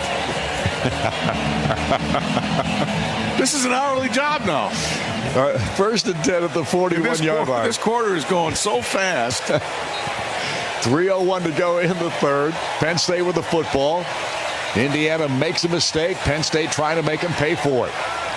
Indiana's got a 10-point lead. Here is a little dump pass out here in the flat, and a nice defensive job on Brandon Strange, the tight end who made the catch by Indiana's defense there. Tywone Mullen came up. Brian Fitzgerald as well. Mullen tried to celebrate right there, and then he went out and went, heck with it. I just made a good play. I'm going to go back and play. He tried to come up with something and went, heck with it. Second down and 9. Good play by Tywone, though. He is special. Yeah, I put Reese Taylor in there as another guy that's played well defensively, too. Been a bunch. Here's a little throw to Freiermuth, the big tight end, and, man, they can't stop him. He comes up with big play after big play. He's bailed out Clifford several times. Yeah, that was a one-handed catch right there. He's dropped one, but he has made some plays. And I tell you, Matthews just kind of hung in there with him today. Thomas Allen on the stop. Here is the handoff to Ford, and he leaps forward for the first down. It was 3rd down and 1. What are we doing here? The ball get fumbled? No, there was some extracurricular. Fitzgerald threw him on the ground after the fact. Ooh, didn't see that. Yeah. He looked like he tried to get up and like he, rolled over somebody. Fitzgerald just picked him up and flipped him on the ground. Well, right now it is 1st and 10 at the 30 now of Indiana. Hoosier defense needs to stiffen up once again. Ford to the left of the quarterback, Clifford. Clifford wants to run it himself. He does right up the gut. And he slides down inside the 20-yard line, or they're going to mark him right at the 20. Now, that's not a first down if they're going to mark him right there. Well, they've already moved the chains. The one chain is moved. The other guy hasn't. Yeah, go back. And he finally does. It's 2nd down and inches. And again, there's where the slide just kills you. I mean, he really went down about the 16, 17 maybe, but they spotted him at the 20. Guys are changing in and out for Indiana here, and they're ready to snap the ball. Now the official moves out of the way. That helped Indiana a little bit. Clifford awaits the snap, gets it. There was movement on the left side that time, and the flag comes down. I think it was a procedure. Another penalty. Yep. Penn State is not playing very well. Devin Ford makes the run, but it's not going to count. Ball start. Offense, number 53, 5-yard penalty, 2nd down. Indiana has played is playing a better coach game today. I mean, Penn State's doing a lot of silly stuff. They've had a lot of penalties. They've overcome some of them, but they have not been a sharp football team in this opener. 2nd down and 6, we'll call it. And Clifford looks to the sideline. Ford to his right. 2 receivers right side. Dotson and Washington. Here is Clifford. Dumps it out here. It comes to Strange and the other tight end. He comes up with a tackle. Is tackled, and 2 flags come down. As Devon Matthews is the man over there to make the stop. I think that's going to be holding. I would agree with you. That's where it came from. It looked like it came out of the backfield. Holding. offense. Number 5, 10-yard penalty. Second down. Jahan Dotson is the man who was guilty of the hold, the wide receiver. And so that's going to come back too. And Penn State they're the ones that are, absolutely shooting themselves in the foot. Well, at one point, about 1 minute ago, it was 2.5 a yard. Now it's 2nd and 15. So the ball back at the 35-yard line. And I'll tell you what, this quarter is almost over. This will be the last play of it unless it's an incomplete pass. And Indiana has run 6 plays. Now the officials are having a discussion as the clock wound down to 10 and the clock now stopped.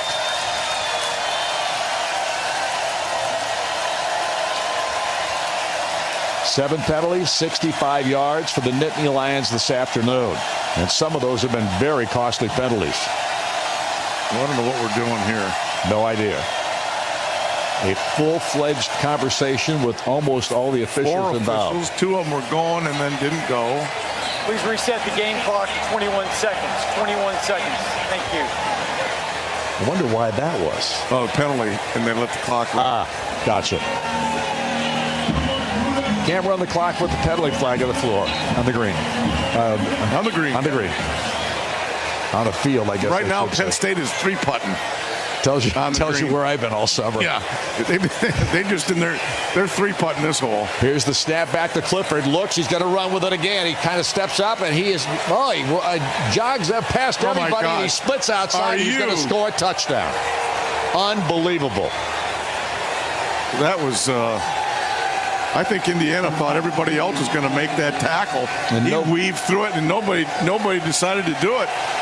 That was bizarre. Unfortunate run for Indiana right there. And really a bizarre look to the run. It looked like the whistle, like Indiana thought the whistle blew at times. I agree with you. And people are running around and missing him. And I mean, you see that one? Johnson looked like he thought it was touch football. Unbelievable. I mean, he reached out and it touched him. Like, sometimes when you can't tackle in practice, you know what I mean? Yep. You get in the game and lose track. Oh, I got to tackle, especially early. That's what that looked like. And it's a touchdown at the end of the third quarter as Pinniger now tries to add the extra point and does. And the score is suddenly 17-14. That's the end of the third quarter. Indiana leads Penn State by 3, with Penn State scoring on a brilliant run by Sean Clifford after Indiana looked like they may have gotten them stopped. Whatever the case, we've got a football game here at Memorial Stadium in the fourth and final 15 minutes of this one coming your way in a couple of moments. We'll be back. This is Indiana University football, the Neil Tire Radio Network from Learfield IMG College. What if a car company didn't just build better cars, but help build something more? Like community, family, futures. That's exactly what Honda is doing right here at home. We're building the award-winning Civic and CR-V and the stylish, smart Insight Hybrid. All 3 made in Indiana. We're Honda, and we're building something more together. From your Central Indiana Honda dealers. Here come the Hoosiers. Hey Hoosiers, check out this special offer from Papa John's benefiting the IU Dance Marathon. All football season long, get 30% off online orders at regular menu price. And 10% off the discounted price will be donated to the IU Dance Marathon in support of Riley Children's Foundation. Available online only at papajohns.com with promo code IUDM30. Remember, enter promo code IUDM30 at checkout and get 30% off online orders at regular menu price. Only from Papa John's. Better ingredients, better pizza, Papa John's. Not valid with any other discounts. Delivery fee and taxes extra and are not subject to discount offer. Sometimes in life you're dealt a bad day. So when disaster strikes, call on your MVP, your most valuable partner, Total Restoration. Whether it's your home or business that's hit with water, fire, or mold damage, Total Restoration is the team to call 24 hours a day, 7 days a week. Total Restoration General Contractors. They're online at trgci.com or call them at 317-548-6449. Total Restoration, official sponsor of Indiana University Athletics. Once again here at the Rock Memorial Stadium, 15 minutes of football remaining on the Central Indiana Honda Dealer scoreboard. Indiana leads 17-14, but the Nittany Lions will be kicking off after scoring the touchdown that has pulled them within 3. Reese Taylor is back deep to receive as Jordan Stout is out there to kick off for Penn State. And the boot is on its way. A low driver. Man, this guy can boot it on a line drive out of the end zone. That's what I like about it. He doesn't pretend to kick with any height or hang time because he doesn't care. He's just going to line drive that puppy out of the field. And it's unbelievable how hard he kicks it. Oh, that thing is going about 70 miles an hour. You know that they, on certain field goals, longer field goals, they use him. He does it. But it can't be very, but it's not very high. No, it's not. I think you got a chance of blocking it. Well, Indiana's offense that has struggled this entire game. They have 100 total yards in this contest. Picked up none in the last series. And now Michael Penix is out there trying to get him going, and he's in an empty backfield with 3 wide receivers left, 2 right. He looks to throw it, finally gets rid of it. Caught out here by Stevie Scott out of the backfield. He may have picked up a yard. Maybe. Yep, they're going to give him 2. That's a good spot there. Ellis Brooks comes up with a defensive play to knock him out. But that was a fortunate 2-yard gain, 2nd and 8. Nothing downfield, and he got pressure and found a release, a low release to Stevie on the sideline. Penix now stays in that empty backfield. They stay with 5 wideouts, including Scott. Penix looks to the sideline, snaps his fingers, and now the ball back to him, and he fires it down the field. Freifogel, the intended receiver.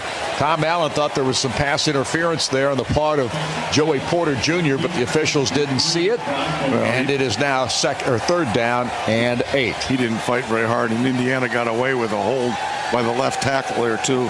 They're not calling that. They're just not calling holding at all on pass plays. Whop Phillier slides to the left side. 1 wide receiver right. That's Freifogel. Penix today has not been on target like he normally is. Mike gets the snap. Steps up, throws the ball out here, and this time it is caught by Miles Marshall for a first down. And that was a big catch by Marshall over there at the 42-yard line. A big reception. Tariq Castro Fields on the coverage, but Indiana's got a big first down there, and that was a terrific throw by Penix. Big-time arm right there on the sideline. That's a long throw. He can make that. So now it is 1st and 10. Indiana lines up quickly. Quick snap. Penix wants to throw it. Looks downfield. Going over the middle. And this is incomplete. Whop Phillier was the intended receiver, but that was wide. Indiana's receivers are having a tough time getting open. Oh, they're not open. They are not open. I mean, but that's a 2-receiver route against a 5-man coverage. So you're going to struggle doing that. Again, Indiana's the same situation. Penn State, max protection, trying to give the quarterback time. But boy, I tell you what, they're thrown into a really stacked coverage a lot of times.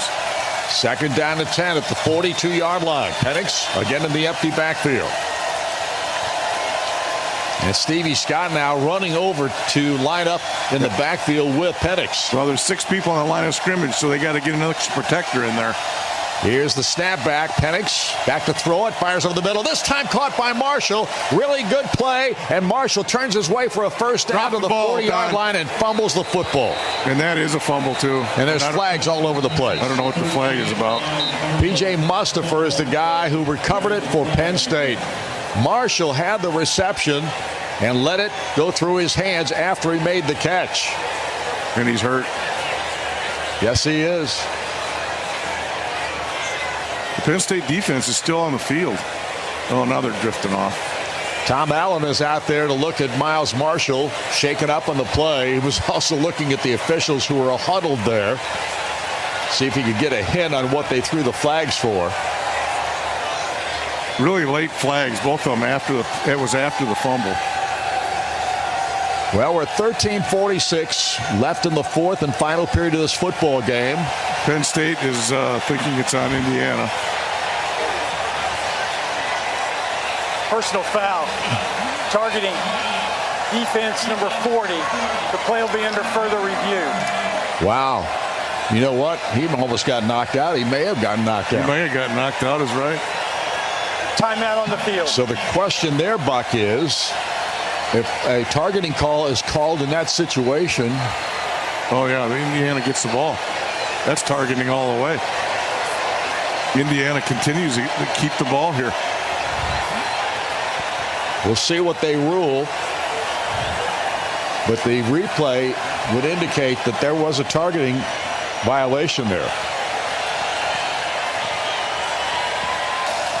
Well, the only thing you don't know is it looked like targeting to me. Of course, last time we played these dudes, it looked like we had targeting, and they didn't call it either against Whop Phillips. Yeah, exactly right. Exactly right. Well, look at Whop going out there to say something to Miles Marshall. Man, he looks like he is really.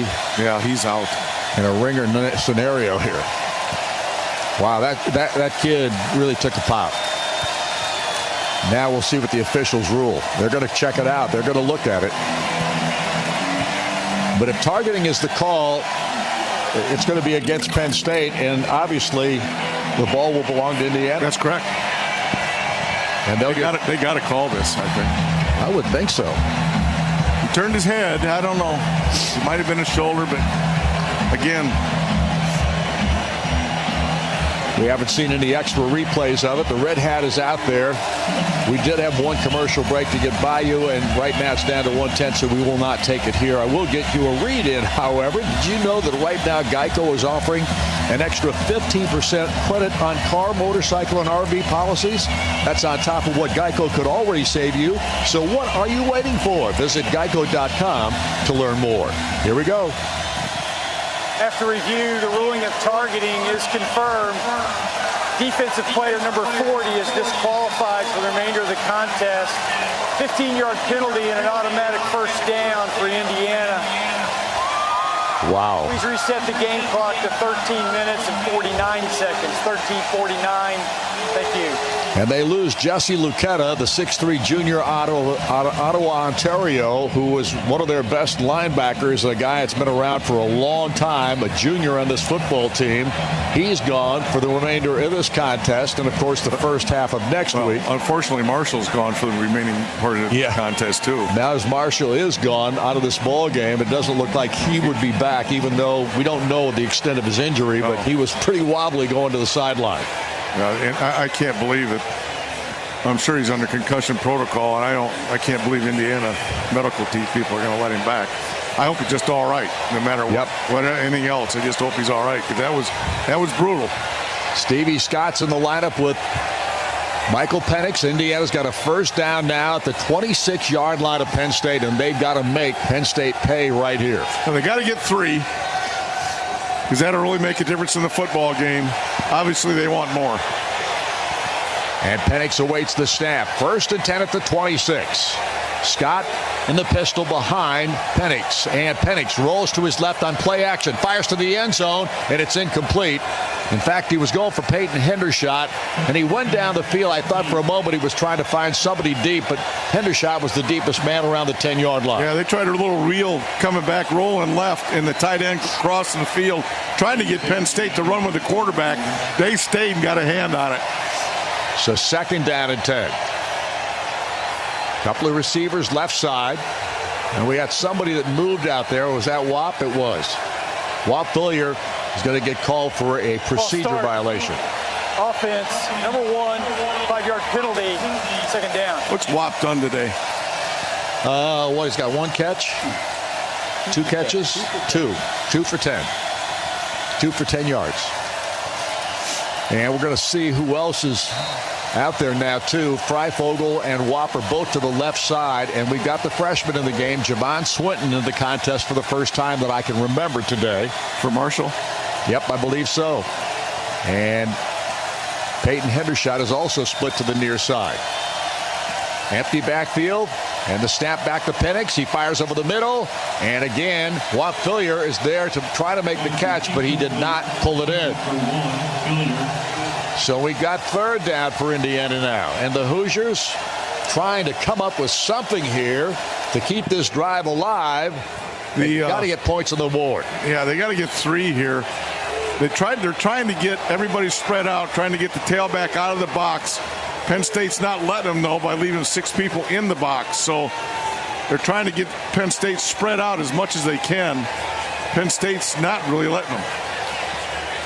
Mike Penix steps back in the Shotgun formation with Penix, or rather Smith or Scott to his left. Now Bex, here's the snap, down the throw. Mike Penix throws it incomplete. Wide of the intended receiver that time, and that was Freifogel. And I'm telling you, they are not open. Indiana is not open today, and Penix has got to be perfect, and he hasn't been. My apology. That was actually Jacoby Hewitt was the intended receiver there. Hewitt. He wears 2. Freifogel wears 3. And now Charles Campbell comes into the ball game, and he's got a bomb here. 49 yards. 49er. It's big. This is big. Hayden Whitehead will hold. Ratcher will snap it. He does. Ball's down. Kick is up. And the kick is long enough. And it is good. And Charles Campbell bombs through a 49-yarder here. And Indiana has taken the lead to 6, 20-14 with 13:18 on the clock here in the fourth quarter. And that's your All-State good hands field goal. And we'll be back in a moment. The Central Indiana Honda Dealer scoreboard has 20 on the board for IU and 14 for Penn State. This is IU football on the Neil Tire Radio Network from Learfield IMG College. What do you ask from a friend? Trust, support, a helping hand? So why not ask that from your health insurance? With individual and family health insurance from CareSource, you're not just covered, you're covered with kindness.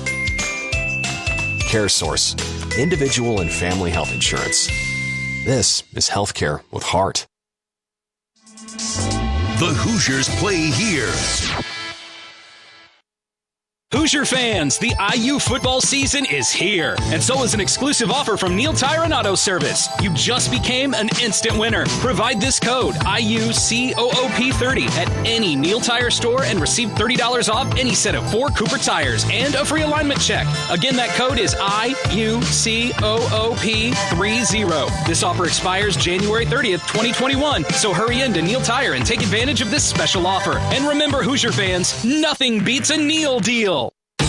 If you're talking about it, We've got a lot going on with the Indianapolis Colts. I love Colts win Monday. We're talking about it. All right. Big 10 week, we got football again. Woo! I'm not going to beat the proverbial dead horse. This is a game you have to win. It was a refocus. It was doing what we thought they should have been doing. Make an argument. I'll make a counter argument. I'll say something. He gives a counter argument. 93.5 and 107.5 The Fan.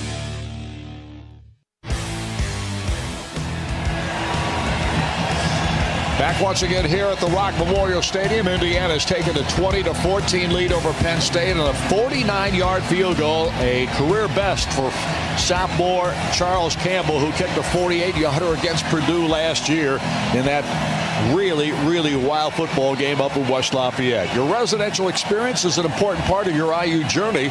Choose Hunter Bloomington Properties because you should love where you live. HunterBloomington.com. Ready to go here with a kickoff. Indiana now up 6. Now the defense has to really step up again. Devin Ford and Lamont Wade are the deep backs for Penn State. Got a little wind. Jared Smuller is the man who will kick it off for Indiana. His first kickoff into this direction was not very good, and they ran it right back up the chute. Looks like he's got the wind with him. He does. Based on the flag. It's behind him. And he boots this one high in the air, end over end, coming down just inside the goal line, and they're going to put the knee down. I'll tell you, Devin Ford really wanted to take that one out of there, but he decided not to when he puts the knee down. He was tentative, though. He did. He bounced around a little bit. Looked like he wanted to take it out, but he decided the better of it. So the ball comes out to the 25-yard line. And now Indiana Buck has got to stop one of those long drives that Penn State's been able to put together 2 or 3 times in this game. Yeah, and they have dominated the clock. They just have, again, good news and bad news. Penn State has got the clock behind them because they control the ball. But Indiana's not giving up any big plays, so it just takes forever for Penn State. Now, the one big play at the end of the third quarter, or the quarterback run, was ridiculous. but it was a huge, big play. Here's Sean Clifford taking the snap, looking to throw. Now he's going to run with it, and he'll slide down right around the 16-yard line. Well, they look at where they Oh, the 26-yard line. My apologies. Look where they spotted it, though. I mean, wait. Yeah, because he keeps sliding, and every time he does, they've spotted about 4 yards back of where you think they're going to slide. As soon as he starts to slide, that's where it is. It's not where he lands; it's where he starts to slide. That's why it's protecting the quarterback. But boy, I tell you what. You lose a lot of yardage going that way. 2nd down and 9, a gain of 1. Clifford takes the snap again, looks, now fires it, and it is caught by the big tight end for a first down. Freiermuth had to go to the ground to catch the football, but he's at the 42-yard line, and that's a huge gain for Penn State. Well, full blitz by Indiana, 0 coverage, no free safety. Everybody came. They didn't even come close to Clifford there, and he got a big completion. I mean, that is full blitz. And then no pressure. That's not good. 1st and 10 at the 42 of Penn State. The handoff goes to Ford inside, and Ford carries for about 3 yards, gets it to the 45-yard line where McFadden makes the tackle for IU. He's right where the football is supposed to be. Early in the game, he missed one. That's about it. He's been around the football making tackles all day. 2nd down and 7. There are a lot of players on this defense that have played well today. There's just no doubt. Jamar Johnson and Jalen Williams, Reese Taylor. Those guys have all made plays in this ballgame. Snap back to Clifford. Hands it off to Ford again. Ford this time is wrestled to the ground. Down at around the 49-yard line. It's going to bring up 3rd down and 3. Now, here's a situation you get into. Is they're probably in 4-down territory here. They got confidence in their defense to some degree, I think. Sure. Why wouldn't you? And you got to get 7-6. So this play call is made with the idea we may run 2 here. Clifford awaits the snap. Ford moves to his right, takes the snap. Handoff goes to Ford, and he's got a first down. He almost broke it. He came across the line of scrimmage, picked up about 4 extra yards to the 30 or 44-yard line of IU. Jalen Williams makes the tackle. Other than the quarterback run that looked like a comedy act, Indiana's secondary has really tackled well in the open field. The quarterback run was ridiculous. But other than that, they've tackled pretty well in the open field today. They have. The ball's at the 44 of IU, however, and they've got to get a stop. 1st and 10. Here is Clifford. Takes the snap, fires the football, and knocked away there by Devon Matthews on a really nice play that time on Freiermuth. He just dove in front and was able to knock the ball to the ground before he got to Freiermuth. He couldn't have any chance to catch it. Yeah, man coverage, and he didn't get him run off, and they broke on the football perfectly. Just a beautiful break on the football. Kept his hand off him and knocked it down. Just put that on a highlight reel somewhere. That's textbook. That is textbook. 2nd down and 10. Ball at the 44 of IU. Clifford takes the snap. Looks to throw. Now he's going to run with it. Gets caught. Got away. Still trying to run to the sideline. Does. Bounced out of bounds right around the 41-yard line. A gain of 3.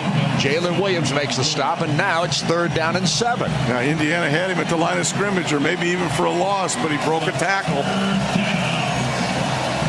So the ball is at the 41. Hoosiers need a stop right now. And the closer they get to goal line, it's almost certain with the clock running down, 10 minutes left, that they're in 4-down territory. Probably not here, though. You think? Oh, I think so, yeah, I do. I mean, unless they don't get any yardage out of this. Here's Clifford taking the snap. He's going to get hit. He'll go down. They'll lose a yardage on the play back to the 44-yard line. Great job by the defense. Devon Matthews was one of those guys who came in there that time. That was a full blitz there again. That time they got home. And Jovan Swan was there involved in it. So a whole bunch of people that were involved. Aaron Casey was also on top of the pile. So the ball is down, and they're going to be forced to punt it away. And, boy, the defense finally steps up. Yeah, again, when you lose yardage there, it forces them to punt the football here. You can't go for it on 4th and 10.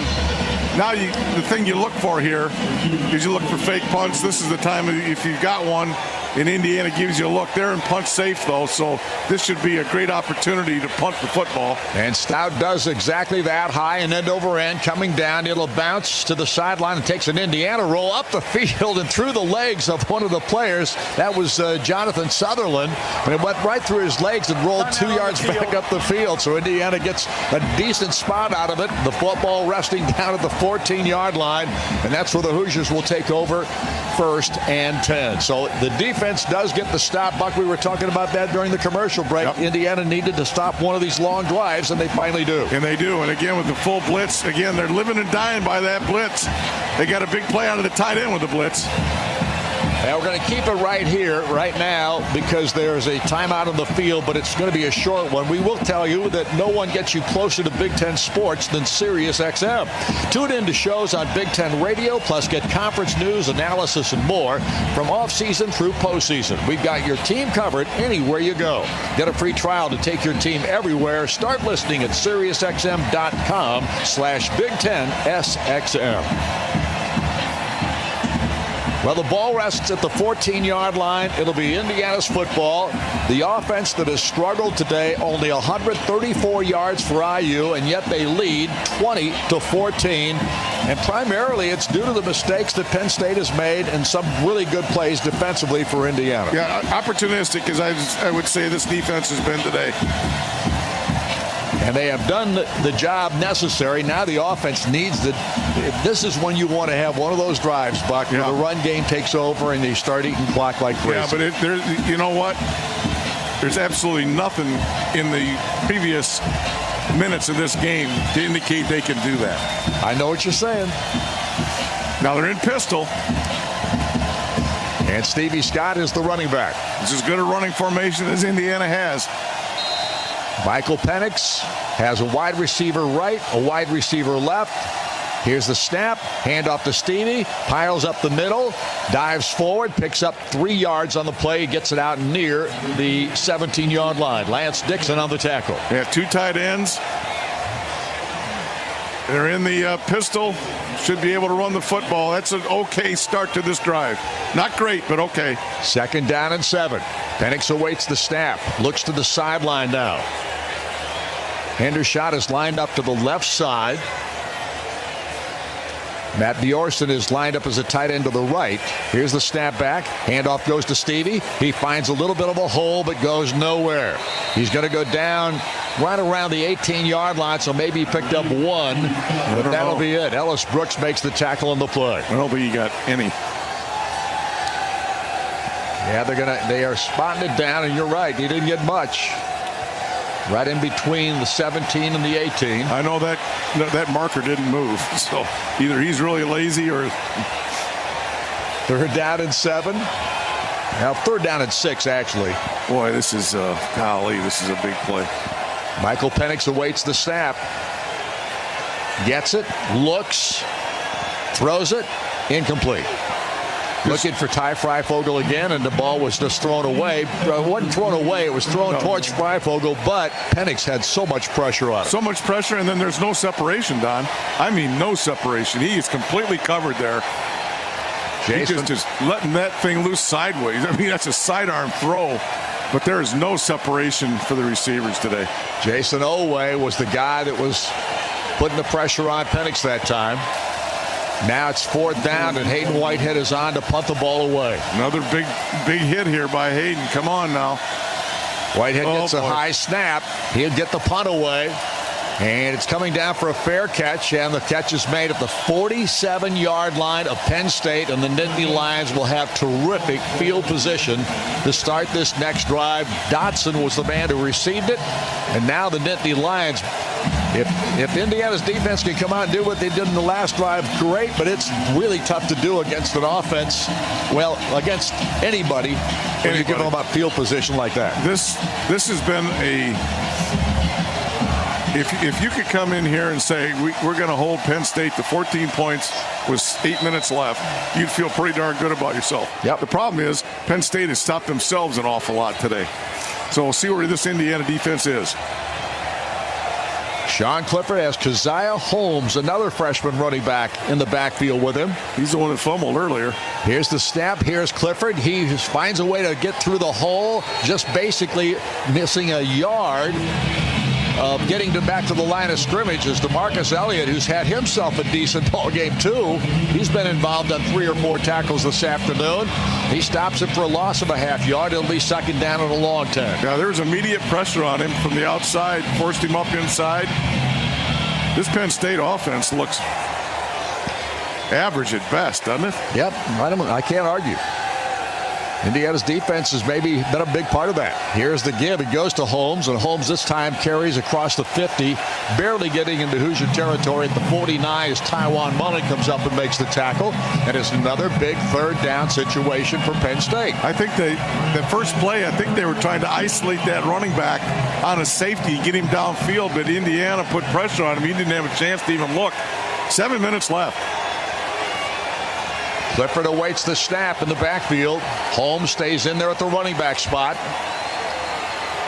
Clifford takes the snap, looks, throws the football, a bomb down the field, and Parker Washington, no, he can't make the catch, but there's going to be pass interference called on Tywan Mullen.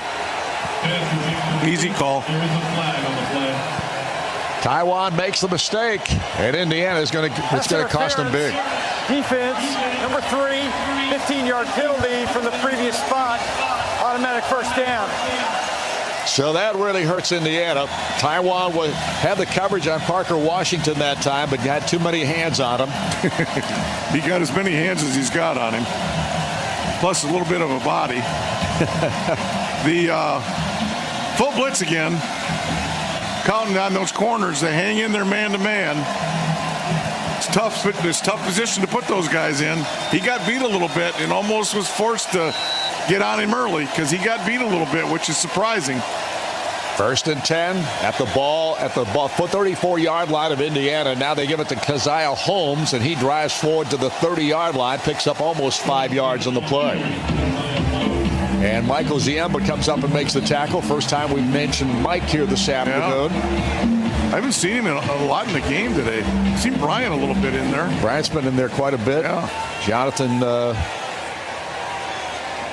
Bird is, I'm sorry, I'm spacing on his name here off the top of my head. Jonathan King has been in there some too at the defensive end.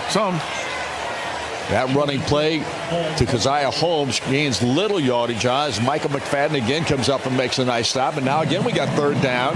But this is 4-down territory, no doubt. Yeah, I don't think there's any question here with 6 minutes left. So all kinds of changes for Indiana defensively again. I'd look at a Freiermuth pass right here. And Clifford awaits the snap, gets it, and hands it off. And do they get him stopped? They do. But it's going to be about a yard short of the first down. And McFadden again was involved in the tackle. But initially, Jalen Williams and Jamar Johnson both had something to do with that stuff. It's a long yard. Yep, 4th down and 1. And the ball just shy of the 25-yard line. It's going to be 4th down, and Indiana needs a stop in a big way. I'd say this is the ball game, but Indiana's offense doesn't give me a lot of confidence that they can run out the clock if they do stop them right here. Kevon Lee is in there at the running back spot. He's the big 6', 230-pounder. He gets the call, and he gets hit, and he will go down. They stop him. And he got stopped right at the 25-yard line, or just shy of it, and Indiana will take over the football. What a job by the defense there. Cam Jones comes up and makes the big pop, and Indiana forces the turnover. Yeah, they just they ran that linebacker blitz right in there, and he got on his legs. And then it was strong in there. I mean, that was strong in there. They just overpowered that good Penn State offensive line. Now what we're going to do. So Indiana takes over the football with 4 minutes and 55 seconds to go. And Penn State's got all 3 timeouts. And it's an eternity. It is. There's no question about it. But, Buck, you got to feel good about this defense. You do. You do. They've been opportunistic. They've made plays when they had to. You know, it's one of those bend but don't break deals today. Well, right now, they have done exactly that. It's 1st and 10 for IU. Stevie Scott in the ball game. He gets the call. He tries to run. He gets a yard. 2nd down and 9. It'll be interesting to see when they start using their timeouts. Some people have been using them a lot earlier in the games lately because it gives them an opportunity with more offensive time on it if you use it earlier. Whop Phillier, Ty Freifogel both split to the far side. Now it's an empty backfield as Scott moves out here to the near side as a wideout. Now Penix looks over to the sideline. Play clock is down to 10, so they got plenty of time to get the snap away. Empty backfield for Penix. Michael awaits the snap, gets it. Looks over the middle, looks, fires the football, caught by Phillier, avoids one tackle, dives forward, and gets down right around the 32-yard line. Why did he fall down? Don't know. Turf Monster might have got him.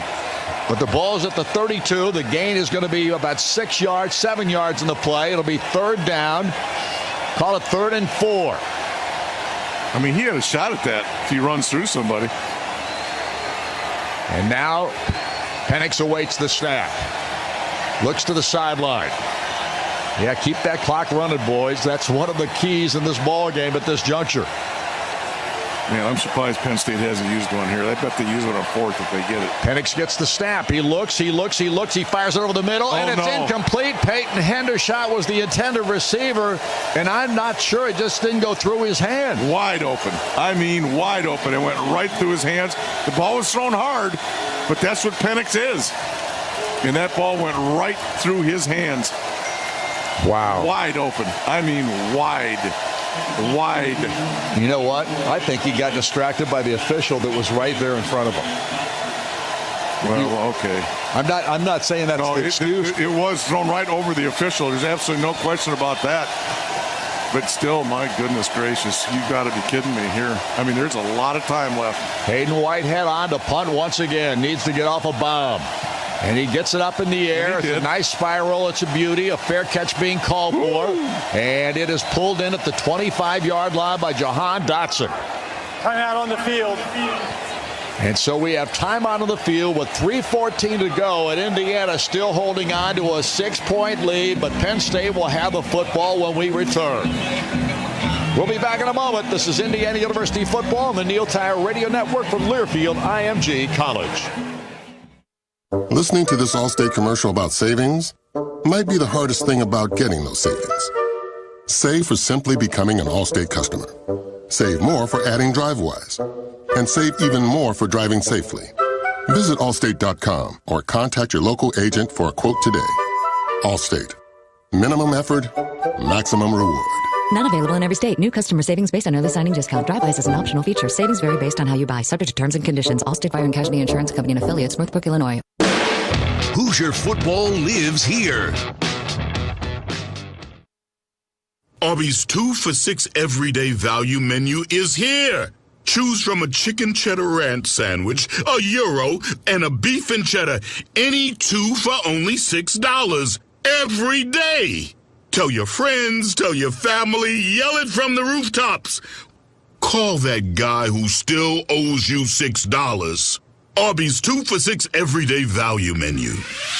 Arby's, we have the meats. At participating Arby's for a limited time. Hoosier fans, the IU football season is here. And so is an exclusive offer from Neil Tire and Auto Service. You just became an instant winner. Provide this code, IUCOOP30, at any Neil Tire store and receive $30 off any set of 4 Cooper tires and a free alignment check. Again, that code is IUCOOP30. This offer expires January 30th, 2021. So hurry in to Neil Tire and take advantage of this special offer. And remember, Hoosier fans, nothing beats a Neil deal. 1st and 10 at the 26-yard line of Penn State for the Nittany Lions. Here's the throw down the field, and Clifford misses his target over there. Incomplete. And it will be 2nd down and 10. Ball will come back to the 26. Penn State takes over after Indiana has forced to punt it away. The offense couldn't get it done again. They have been held to 144 total yards in this contest today. I can't remember the last time that ever happened. 2nd down and 10. Pete Pihos might have been playing. The defense, it's on them today. No doubt, question about it. Devin Ford is in the backfield with Clifford, who takes the snap. Clifford looks downfield. Now he's going to run with it. He's got some open field to run, and he's picked up the first down as he headed out of bounds. Gets to the near sideline and picks up good yardage on the play as he runs it out of bounds. Clifford today has made as much damage with his feet as he has with his throwing arm. More. Yeah, he's ran the ball really effectively, and of course he ran for the big touchdown here in the fourth quarter. You know, good news is even when you run out of bounds in under 2 minutes, the clock still keeps going, so the clock's still running. 2 minutes and 43 seconds remaining. I wish. And 1st and 10 is what I was trying to say. Here's Clifford back to throw again. Looks. Now it starts to run. Now fires it on a bomb to Dotson, who's wide open, and he's going to go for the touchdown. And Indiana has a broken play there defensively, and they make the Hoosiers pay. 2 minutes, 30 seconds to go, and Penn State scores on a bomb, and the only one they've thrown today. And it was a broken play completely. The quarterback was scrambling. He almost ran it and then looked up and found him. Safety came down. They're in man coverage. The middle of the field is completely wide open. Blown coverage, I think. Some people are playing zone. Some are playing man, it looked like. But that middle of the field was completely open. Now the kickers missed 2 to the left. Let's see what happens.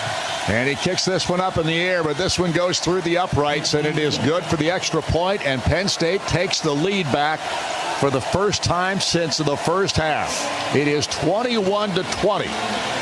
Penn State now leads Indiana with 2 minutes and 30 seconds left, Buck. We have seen the last 2 times these teams have met. It's been a one-score football game. Both times, of course, Penn State was able to win it. And now we're back in that same scenario unless Indiana's offense, which has been really struggling throughout the day, can get something going big time. Well, it's going to be in Michael Penix's hands and these receivers' hands now. I just don't think they can run it in this situation, although Stevie's a guy that can make a big play. Well, the Red Hat just came out of the field, and I don't know what he's doing. I saw him give the waving sign out there, which is mean the floater. Well, Indiana's not coming out, so it must be on. But although the timing clock's not going either. No, that's why I'm not going to send it to the studio. Oh, he's giving a thumbs up. Yep. So they're going to go here, I think. Well, they're going to kick it off into the.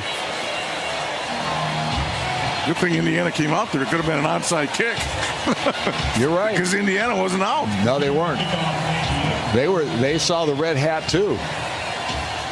So I think they were kind of in hold mode there. Well, they're probably recovering some shock. Because I know I am a little bit. Be sure to listen to the CommunityCars.com post-game wrap-up show. Greg Murray and Ken Bykoff standing by, broadcast live after every ball game, and they'll be taking your phone calls yet this afternoon. Here comes the kickoff. Ooh. And it's an up-in-the-air one, but it's definitely in the end zone and bounces out. Reese Taylor will not even take a step toward moving it to go in there to catch it. He didn't even move. So it'll be 25-yard line, and Indiana will have to go 75 yards. Well, they don't have to go that far, but they're going to get it into Penn State territory to give themselves a chance. They got to get enough for a 50-yard field goal, because he can make it from 50. No question. Now, it's up to Penix. Marshall's out, so one of your starting receivers is out. This should be number one's time. And now, if he's as good as he wants to be. Michael Penix waits the snap. Stevie Scott to his right. Penix steps up. He gets hit and he goes down. Sacked on the play. 77 got beat. He got hit. He goes for a 6-yard loss back to the 19-yard line. Jason Oway was the man who got to him. 213. Now it's 2nd down and 16. Snap back to Penix. He gets hit again and goes to the ground again. And who got him this time? Shaka Toney, the other defensive end. And they line it up over our left tackle and just beat him like a drum. Timeout, Indiana. Their second. This will be a 30-second timeout. The left tackle got beat twice, once inside and once outside. So Indiana calls timeout. Caleb Jones is the guy that's struggling out there right now. I don't mean to throw him under the bus, but facts is facts. Well, fans, show your pride with the official IU Athletics MasterCard debit card from IU Credit Union. Choose from 6 great IU designs and show everyone you're a Hoosier. Visit any branch or see them online at IUCU.org. IU Credit Union, an official partner of IU Athletics. Indiana's only got one timeout left, too, Don. They had to use one earlier on defense down at in the red zone. So if Penn State gets them stopped, the game's over. Well, from stadium to street, field house to home, here's to all those stars that steal the spotlight from your Central Indiana Honda dealers, proud supporters of IU Athletics. Right now, they got 2 to get, 20-something? Yep, 22 yards. They are back at their own 14. Here's Michael Penix taking the snap. He rolls to his left. He's being chased hard, and he gets away, throws it down the field, and throws it away because that's all he had there. There was nobody to throw it to. The coverage on the receivers today has been phenomenal. Phenomenal. Can't get open. That time they chipped that. They tried to help the left tackle or the tight end chipping him, and they rolled out that way and still couldn't get that defensive end protected. I mean, he just ran him right out of bounds. Now it's tough.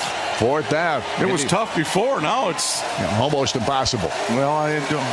It's not impossible, I said. No, okay, almost. Okay, I'm with you. I'm always with you. 4th down and 22. Penix takes the snap. He throws it down the field, and jumping for it is Ty Freifogel, and he couldn't pull it in. No flags on the play, and the ball will belong to Penn State. And this ball game is all but over. All they got to do is 40 seconds kneel, yeah. Lamont Wade is the guy who had the coverage on that play. Penix threw it down the field, and there was the big problem. The big problem there was, just on the throw itself, the throw was there. It went through his hands. Yep, it went through his hands. He had to leap for it, and maybe there was just a fraction of a second missed timing on that, but. Well, he was double covered, too. He'd have had that tough, even if he caught it, to bring it in would have been a tough duty. Had he done that, it would have been a first down, though. Yeah, I mean, you can't throw the football better than what Penix did on that last throw. Can't. But the offense today has just not been productive. 133 total yards. Plays under further review for potential targeting. What? Well, that would be a whole different ball game. That would be a whole different ball game. Targeting. Interesting. Well, right here at the end, the safety comes up and hits him. No, misses him. Ooh, look at that head go back there. Yeah, he hit him in the shoulder. I don't think you can call this. Well, it is the head and shoulder area, right? Right. Watch this. Oh, man, that's targeting. I don't know. He leads with the hands. I don't know. This would be Penn State would go berserk, and if they don't call it, Indiana will go berserk, I think. I wouldn't call it. He never really got him with the helmet. I wouldn't call it, but that's just me. After review, there is no foul for targeting on the play. First down, Penn State. So I think that's a great. They looked at it though. Yep. I mean, a great job by the. I get on those guys. That was a great job by the officiating crew looking at that because that was a crucial play, and his head did snap back. Yep. But his hands hit first, and his head got turned to the shoulder pad. So I think it's a good no call. So Penn State with the ball at Indiana's 14-yard line. Now what? And the whistles blow again. You know what? The official went in the wrong spot. Geez, oh mean. Are you kidding me? He did. He went on the wrong side of the field. He did. He forgot who had the ball. So Sean Clifford awaits the snap. Don't think Penn State won't try to put another score on the board here, too. And they just hand it off, and Indiana's going to let him score. Yeah. Devin Ford just took the handoff, and Indiana didn't try to tackle him. They just let him score. Yeah. So the Hoosiers feel their only shot now, if Penn State kicks the extra point here, which they, I'm sure, will. Rolling on the field is a touchdown. So Indiana let him score with 1:42 left. That running back had an epiphany at about the 2-yard line, but then got in the end zone a little too late. Exactly. So they're going to let him. He looked down and went, "Oh, I shouldn't score." So they score the touchdown. The extra point will make it an 8-point ball game. This is pretty good thinking by this. It's a good Tom play. Allen staff. Exactly. Yeah. I give him credit. Just hate to do that though. But it's the only way. It's the only way they had a chance to win. Right. Kick is on its way. It is up, and it is through. And so now it is an 8-point game. We have one spot to get out of the way. We'll do it right here. This is IU Football, the Neil Tire Radio Network from Learfield IMG College. What if a car company didn't just build better cars, but help build something more? Like community, family, futures. That's exactly what Honda is doing right here at home. We're building the award-winning Civic and CR-V.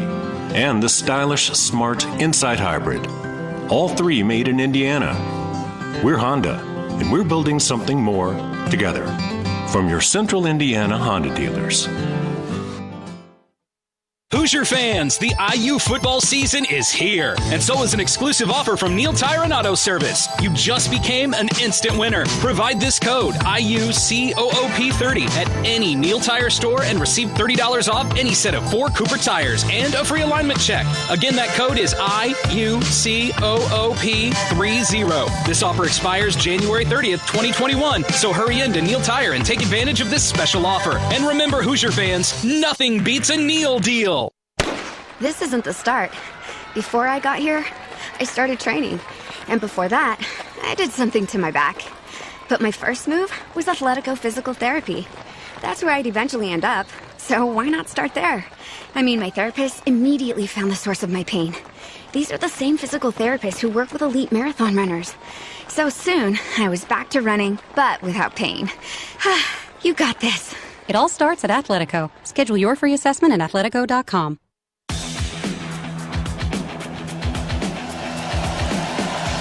Here's the kickoff by Penn State, and it goes through the end zone, so it'll come out to the 25 and a touchback, and Indiana will have 1 minute and 42 seconds remaining in this football game to score a touchdown and a 2-point conversion to tie it. 28-20 is our score on the Central Indiana Honda Dealer scoreboard.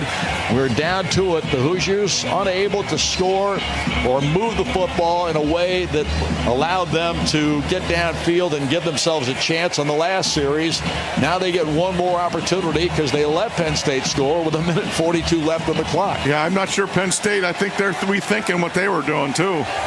Because if they kneel down, there's not going to be any time left to give Indiana the ball back. But now they've opened the door for Indiana. Michael Penix throws it downfield. Ball caught by Walt Fillier, and he goes out of bounds right at the 37-yard line. Indiana doesn't have to hurry with the clock stop now. I mean, they're going to hurry just to get set up and ready to go. But yeah, you got to keep in that mode, right, as much as you can, just because it's the way to do it. 1st and 10 at the 37-yard line. Michael Penix with Stevie Scott alongside in the backfield. Gets the snap. Michael looks. Here comes the pressure. He gets hit. He'll go down. And there's a flag. It's going to be a face mask. But I tell you what, the problem is their left tackle is getting killed. Killed. Odyssey Isaac is the man who was the guy who came in that time. And you're right, Buck. I mean, it's been pretty obvious. Personal foul, face mask, defense, number 20, 15-yard penalty from the previous spot, automatic first down. Adisa Isaac is the man who made the infraction there. And the ball is going to be moved all the way across the 50-yard line to the 48 of Penn State. And boy, does Indiana have an opportunity now. Right now, they're in Penix's arm range right now. I mean, that ball could go in if they can hold up. Now, the tight end's over there to help the left tackle right now. Here's the snap. Michael looks. He's got time this time. He fires the football, and the ball is knocked to the ground. And Ty Freifogel has had an impossible day just taking care of coverage from Tariq Castro Field. He can't get open. He just can't. This guy's been on him all day long, and he was on him that time. Great play by their defense. 2nd and 10. Just scares you right now. The tackle's got no help. Here's the snap. Penix looks, fires the ball. It's and offside. Incomplete. Offsides, Penn State. Penn State's going to be called for offside. You're right. I believe so. Yep. So that stops the clock again with 1:24 to go. And Indiana's getting break after break. Offside. Defense, number 18, 5-yard penalty, 2nd down. Shaka Toney is the man responsible for the penalty that time. I'll guarantee you, if I was lined up over our left tackle right now, I'd be anxious too, because he is making mincemeat out of him. I got 9 penalties for 95 yards today against Penn State. They've done everything wrong but lose right now. 2nd and 5 at the 43. Penix takes the snap, fires it, and it's caught this time. It's a 1st down and out of bounds. To stop the clock is the new freshman, Jamon Swinton, who's gotten a lot of rave reviews in preseason. And now, of course, he's getting his first opportunity. He was on the field earlier today, but hadn't been targeted yet, and now he has been. Gets his first catch for a 1st and 10 at the 30-yard line of Penn State. Boy, they're just hanging on up front. Penix awaits the snap. Timeout, Penn State. Charge timeout. Penn State, their first. This will be a 30-second timeout. You saw some guys with hands on knees, so there's no question. I mean, these players, you got to remember, this is the first football game of the season for all of these guys, and they are not in the kind of shape that they will be as the season progresses yet. Yep, there's no question about that, because game speed and game effort is totally different than anything else you're doing. What's back? The return of the prestigious Learfield IMG College Directors Cup, honoring college sports excellence across all competitive divisions. Follow along with L Directors Cup on Twitter or online to see which schools will be taking home a first-place trophy in June. Learfield IMG College Directors Cup, a premier institutional award jointly launched in 1993 by USA Today and NACDA. Well, Buck, it's down to the nitty-gritty with 1:19 to go. And as you pointed out, that 1:42 that was on the clock when this thing started is like an eternity. Oh, the eternity. And Indiana still got a timeout. And the ball resting at the 30-yard line of Penn State. 1st and 10. Indiana trying to somehow get away to get an opportunity to tie this game. Penix gets the snap. Pressure comes. He gets hit as he releases. The ball is caught right at the sideline by the freshman Swinton. And he makes another. That was a terrific grab with the guy all over the top of him. That was Joey Porter Jr. Did he get out of bounds too? He did. Oh, my. And Penix took a shot. Penix, that was a tremendous play by Penix. I mean, there was people all over him. That ball came out of nowhere to get that ball to him. And now the ball's at the 20, 1st and 10. 1:12 to go. Penix awaits the snap, gets it. Does he have time? He gets rid of it, and it is caught. What a catch! What an unbelievable catch at the 6-yard line. Offensive player number 2's helmet's off. And Jacoby Hewitt made the catch, the sophomore from Cordova, Tennessee. What a catch that was, and another man all over him. And now the ball's at the 6-yard line. Unbelievable. That was just spectacular. Jacoby Hewitt, a redshirt sophomore. Throw and catch, because, again, he was getting hammered. He was. I can't believe he got the ball to him. I thought he was going to go down. I did, too. That ball's coming out of all different angles and firing out of it. 1st and goal at the 6. The gunslinger. Here's the snap. Penix throws it again, and this time it is caught. Another catch made, and this time it's Hendershot who makes the grab at the 1. Unbelievable.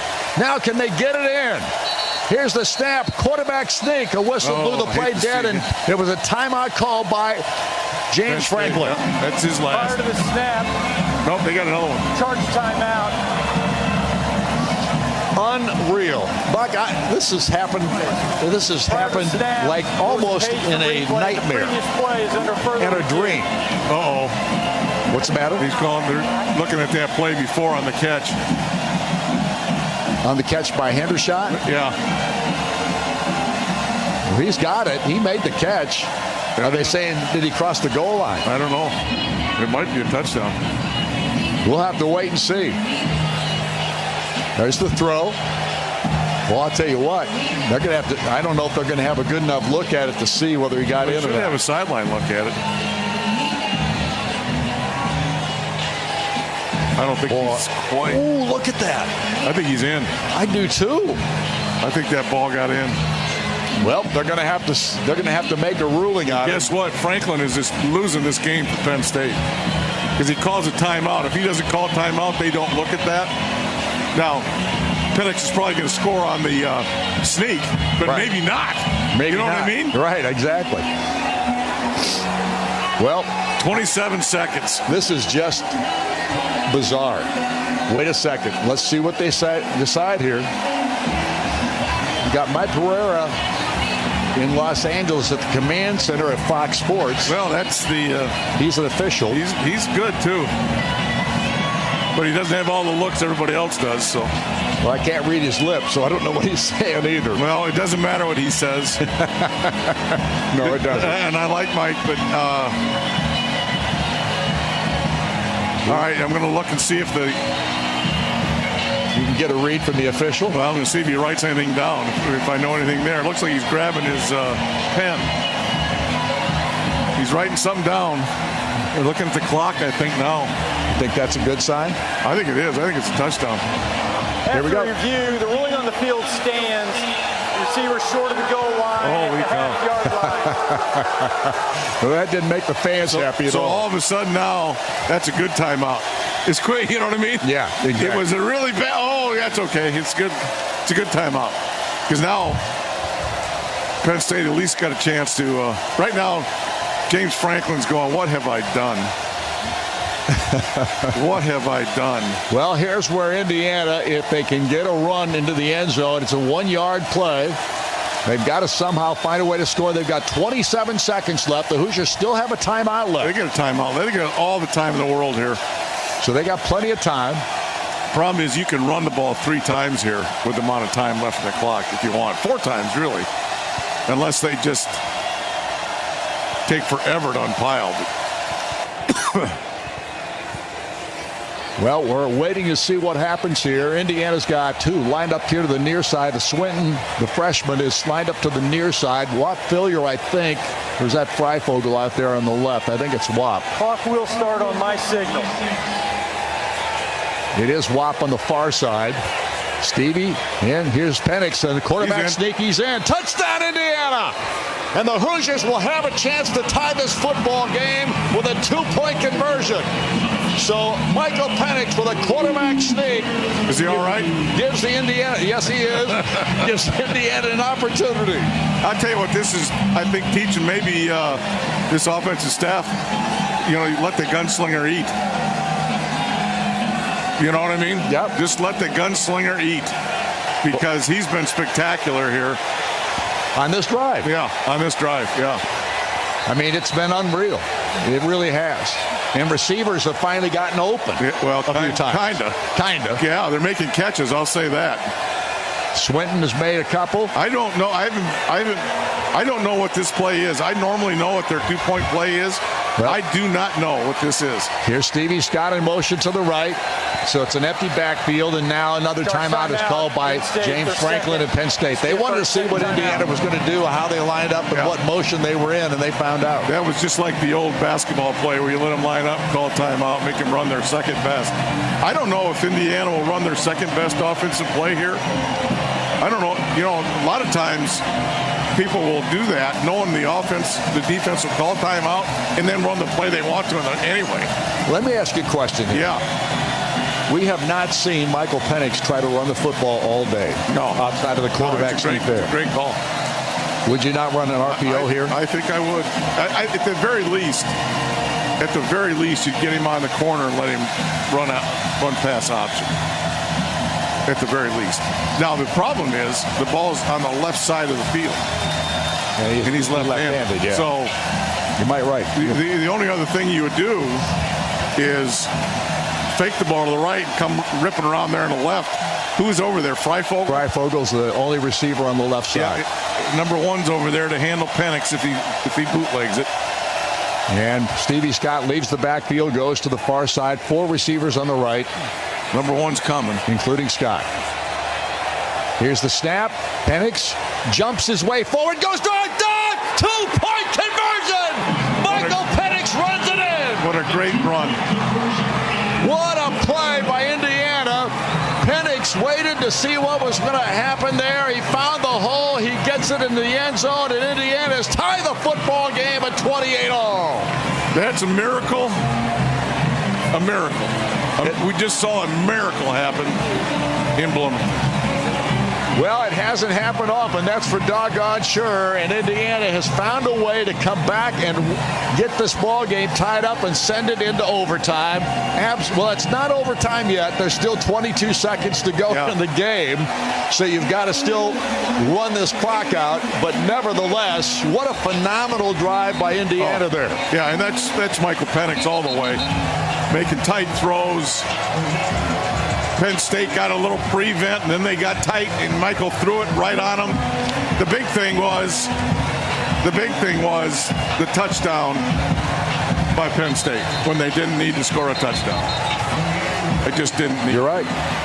That was a great play by Indiana. Great play by Indiana. To make the call to say, just let it score. But it should have never happened. No, Penn State should have taken a knee. Should have taken a knee. And they didn't. And he's going to have a lot of answering if he ends up losing this game. Because let me tell you something, the press in that part of the country is a lot nastier than it is in this part of the country. Well, Jared Smuller will kick off. Lamont Wade and Devin Porter back deep. Here's what you do here. Onside kick this thing, get it and throw it in the end zone. My apology. Parker Washington is now in the game, so that's a different receiver than they've had back there all day long. 22 seconds to go. Here is the kick, and it is an onside kick. Indiana onside kicked that ball. I don't know if that onside kicked it or not. Well, it looked like an onside kick because it never went anywhere. That's crazy, though, because now they're an out route away with a timeout to kick a field goal. You're right. To lose it. You're right. Daniel George is the man who recovered the football for Penn State. Now, I don't know. I mean, it didn't look to me like it was a normal onside kick. I think he was trying to kick it hard at somebody. You know what I mean? Yeah, I could imagine that. But they made a play. But my gosh, with the Smoller's leg, they could try a field goal from here almost. Well, this game is not over yet. 21 seconds to go. Clifford in the backfield. Goodness gracious. Here's the snap. Clifford wants to throw it. He gets away. He runs upfield. And they finally get him at the 40-yard line. And they put him on the ground with 11 seconds remaining. Should be 12. Taiwan Mullen made the stop. Penn State. That's it for them. Their third and final timeout. This will be a 30-second timeout. Well, I shouldn't say it's too far away for Jordan Stout because he's kicking a mile. They need 10 yards. We got an Indiana player down. They need 10 yards. They got to be exhausted on this defense. How many plays have they had to defend? I know. But they may have to go back in there again real soon. Michael Ziemba is the guy that was shaken up in that last play. Kind of looked like he was grabbing at a hamstring, but just not sure. 30 yards. I mean, they need a 10-yard play here. It takes 5 to 6 seconds to run a 15-yard out. Okay? So there's still plenty of time left. They have got to defend. They got to make this ball get thrown in the middle of the field. But the problem with that is the last time they threw in the middle of the field, it went for a touchdown. Right. So you got to defend the sideline, but you also can't let the middle of the field go wide open either. This thing's not over yet. 11 seconds to go. Penn State still with a chance to win the game in regulation. Sean Clifford awaits the snap. Here is the snap. Looks to throw it down the sideline and threw it out of bounds. He was going for Dotson, but he threw that one so high there was no chance for it. They're going to go for a field goal, Don. It's going to be Jordan Stout. I'm betting money on it. It's going to be a 60-yard field goal, 57-yard field goal. Yep, it's going to be Jordan Stout. He's the guy that they're going to stick in there. He's the kickoff man. They said if there were going to be long field goals kicked in this game, he would be the guy. This one is going to come from the 47-yard line, or closer to the 48. Get your hands up. So it's a 58-yard field goal try. Because this has got to be low-line drive. Now Indiana calls timeout, and that's their last one. Well, you can't bring them home with you, and you can't eat them. Indiana, their third and final timeout. This will be a 30-second timeout. So, Buck, yeah, there's still 8 seconds on the clock. If he kicks a field goal and misses it, they get a fourth down. They get the ball right. No, once you kick it, it's over. No, once you. Oh, yeah, that's right. It's because you change possession. Yeah, it's like a quick hit. Gotcha. But Indiana will get the ball there for one throw. Well, I'll tell you what, there's been a lot of strange things happen here in the last quarter. Well, Penn State's missed 2 field goals. They've got a fumbled loss. They've had 2 interceptions. They've had almost 100 yards in penalties, and they're kicking the ball to win the game. 463 total yards for Penn State, 188 for Indiana, and the Hoosiers have tied them at 28 all. But Penn State can win it with this kick from the 48-yard line. A 58-yard try. Jordan Stout, their kickoff man, punter, and long field goal kicker. No way he can make this. Kick is on its way. Oh, my God. Oh, it's up in the air, and it is short. And it's no good. Indiana will take over the ball with 3 seconds to go. Will Indiana run a play? I guess that's the thing you ask next. Will they run a play, or will they just put the knee down? I'd put a knee down. I think what I would do right now is I would take my fortune. My good fortune? My good fortune, and live to play another game. Boy, that was closer than I wanted it to be. And I also didn't want to look and see if we roughed him or not either. Because that would have been... And we are going to take a knee here. Yep. Boy, that ball was really close. And there's the knee. And that is the regulation time running out. It's a miracle. I'm telling you that right now. That's the end of regulation. You are correct. There's no doubt. On the field. 28-28 tie. We're going into overtime. We will be back in a moment. This is IU football on the Neil Tire Radio Network from Learfield IMG College. What if a car company didn't just build better cars, but help build something more? Like community, family, futures. That's exactly what Honda is doing right here at home. We're building the award-winning Civic and CR-V and the stylish, smart Insight Hybrid. All 3 made in Indiana. We're Honda, and we're building something more together. From your Central Indiana Honda dealers. Smithville has been a proud sponsor of IU Athletics since 2009. Smithville is your reliable local provider for gigabit speed fiber internet, as well as voice and security services, providing state-of-the-art services for your home as well as for businesses, big or small. Experience internet from a company that knows and loves the Hoosier in you. Call us today at 1-800-742-4084 or visit us at smithville.com.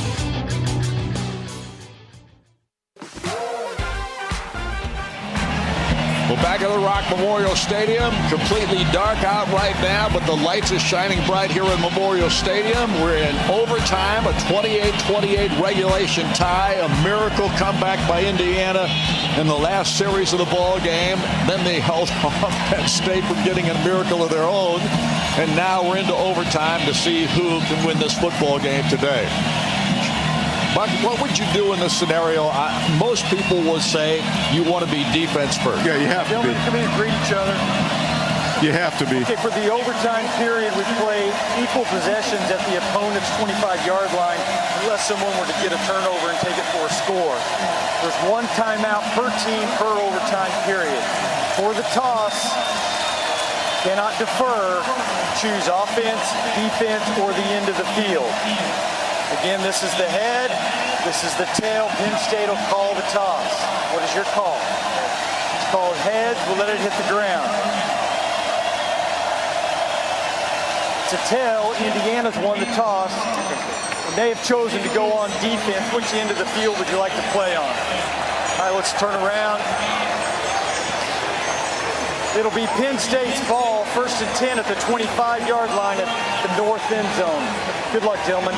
So Penn State will get the football first. Indiana wins the toss, decides to go on defense, which is exactly what you were hoping for, Buck. Yep. And now Penn State will have the first opportunity to put points on the board.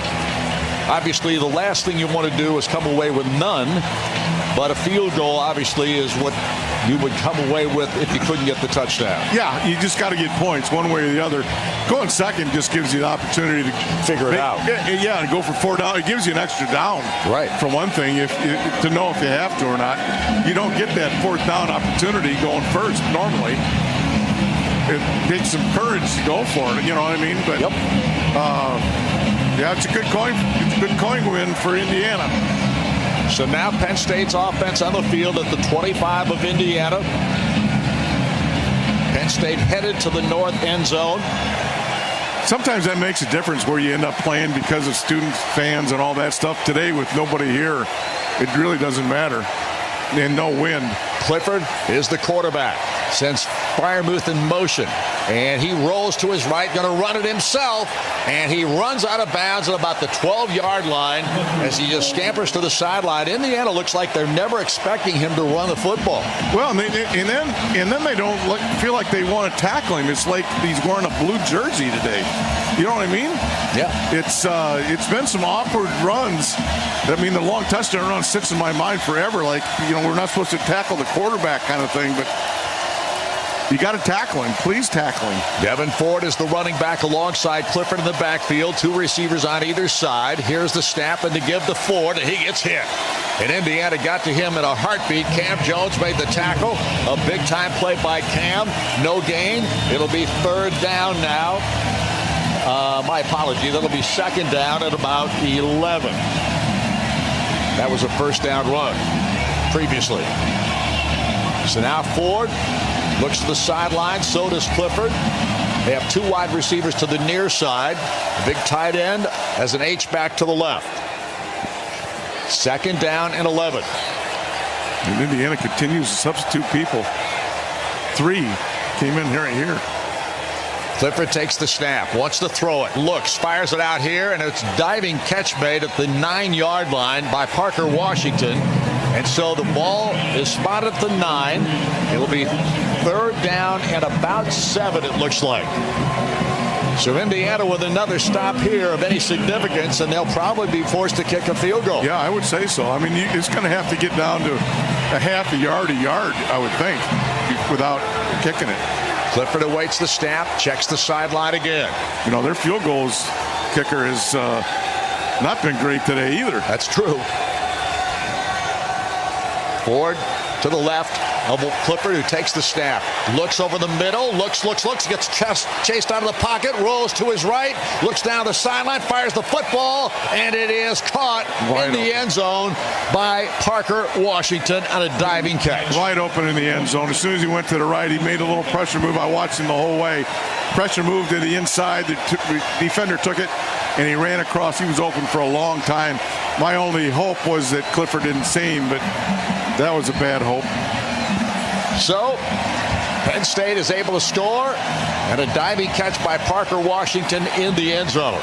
Now Indiana's got to be thinking, well, we'll see what happens with this kick here. But now they've got to be thinking, how much do I want to run the football? Yeah, boy, they were checking out that to see whether that was an actual catch, but it was. You know what I mean? Both hands underneath. Now, how much do I want to run the football, or to just let it in the gunslinger's hands? Yep. Here comes Pinniger to try the extra point kick. It is on its way. It is up, and it is good. So Pinniger atones, at least for the time being. He just hit one of those stand-up things. It's like one of those games at the carnival. You know, the ball hit. One of the stand-up fans out there? Yeah, one of the stand-up fans. He ricketed it right off his head. So now Penn State leads it by a 35-28 count, so they score on their first series in overtime, and Indiana now will try to do the same. Well, they know what they got, and they got 4 downs here. You know, it's 35-28. This is not a 35-28 game. No, it's not. Indiana is in a one-score game that looks like it should have been about a 4-score game. Yeah, what a weird football game this was. 2020, I guess, huh? Michael Penix ready to take the snap. Stevie Scott to his left. Here's the snap. He throws it to Stevie. Down the sideline he goes. He pounds his way forward, gets it to the 16-yard line, and a nice catch, and then a good run afterwards to Tariq Castro Fields on the stop. Yeah, good start. Really good start to the offense. Get Stevie involved. Good pass protection by our left tackle right there. He's getting tested. 3rd down and 1. Penix awaits the snap. Checks the sideline. Wide receiver to the right side is Javon Swinton, the freshman. Here's the snap. Handoff to Stevie, right up the gut. Powers his way down to the 9-yard line before he goes to the ground. They're going to spot it at the 10. But he dove forward to the 9. His knee was down at the 10, so it's 1st and goal to go for Indiana. Penix lines up quickly. Scott to his left. 3 receivers left. 1 right. Again, they check the sideline. Penix says something to the offensive line, steps back in the gun. Scott to his left. The snap. And handoff to Stevie Scott again, and he spins his way, but only for a yard or 2. Maybe a yard and a half. Shaka Toney makes the tackle on the play. 2nd down and goal at the 9. I mean, the field gets squeezed here. It's been hard enough for receivers to get open without anything behind them. You know what I mean, Don? Yep, I do. But maybe Stevie Scott and Penix is running the football as a factor here. Penix looks to the sideline once again. I would utilize him if there's the opportunity. Wap is in the slot to the right, Swinton to the right, and Freifogel to the left. Here's the snap. And a little dump pass out to Stevie Scott, but he's going nowhere. He's going to get dumped at the 9-yard line. So no gain on the play. It's 3rd down and goal. Jaquin Brisker makes the tackle for Penn State. First time we've said his name today. Well, there wasn't much there. I'm surprised they went to that. 3 receivers right. Scott to Penix's left. They check the sideline again. 3rd down and goal at the 9. This takes kind of the run out of it, maybe. Penix looks, takes the snap, looks over the middle, second guesses, fires, throws. Ty Freifogel, does he make the catch in the end zone? Yes! Touchdown! And Ty Freifogel ties this football game, or will, if the kick is made. Wap Billier was the guy who made the grab. Was it? It was Wap. I thought it was Freifogel. I saw him spin out there, and I thought I saw 3. They're going to look at it. My apology. I thought it was Freifogel who made the catch, but it was Wap Billier. Oh, Tom's called timeout here. Charge timeout. Indiana, their first and only timeout. Are they going to go for 2 here? Well, I think they're going to go for 2 here. At home. Go for 2? I don't know. I have no idea about that. I think the only thing you want to do is if your defense is completely busted, you know what I mean? If you got nothing left on the defensive side, you go for 2. But they're going for it. Well, interestingly enough, Indiana will have a chance now to tie this ball game again. Well, actually, to win this ball game now. They're going to win it here. Win it or lose it. I give them a lot of credit here. It's a hard-fought game. I don't know how much longer. You know, the protection of your players is another thing. You know, they played a lot of plays. You've had some guys go down with cramps. I think this is a good call. If they don't get it, it's a bad call, I guess. But I'm all for this. So Wap splits right. Swinton splits right. Freifogel's in the slot to the right side. Now they all come in a little tighter from the right side as far as the receivers are concerned. A little tighter to the right side. It's going to be a pick play into the end zone here. Scott is to the left of Penix. Penn State calls timeout. Freifogel. Their first and only timeout for this overtime period. Freifogel moved to the left side. They were in man coverage with the two receivers over there, so the pick was built in. The only thing I didn't know was that Wap was on the outside there. So they were going to probably run a post flat out there and then look at the post first and the flat second to see who gets the pick. That's what they were going to do. Now, timeout. I don't know what they're going to do. Well, we'll see. Obviously, they couldn't run it there. You're right. Penn State did not give them the run, and I think that's part of what they're doing here. If Penn State gets out of the box, if they don't have enough people in the box to stop the run, they'll run it. Well, Indiana's changed their call, too, because they're lined up in a different formation to the right, that arrowhead formation. Yep. With They can still do the same thing they were going to do out of this arrowhead. Well, they're going to, Yep. That's what they're going to do. Left. Penix awaits the snap. Freifogel set. Here's the snap back. Penix looks. He runs with it. Looks to the end zone. Now he tries to run it. He tried to dive for the end zone. And I don't think he got in. And wait a second. Oh, they say he did. They say he did. That ball was in his hands. That ball was not in his hands. They got to call touchdown here, though. You got to call touchdown so they look at it. Previous plays under further review. Here we're going to go. We're going to see it right here. You guys can't see it. He's down. He touched it. No, the ball went down first, Don. It did? The ball hit the ground first and then went up. Watch. Ball hit out of bounds even. Man, I got to see it right here. I want to see this. There you go. Watch. Ball is down. Right there. Point of the ball is out of bounds. Yeah, I think you're right, Bart. Yep. I think you're right. Are they not even looking at it? Yeah, they're looking at it. Yeah, they're looking at it. Oh, yeah. This is not, they didn't make it. It's going to be crushing. They're going to think they've won the game. And it doesn't look like they have.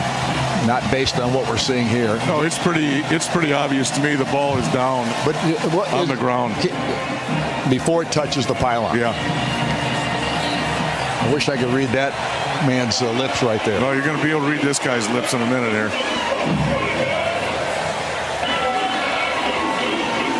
Well, the game's over. Yep, no matter what. Penn State 38 thinks. Yeah, he thinks that they. He was over listening. He was over eavesdropping on the play. Well, this has been a wild, woolly affair here in the last 30 minutes of this football I'll say game. this, without reservation, this is the best game played. I would say I'm going to go to the point, greatest game played today. Been wild, hasn't it? There's nobody played a better game than this anywhere in a long time. Some of the things that we've seen here at the end. Look at Tom on the 24-yard line there. I know. I see him. Down on one knee, waiting for him to make the decision.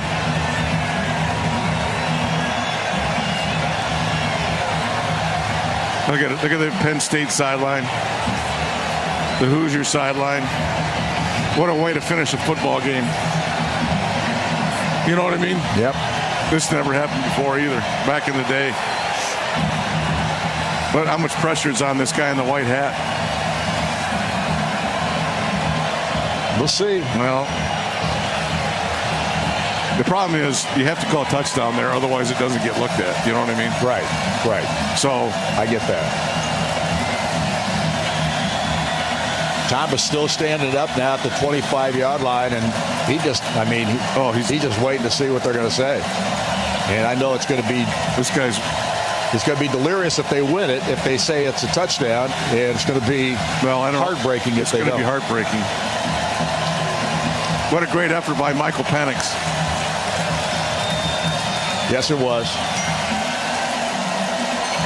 Here we go. After review, the ruling on the field stands. Touchdown. Oh, my God. Oh, my goodness. I'm glad I'm wrong. Indiana wins it. 36-35. Tom Allen jumping all over down there. People jumping on him. This football team has broken a long string to the Penn State Nittany Lions. Just the second time they've beaten them in 23 meetings now. And today, in most unusual fashion. Most unusual. But you know what? 2 weeks from now, it's going to be Indiana 1-0, Penn State 0-1. That's what it's going to say. Well, it'll be talked about for some time, Mark. Oh, it will. I mean, there's so many things. And honestly, I can't believe that they didn't overturn that. I really don't. To me, that ball hit the ground first. Well, all I can say is I love it. I know. I can't believe it.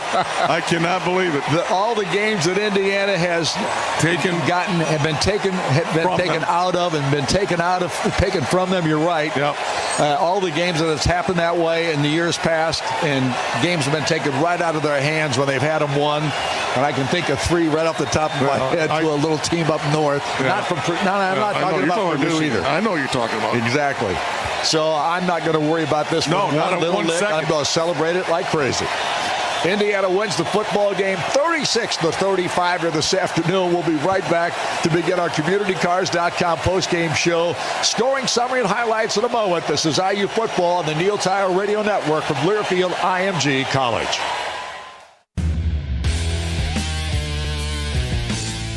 McAllister Rentals. The Cat Rental Store is your one-stop shop for rental equipment and shoring supplies. Tough jobs call for tougher equipment.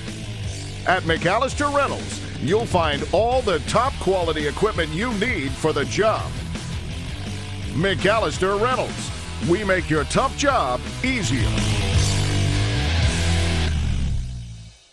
Hoosier fans, the IU football season is here, and so is an exclusive offer from Neil Tire and Auto Service. You just became an instant winner. Provide this code, IUCOOP30, at any Neil Tire store and receive $30 off any set of 4 Cooper tires and a free alignment check. Again, that code is IUCOOP30. This offer expires January 30th, 2021, so hurry in to Neil Tire and take advantage of this special offer. And remember, Hoosier fans, nothing beats a Neil deal. Smithville is your local provider of the best internet around and proud official sponsor of IU Athletics. Let's hear from IU Women's head basketball coach, Terry Moran. I'm Coach Terry Moran, and I want to tell you about the fantastic services of Smithville. Smithville offers the best internet at gigabit speeds from a company that knows and loves the Hoosier in you. To learn more about Smithville Internet and other services, call us at 800-742-4084 or visit smithville.com. To celebrate State Farm's surprisingly great race, we gave this game day jam surprisingly great lyrics. I want a race that's great. Who is this? Free him tonight. Hey, it's Jake. I want a way to save. Got the coverage on my brand new ride. State Farm race. Yeah, they're great. State Farm, State Farm, State Farm race. Like a good neighbor, State Farm is there. Hoosier football is right around the corner. You're listening to Indiana football. This isn't the start. Before I got here, I started training. And before that, I did something to my back. But my first move was Athletico Physical Therapy. That's where I'd eventually end up. So why not start there? I mean, my therapist immediately found the source of my pain. These are the same physical therapists who work with elite marathon runners. So soon, I was back to running, but without pain. You got this. It all starts at Athletico. Schedule your free assessment at athletico.com. Hoosier fans, IU head football coach Tom Allen here. It takes effective leadership, solid fundamentals, and great execution to field a winning football team. And that's what you're going to get from the team at IU Credit Union. See them for all your financial needs, from checking and savings accounts, auto loans, and home mortgage options to business lending and investment services, IU Credit Union has you covered. Stop in any branch or visit them online at iucu.org.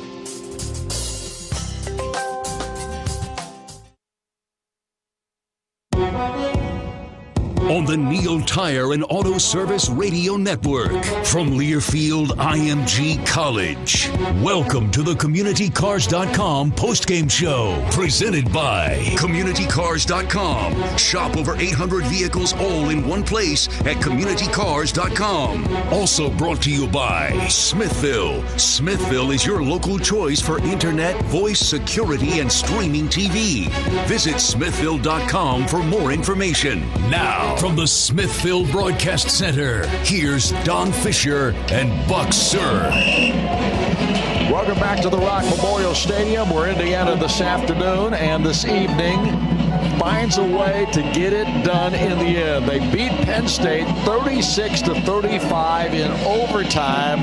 The Hoosiers scoring on a Michael Penix play at the end of this ball game on a 2-point conversion in Tom Allen's mind to win it or lose it, with a great call there. I think it was just a great call. I think the football team was wore out. Both sides were. Going to get her finished right there. And fortunately, it was a good call.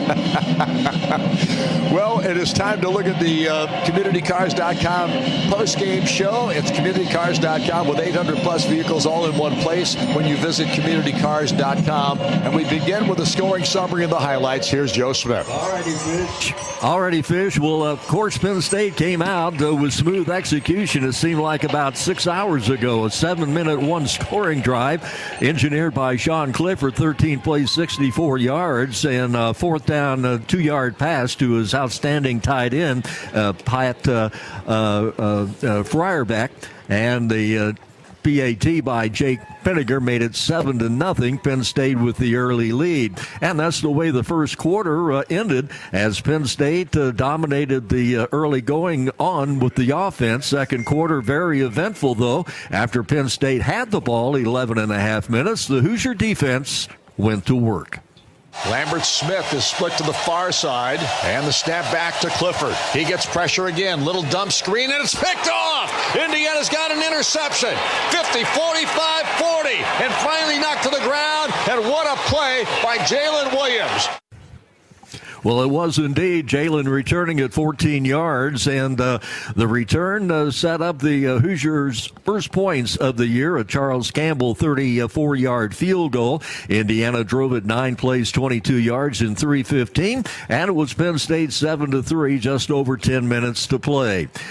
Elsewhere, as we look at Michael Penix, he got the offense rolling through the air, hitting Ty Freifogel for 21. Stevie Scott had a 15-yard run, and then Stevie was just getting warmed up in that drive. Scott moves to the right of Michael Penix. He takes the snap, takes the handoff. Stevie right up the gut, pounds over a tackler, and goes into the end zone with a dive. And Indiana has put 6 more on the scoreboard. 14 yards on the touchdown. Indiana 6 plays, 62 yards in 2 minutes and 2 seconds. And Indiana grabbed the lead 10-7 with 8:12 to play. The very next series, the Hoosier secondary stepped up again. Ford to his left. 3 receivers right, 1 to the far side. Here's the snap. Clifford looks, fires it over the middle, and it's picked off! Intercepted! Jalen Williams again! He's at the 5, down to the 4. Unbelievable! Jamar Johnson, a return of 17 yards, and on the second play from the Penn State 2, the Hoosiers up the score. Penix takes the snap, gives it to Stevie, dives forward. Does he get it in? Yes, touchdown Indiana. Scott's second score of the first half. Thank you, defense. 2 plays, 4 yards in a half minute. Campbell added the extra point, 17-7. Johnson forced a fumble. He played a heck of a first half. It was recovered by Jerome Johnson. It was Indiana's third takeaway, but a Scott fumble gave it right back to Penn State. But Jake Penninger's 25-yard field goal hit the crossbar, and the first half came to a score. as we move to the second half, the only score in the third quarter was the final play of the third quarter, a 35-yard run by Clifford. 8 plays, 57 yards, and 4:07. Pinniger added the extra point, and it was 17-14 headed to the fourth quarter. The offense sputtered, but Charles Campbell was summoned onto the field. Ratcher will snap it. He does. Ball's down. Kick is up. And the kick is long enough. And it is good. And Charles Campbell bombs through a 49-yarder here. And Indiana has taken the lead to 6, 20-14 with 13:18 on the clock here in the fourth quarter. Well, and that was the score as Fish described it in a minute 42. So Campbell's field goal, his first, second of the ball game, gave the Hoosiers the score. But Jawan Dotson connected, was on the receiving end of a 60-yard pass from Sean Clifford. Pinniger added the extra point. It only took Penn State to 3 plays, 74 yards in only 44 seconds. So with 2:30 to play in regulation, the Penn Staters went on top 21-20. And then things really got interesting. The Indiana coaching staff allowed the outstanding running back for the Nittany Lions, Devin Ford, to score a touchdown at the 1:42 mark. It was a 14-yard run in 5 seconds. I mean, it only took him 5 seconds, and Penn State had the lead at 28-20. Things then, Indiana had the football, and boy, I tell you what, a lot of great plays made in the final 1:42 of regulation. It all started with a Whop Phillier 12-yard reception. Michael Penix hit Swinton for 13. Javon came right back, had a 10-yard reception. How about Jacoby Hewitt on a 1st and 10 from the Penn State 20, caught a 14-yarder, and then Peyton Hendershot down to the goal line, a 5-yard catch, and Indiana knocking at the door. All of this accomplished in the final 1:42, and it was Michael Penix's turn to shine.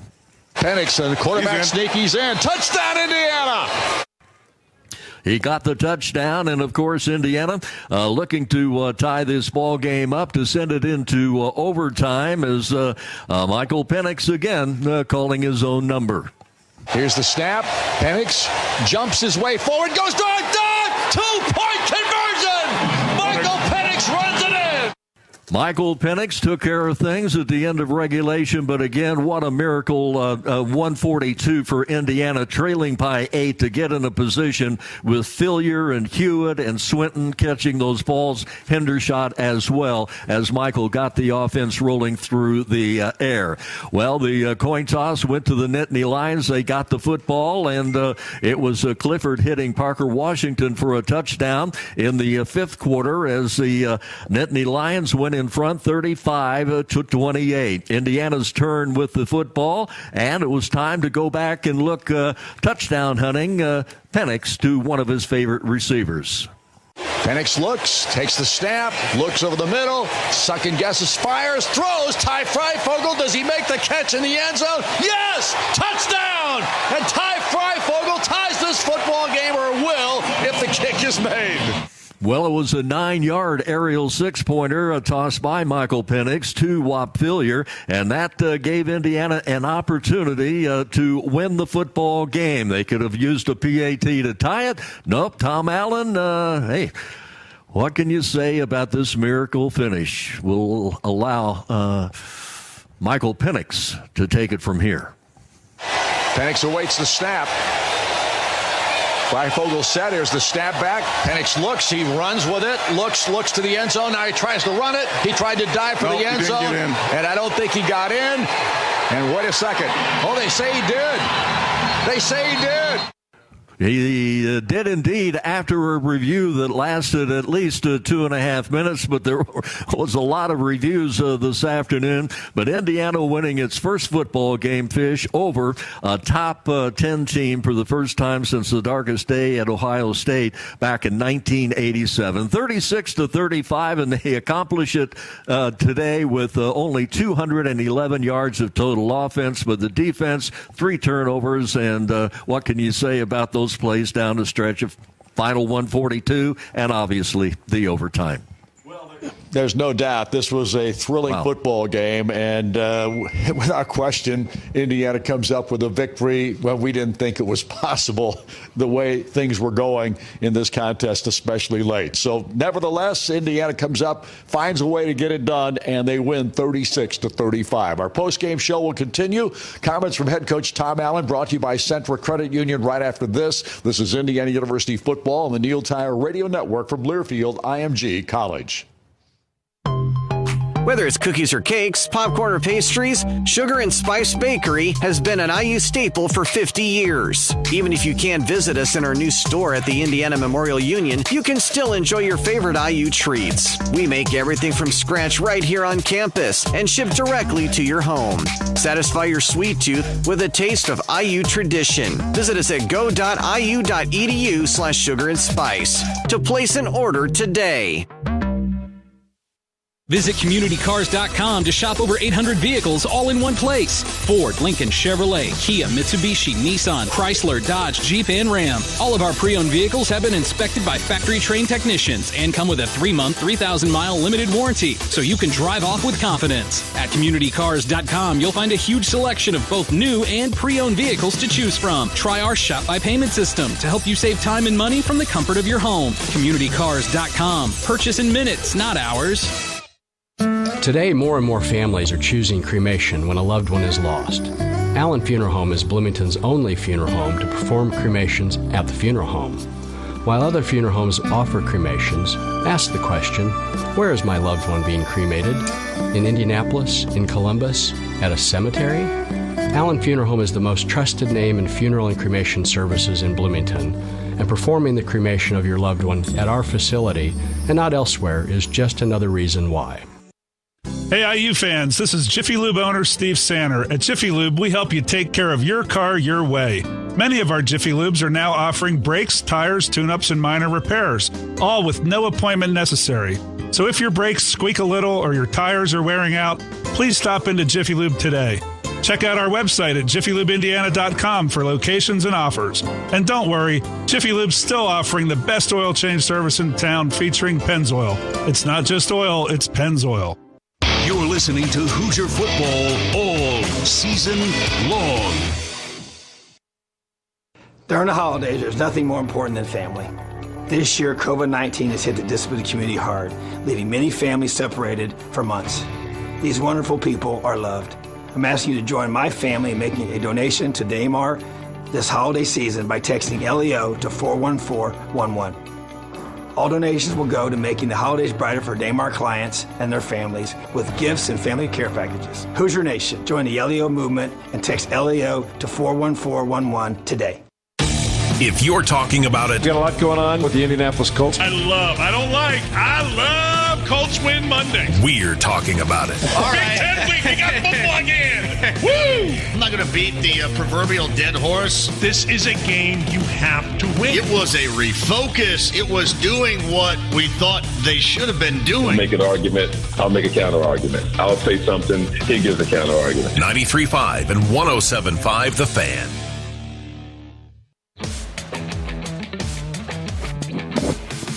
And welcome back once again to the Rock Memorial Stadium, where Indiana comes up victorious this afternoon in a thrilling overtime performance, 36-35. This final score of this contest today. Our head coach's comments are brought to you by Centra Credit Union. Centra, centered around you. Tom Allen has made his way to the microphone downstairs. And Tom, first of all, I can only imagine the jubilation in that locker room today after this thrilling victory over Penn State.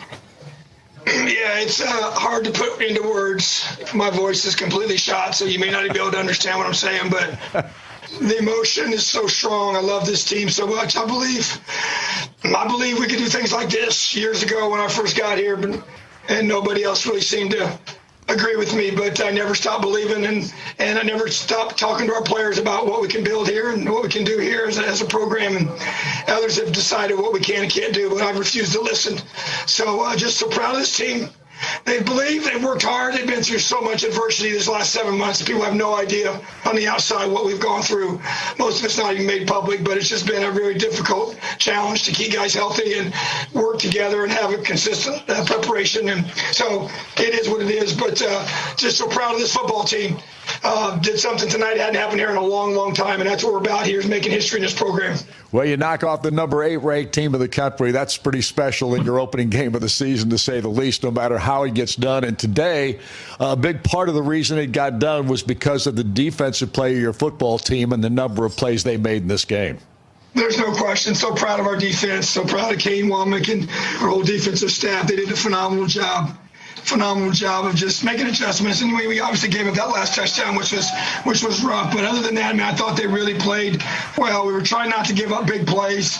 We felt like that's how we were going to beat them, was to force them to drive the football, try and create takeaways, and eliminate the explosive plays. And we did a pretty good job of that throughout most of the game, and just kept the big 4th down stop at the end was huge. And, we made that decision to let them score so we could at least have a chance to tie it up with a 2-point play to go to overtime, and that's exactly what we did. So, man, just so many emotions right now, but I'm just so proud of this team, and just very, very blessed and very thankful. Just thank the good Lord above for his blessings tonight. They're pretty intense.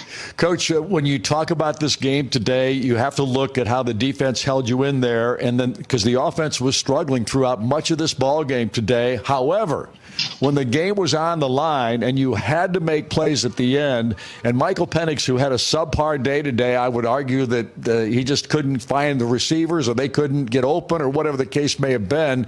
But when you had to make plays, they were all made in the crunch time of this contest. They were. That's what great players do. He wasn't, and I didn't think he had very good rhythm. He wasn't really as sharp as I know he will be. But, he hadn't played in a long time. He went out in November, hadn't played since, and there's no preseason games, and hadn't been hit since last November, because we don't hit our quarterbacks in the offseason and during fall camp. So, he wished he would have played better throughout the first 3 quarters. But like you said, when it came down to it, and we had to have him, he came up and made plays. So that's what great players do, and he finished, and our offense finished, and we'll go back and we'll get way better. They got a good defense now. They had a ton of guys that we knew were really good players, and they bring a lot of pressure, and there's a lot of things you're not really prepared for, because you just don't know what the first game is going to always entail. So you have to work through all that. But yeah, we didn't play great on offense, but we'll get better. But the bottom line is we scored 1 more point than they did. There's no doubt about that, Coach. I think the final thought here, Coach, is the number of challenges or the number of plays, the way you went about calling the game at the end, to make the decisions, to let them score a touchdown, and they did, to go for 2 points for the win. Those are all important strategy coaching decisions that were made at crunch time today, which tells you a lot about you and your coaching staff. Well, I give our credit to our coaches. We communicate very thoroughly about all these things and talk it through. And, you learn from the past, and you try and grow and get better, And so, but yeah, I just pray for wisdom all the time to make the right choices during the games. And sometimes I do and sometimes I don't. But I feel like tonight we hit him on the nose, here at the end, and got what we needed to do. And the players came through by making plays. So just a complete team effort. And that's what I told our team before the game. The best team will win this game. And on this night, we were the best team. Coach, congratulations on the victory. You need some salt water. You start gargling immediately. I think I do. I appreciate you, though. It's been great to be able to talk with this kind of voice after a monumental win. Coach, congratulations again. Thanks for joining us. You're welcome. Thank you so much. Hello, Coach. All right. Jiffy Lube has been Indiana's favorite oil change since 1985. We're locally owned and operated and proud to support IU football, now offering brakes, tires, and minor repairs. Visit us at JiffyLubeIndiana.com for locations and offers. Usually it's me that doesn't have a voice left after a game like that. Well, when we come back, we'll talk with one of the hardest working players of the game, presented by Total Restoration, and we'll also take a look at the final statistics. This is IU football on the Neil Tire Radio Network from Learfield IMG College. Hey, IU fans, this is Jiffy Lube owner Steve Sanner. At Jiffy Lube, we help you take care of your car your way. Many of our Jiffy Lubes are now offering brakes, tires, tune-ups, and minor repairs, all with no appointment necessary. So if your brakes squeak a little or your tires are wearing out, please stop into Jiffy Lube today. Check out our website at JiffyLubeIndiana.com for locations and offers. And don't worry, Jiffy Lube's still offering the best oil change service in town, featuring Pennzoil. It's not just oil, it's Pennzoil. Visit CommunityCars.com to shop over 800 vehicles all in one place. Ford, Lincoln, Chevrolet, Kia, Mitsubishi, Nissan, Chrysler, Dodge, Jeep, and Ram. All of our pre-owned vehicles have been inspected by factory-trained technicians and come with a 3-month, 3,000-mile limited warranty, so you can drive off with confidence. At CommunityCars.com, you'll find a huge selection of both new and pre-owned vehicles to choose from. Try our Shop by Payment system to help you save time and money from the comfort of your home. CommunityCars.com. Purchase in minutes, not hours. This is Indiana. We love our sports: football, baseball, softball, soccer, and our beloved basketball. At Duke Energy, we power the stadiums, arenas, and gyms throughout the 69 Indiana counties we serve. These are fields of dreams where hard work is rewarded and lifelong bonds are formed.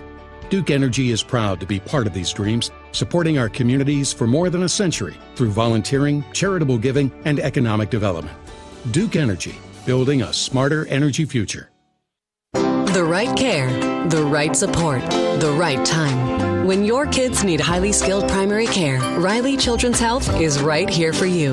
With same-day and Saturday appointments for safe in-person care, virtual visits, and 24/7 online scheduling, Riley gives you more options for care from Indiana's top doctors for kids. Where, when, and how you need it. Call 1-888-IU-HEALTH or visit rileychildrens.org/more options. Indiana football lives here. Arby's 2 for $6 everyday value menu is here. Choose from a chicken cheddar ranch sandwich, a gyro, and a beef and cheddar. Any 2 for only $6 every day. Tell your friends, tell your family, yell it from the rooftops.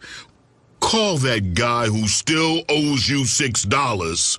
Arby's 2 for $6 everyday value menu. Arby's, we have the meats. At participating Arby's for a limited time. Visit Bloomington and South Central Indiana's Royal on the East Side today for a large selection of new and used Subaru, Volkswagen, and Audi vehicles. Their large and diverse selection of both new and used vehicles ensures that they have the vehicle for you, no matter what it is you're looking for. Stop in and visit them today. Conveniently located just across from College Mall on 3rd Street. Check out RoyalOnTheEastSide.com or call 812-332-3333. So why wait? Come test drive a new Audi, Subaru, Volkswagen, or one of their many other quality used cars, vans, trucks, or SUVs. Royal on the East Side is a proud sponsor of IU Athletics.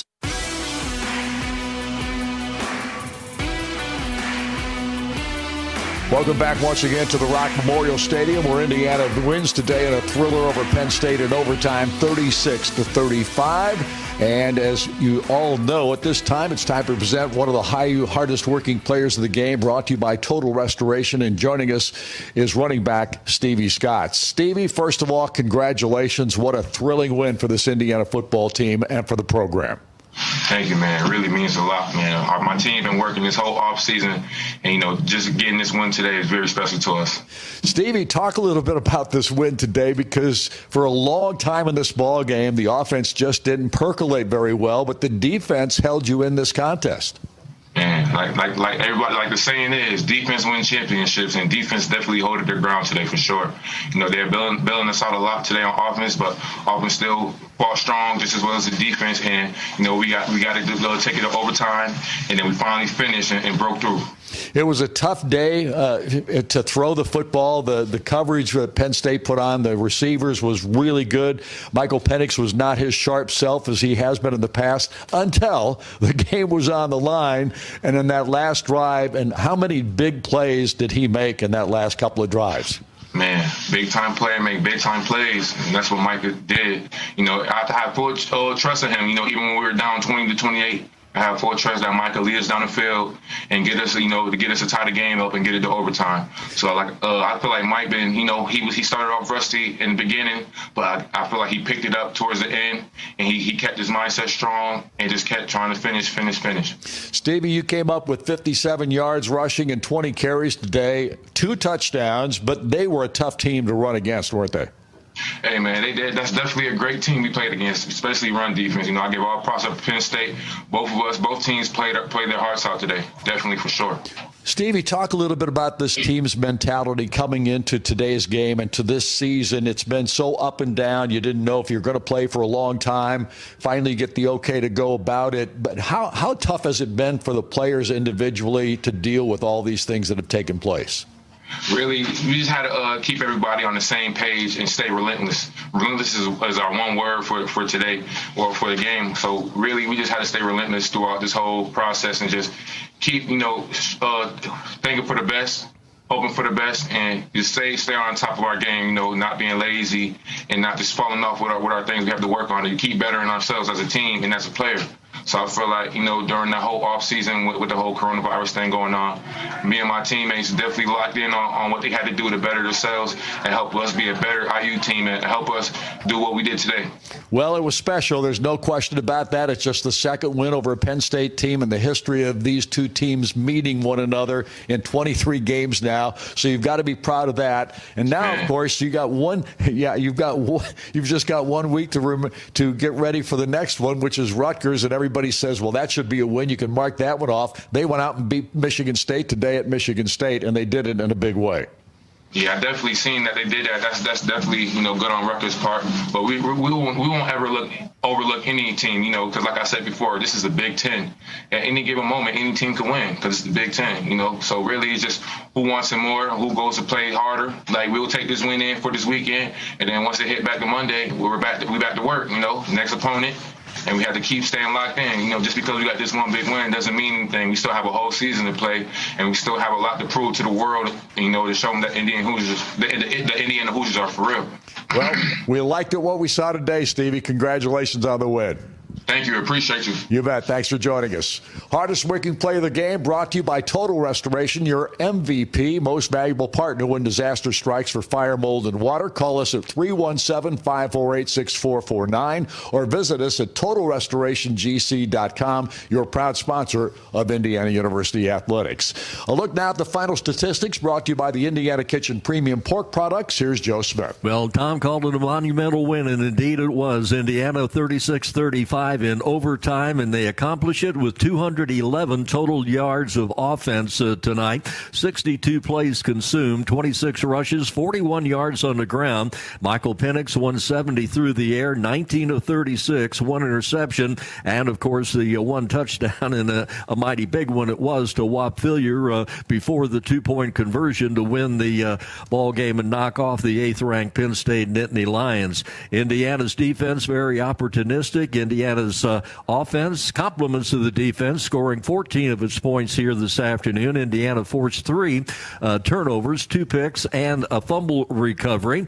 And they did all of that again, the offense getting the ball only less than 20 minutes. 19:35 was the total possession time by Indiana. Penn State, 40 minutes and 25 seconds. They converted 9 of 17 third down calls earlier today and on into the evening to rush for 488 yards of total offense through the air and on the ground. They ran 87 plays, so they ran 25 more plays than Indiana, had 250 on the ground and 238 through the air. It's not surprising to find Sean Clifford's name right at the top, both in rushing and passing. He led the Nittany Lions with 119 yards on the ground and a touchdown. Through the air, he threw for 3 scores, 24 of 35. He was intercepted twice, and 238 yards of real estate, sacked 1 time. Pat Freiermuth caught 7 balls for 60, and Dotson caught 4 for 94. Over on the Indiana side, you just heard Stevie Scott talk with Fish. 57 yards on the ground, 20 carries, and of course 2 touchdowns. Michael Penix, 19 of 36 for 170, and that score to Whop Philyor in overtime. He was intercepted 1 time, was sacked 3 times. Whop ended up being Indiana's leading receiver, 5 catches for 36 yards. Miles Marshall went out with he was really hit after he caught one of his 4 balls, the last of which was his 4th catch. He had a good day today, 46 yards. And, of course, those young receivers that we talked about catching those balls in the final 142 that enabled Indiana to continue the drive and get the job and get it into overtime. Hayden Whitehead, 5 punts. He averaged 42.8 yards. He got 1 into to the inside the 20-yard line. No touchbacks today for Hayden, but the Hoosiers win the ball game. Great game by Micah McFadden with the 11 total tackles. Jamar Johnson and Dwan Matthews had 12 more between them. Fish 36-35. Hoosiers win it over the 8th-ranked Nittany Lions. Today's final stats delivered by Indiana Kitchen Premium Pork Products for the most authentic bacon, ham, and fresh pork. More people are saying my brand is Indiana. Get to know us at IndianaKitchen.com.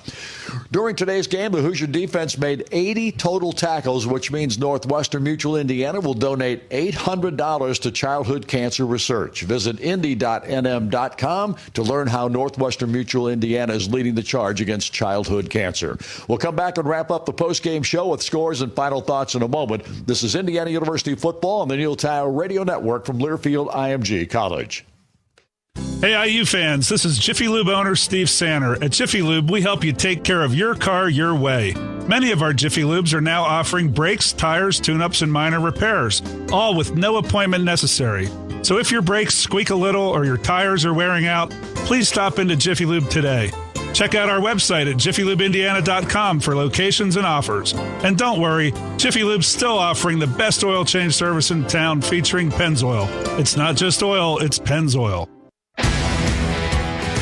It's back, the return of the prestigious Learfield IMG College Directors Cup, honoring college sports excellence across all competitive divisions, both men's and women's sports. Follow along with L Directors Cup on Twitter or online to see which schools will be taking home a first-place trophy in June for their season-long success. Learfield IMG College Directors Cup, a premier institutional award jointly launched in 1993 by USA Today and NACDA.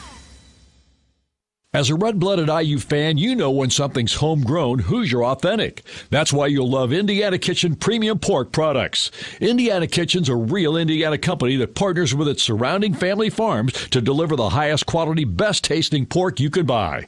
Like Indiana Kitchen Bacon. It's cut a little thicker and smoked over natural hardwood for a hearty Hoosier flavor no other brand can match. One taste and you'll know why more people are saying, my brand is Indiana. Find out more at IndianaKitchen.com. Manage your money like a pro with TCU. You can score big with the TCU Debit MasterCard that gives you cash back on everyday purchases. Plus, you'll win with access to hundreds of free ATMs across Indiana. Check out TCU's starting lineup of services to help you manage your cash and build your savings. Visit TCUnet.com to kick off your better banking experience. See TCU Debit MasterCard terms and conditions for details. Alliance One and Co-op ATMs within Indiana are free. New members are subject to a $7 membership fee and $5 initial share deposit.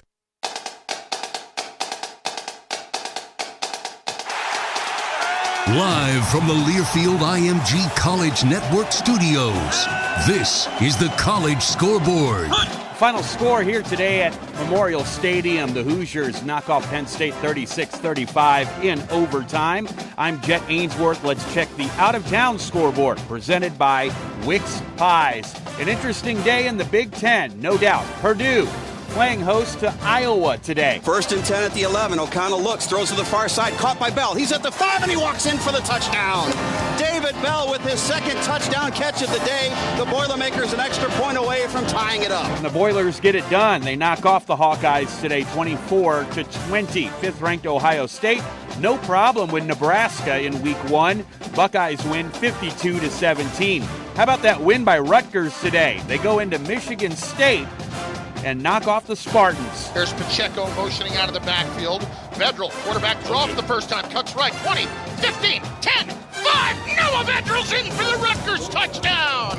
First quarterback draw of the day, and the Scarlet Knights strike pay dirt. It's 20-7. Rutgers would go on to win 38-27. Also currently in the first quarter, 18th ranked Michigan leading at number 21 Minnesota. Wolverines 14-7 right now over the Gophers. This out-of-town scoreboard presented by Wix Pies. Find Wix Pies in your local grocery or by going to HoosierPie.com and using their Find a Retailer page. I'm Jet Ainsworth. Now back to Don Fisher at Memorial Stadium. As the Hoosiers win it today in overtime over Penn State, 36-35. Buck, as we wrap this thing up here this afternoon and this evening, obviously a huge win for this Indiana program. Well, it doesn't get any bigger, really. And to start the season out in particular, first game, and it gives you so much momentum for the rest of the year, as well as tonight. I'm sure it's going to be a great night tonight. But the confidence level just goes out of the zone. The big thing is, though, they got a lot of things they can get better at. This offense has got to get better. The defense really showed some improvement today, but this offense has got to get going. But after a win like this, it's easy to coach those things, and I'm sure they're looking forward to getting to Rutgers. Well, Rutgers is the next opponent. That, of course, will come next Saturday in Piscataway, New Jersey. Obviously, this win tonight, however, will be celebrated for at least 24 hours, and then it'll be back to work again. But it was quite a victory for this Indiana football team. What a comeback in the end of this contest. This has been the CommunityCars.com post-game show. CommunityCars.com with 800-plus vehicles all in one place when you visit CommunityCars.com. The IU Sports Properties General Manager, Matt Barshak. Our thanks to our in-studio technician, Alex Brown, to our statistician, me, and to our site engineer, Jake Robinson. Now we're reminded to join us next Saturday when the Hoosiers will take on the Rutgers Scarlet Knights. Again, our pregame show next Saturday will be at 2:30 in the afternoon. 3:30 is kick time from Piscataway. For Buck Seward, Joe Smith, I'm Don Fisher, reminding you to keep your heads up, be vigilant. God bless America. This is Indiana University football on the Neil Tire Radio Network from Learfield IMG College. Hoosier football has been brought to you by CommunityCars.com. Shop over 800 vehicles all in one place at CommunityCars.com. Also brought to you by your Central Indiana Honda dealers are proud supporters of IU Athletics. Stay tuned for the CommunityCars.com post-game call-in show on the Neil Tire and Auto Service Radio Network from Learfield IMG College. This is Steve Webb with Electric Plus, a full-service electrical contractor powering Indiana with offices in Bloomington, Avon, Lafayette, and Kokomo. We work hard to deliver big wins for our customers. We lead the league in new construction, expansions, modernizations, and service repair. Our team excels at industrial, commercial, residential, and 24/7 emergency coverage. Just like the Hoosiers desire to be the best, the mission of Electric Plus is to be the best electrical contractor, period. For more information, please visit electricplus.com and go Hoosiers. At Taft, we look forward. As a modern Midwest law firm with more than 600 attorneys, we provide solutions to the business issues facing middle market and emerging companies alike. We do all of this through a highly collaborative and inclusive team approach. Taft, the modern law firm and a proud sponsor of IU Athletics. To learn more, visit taftlaw.com.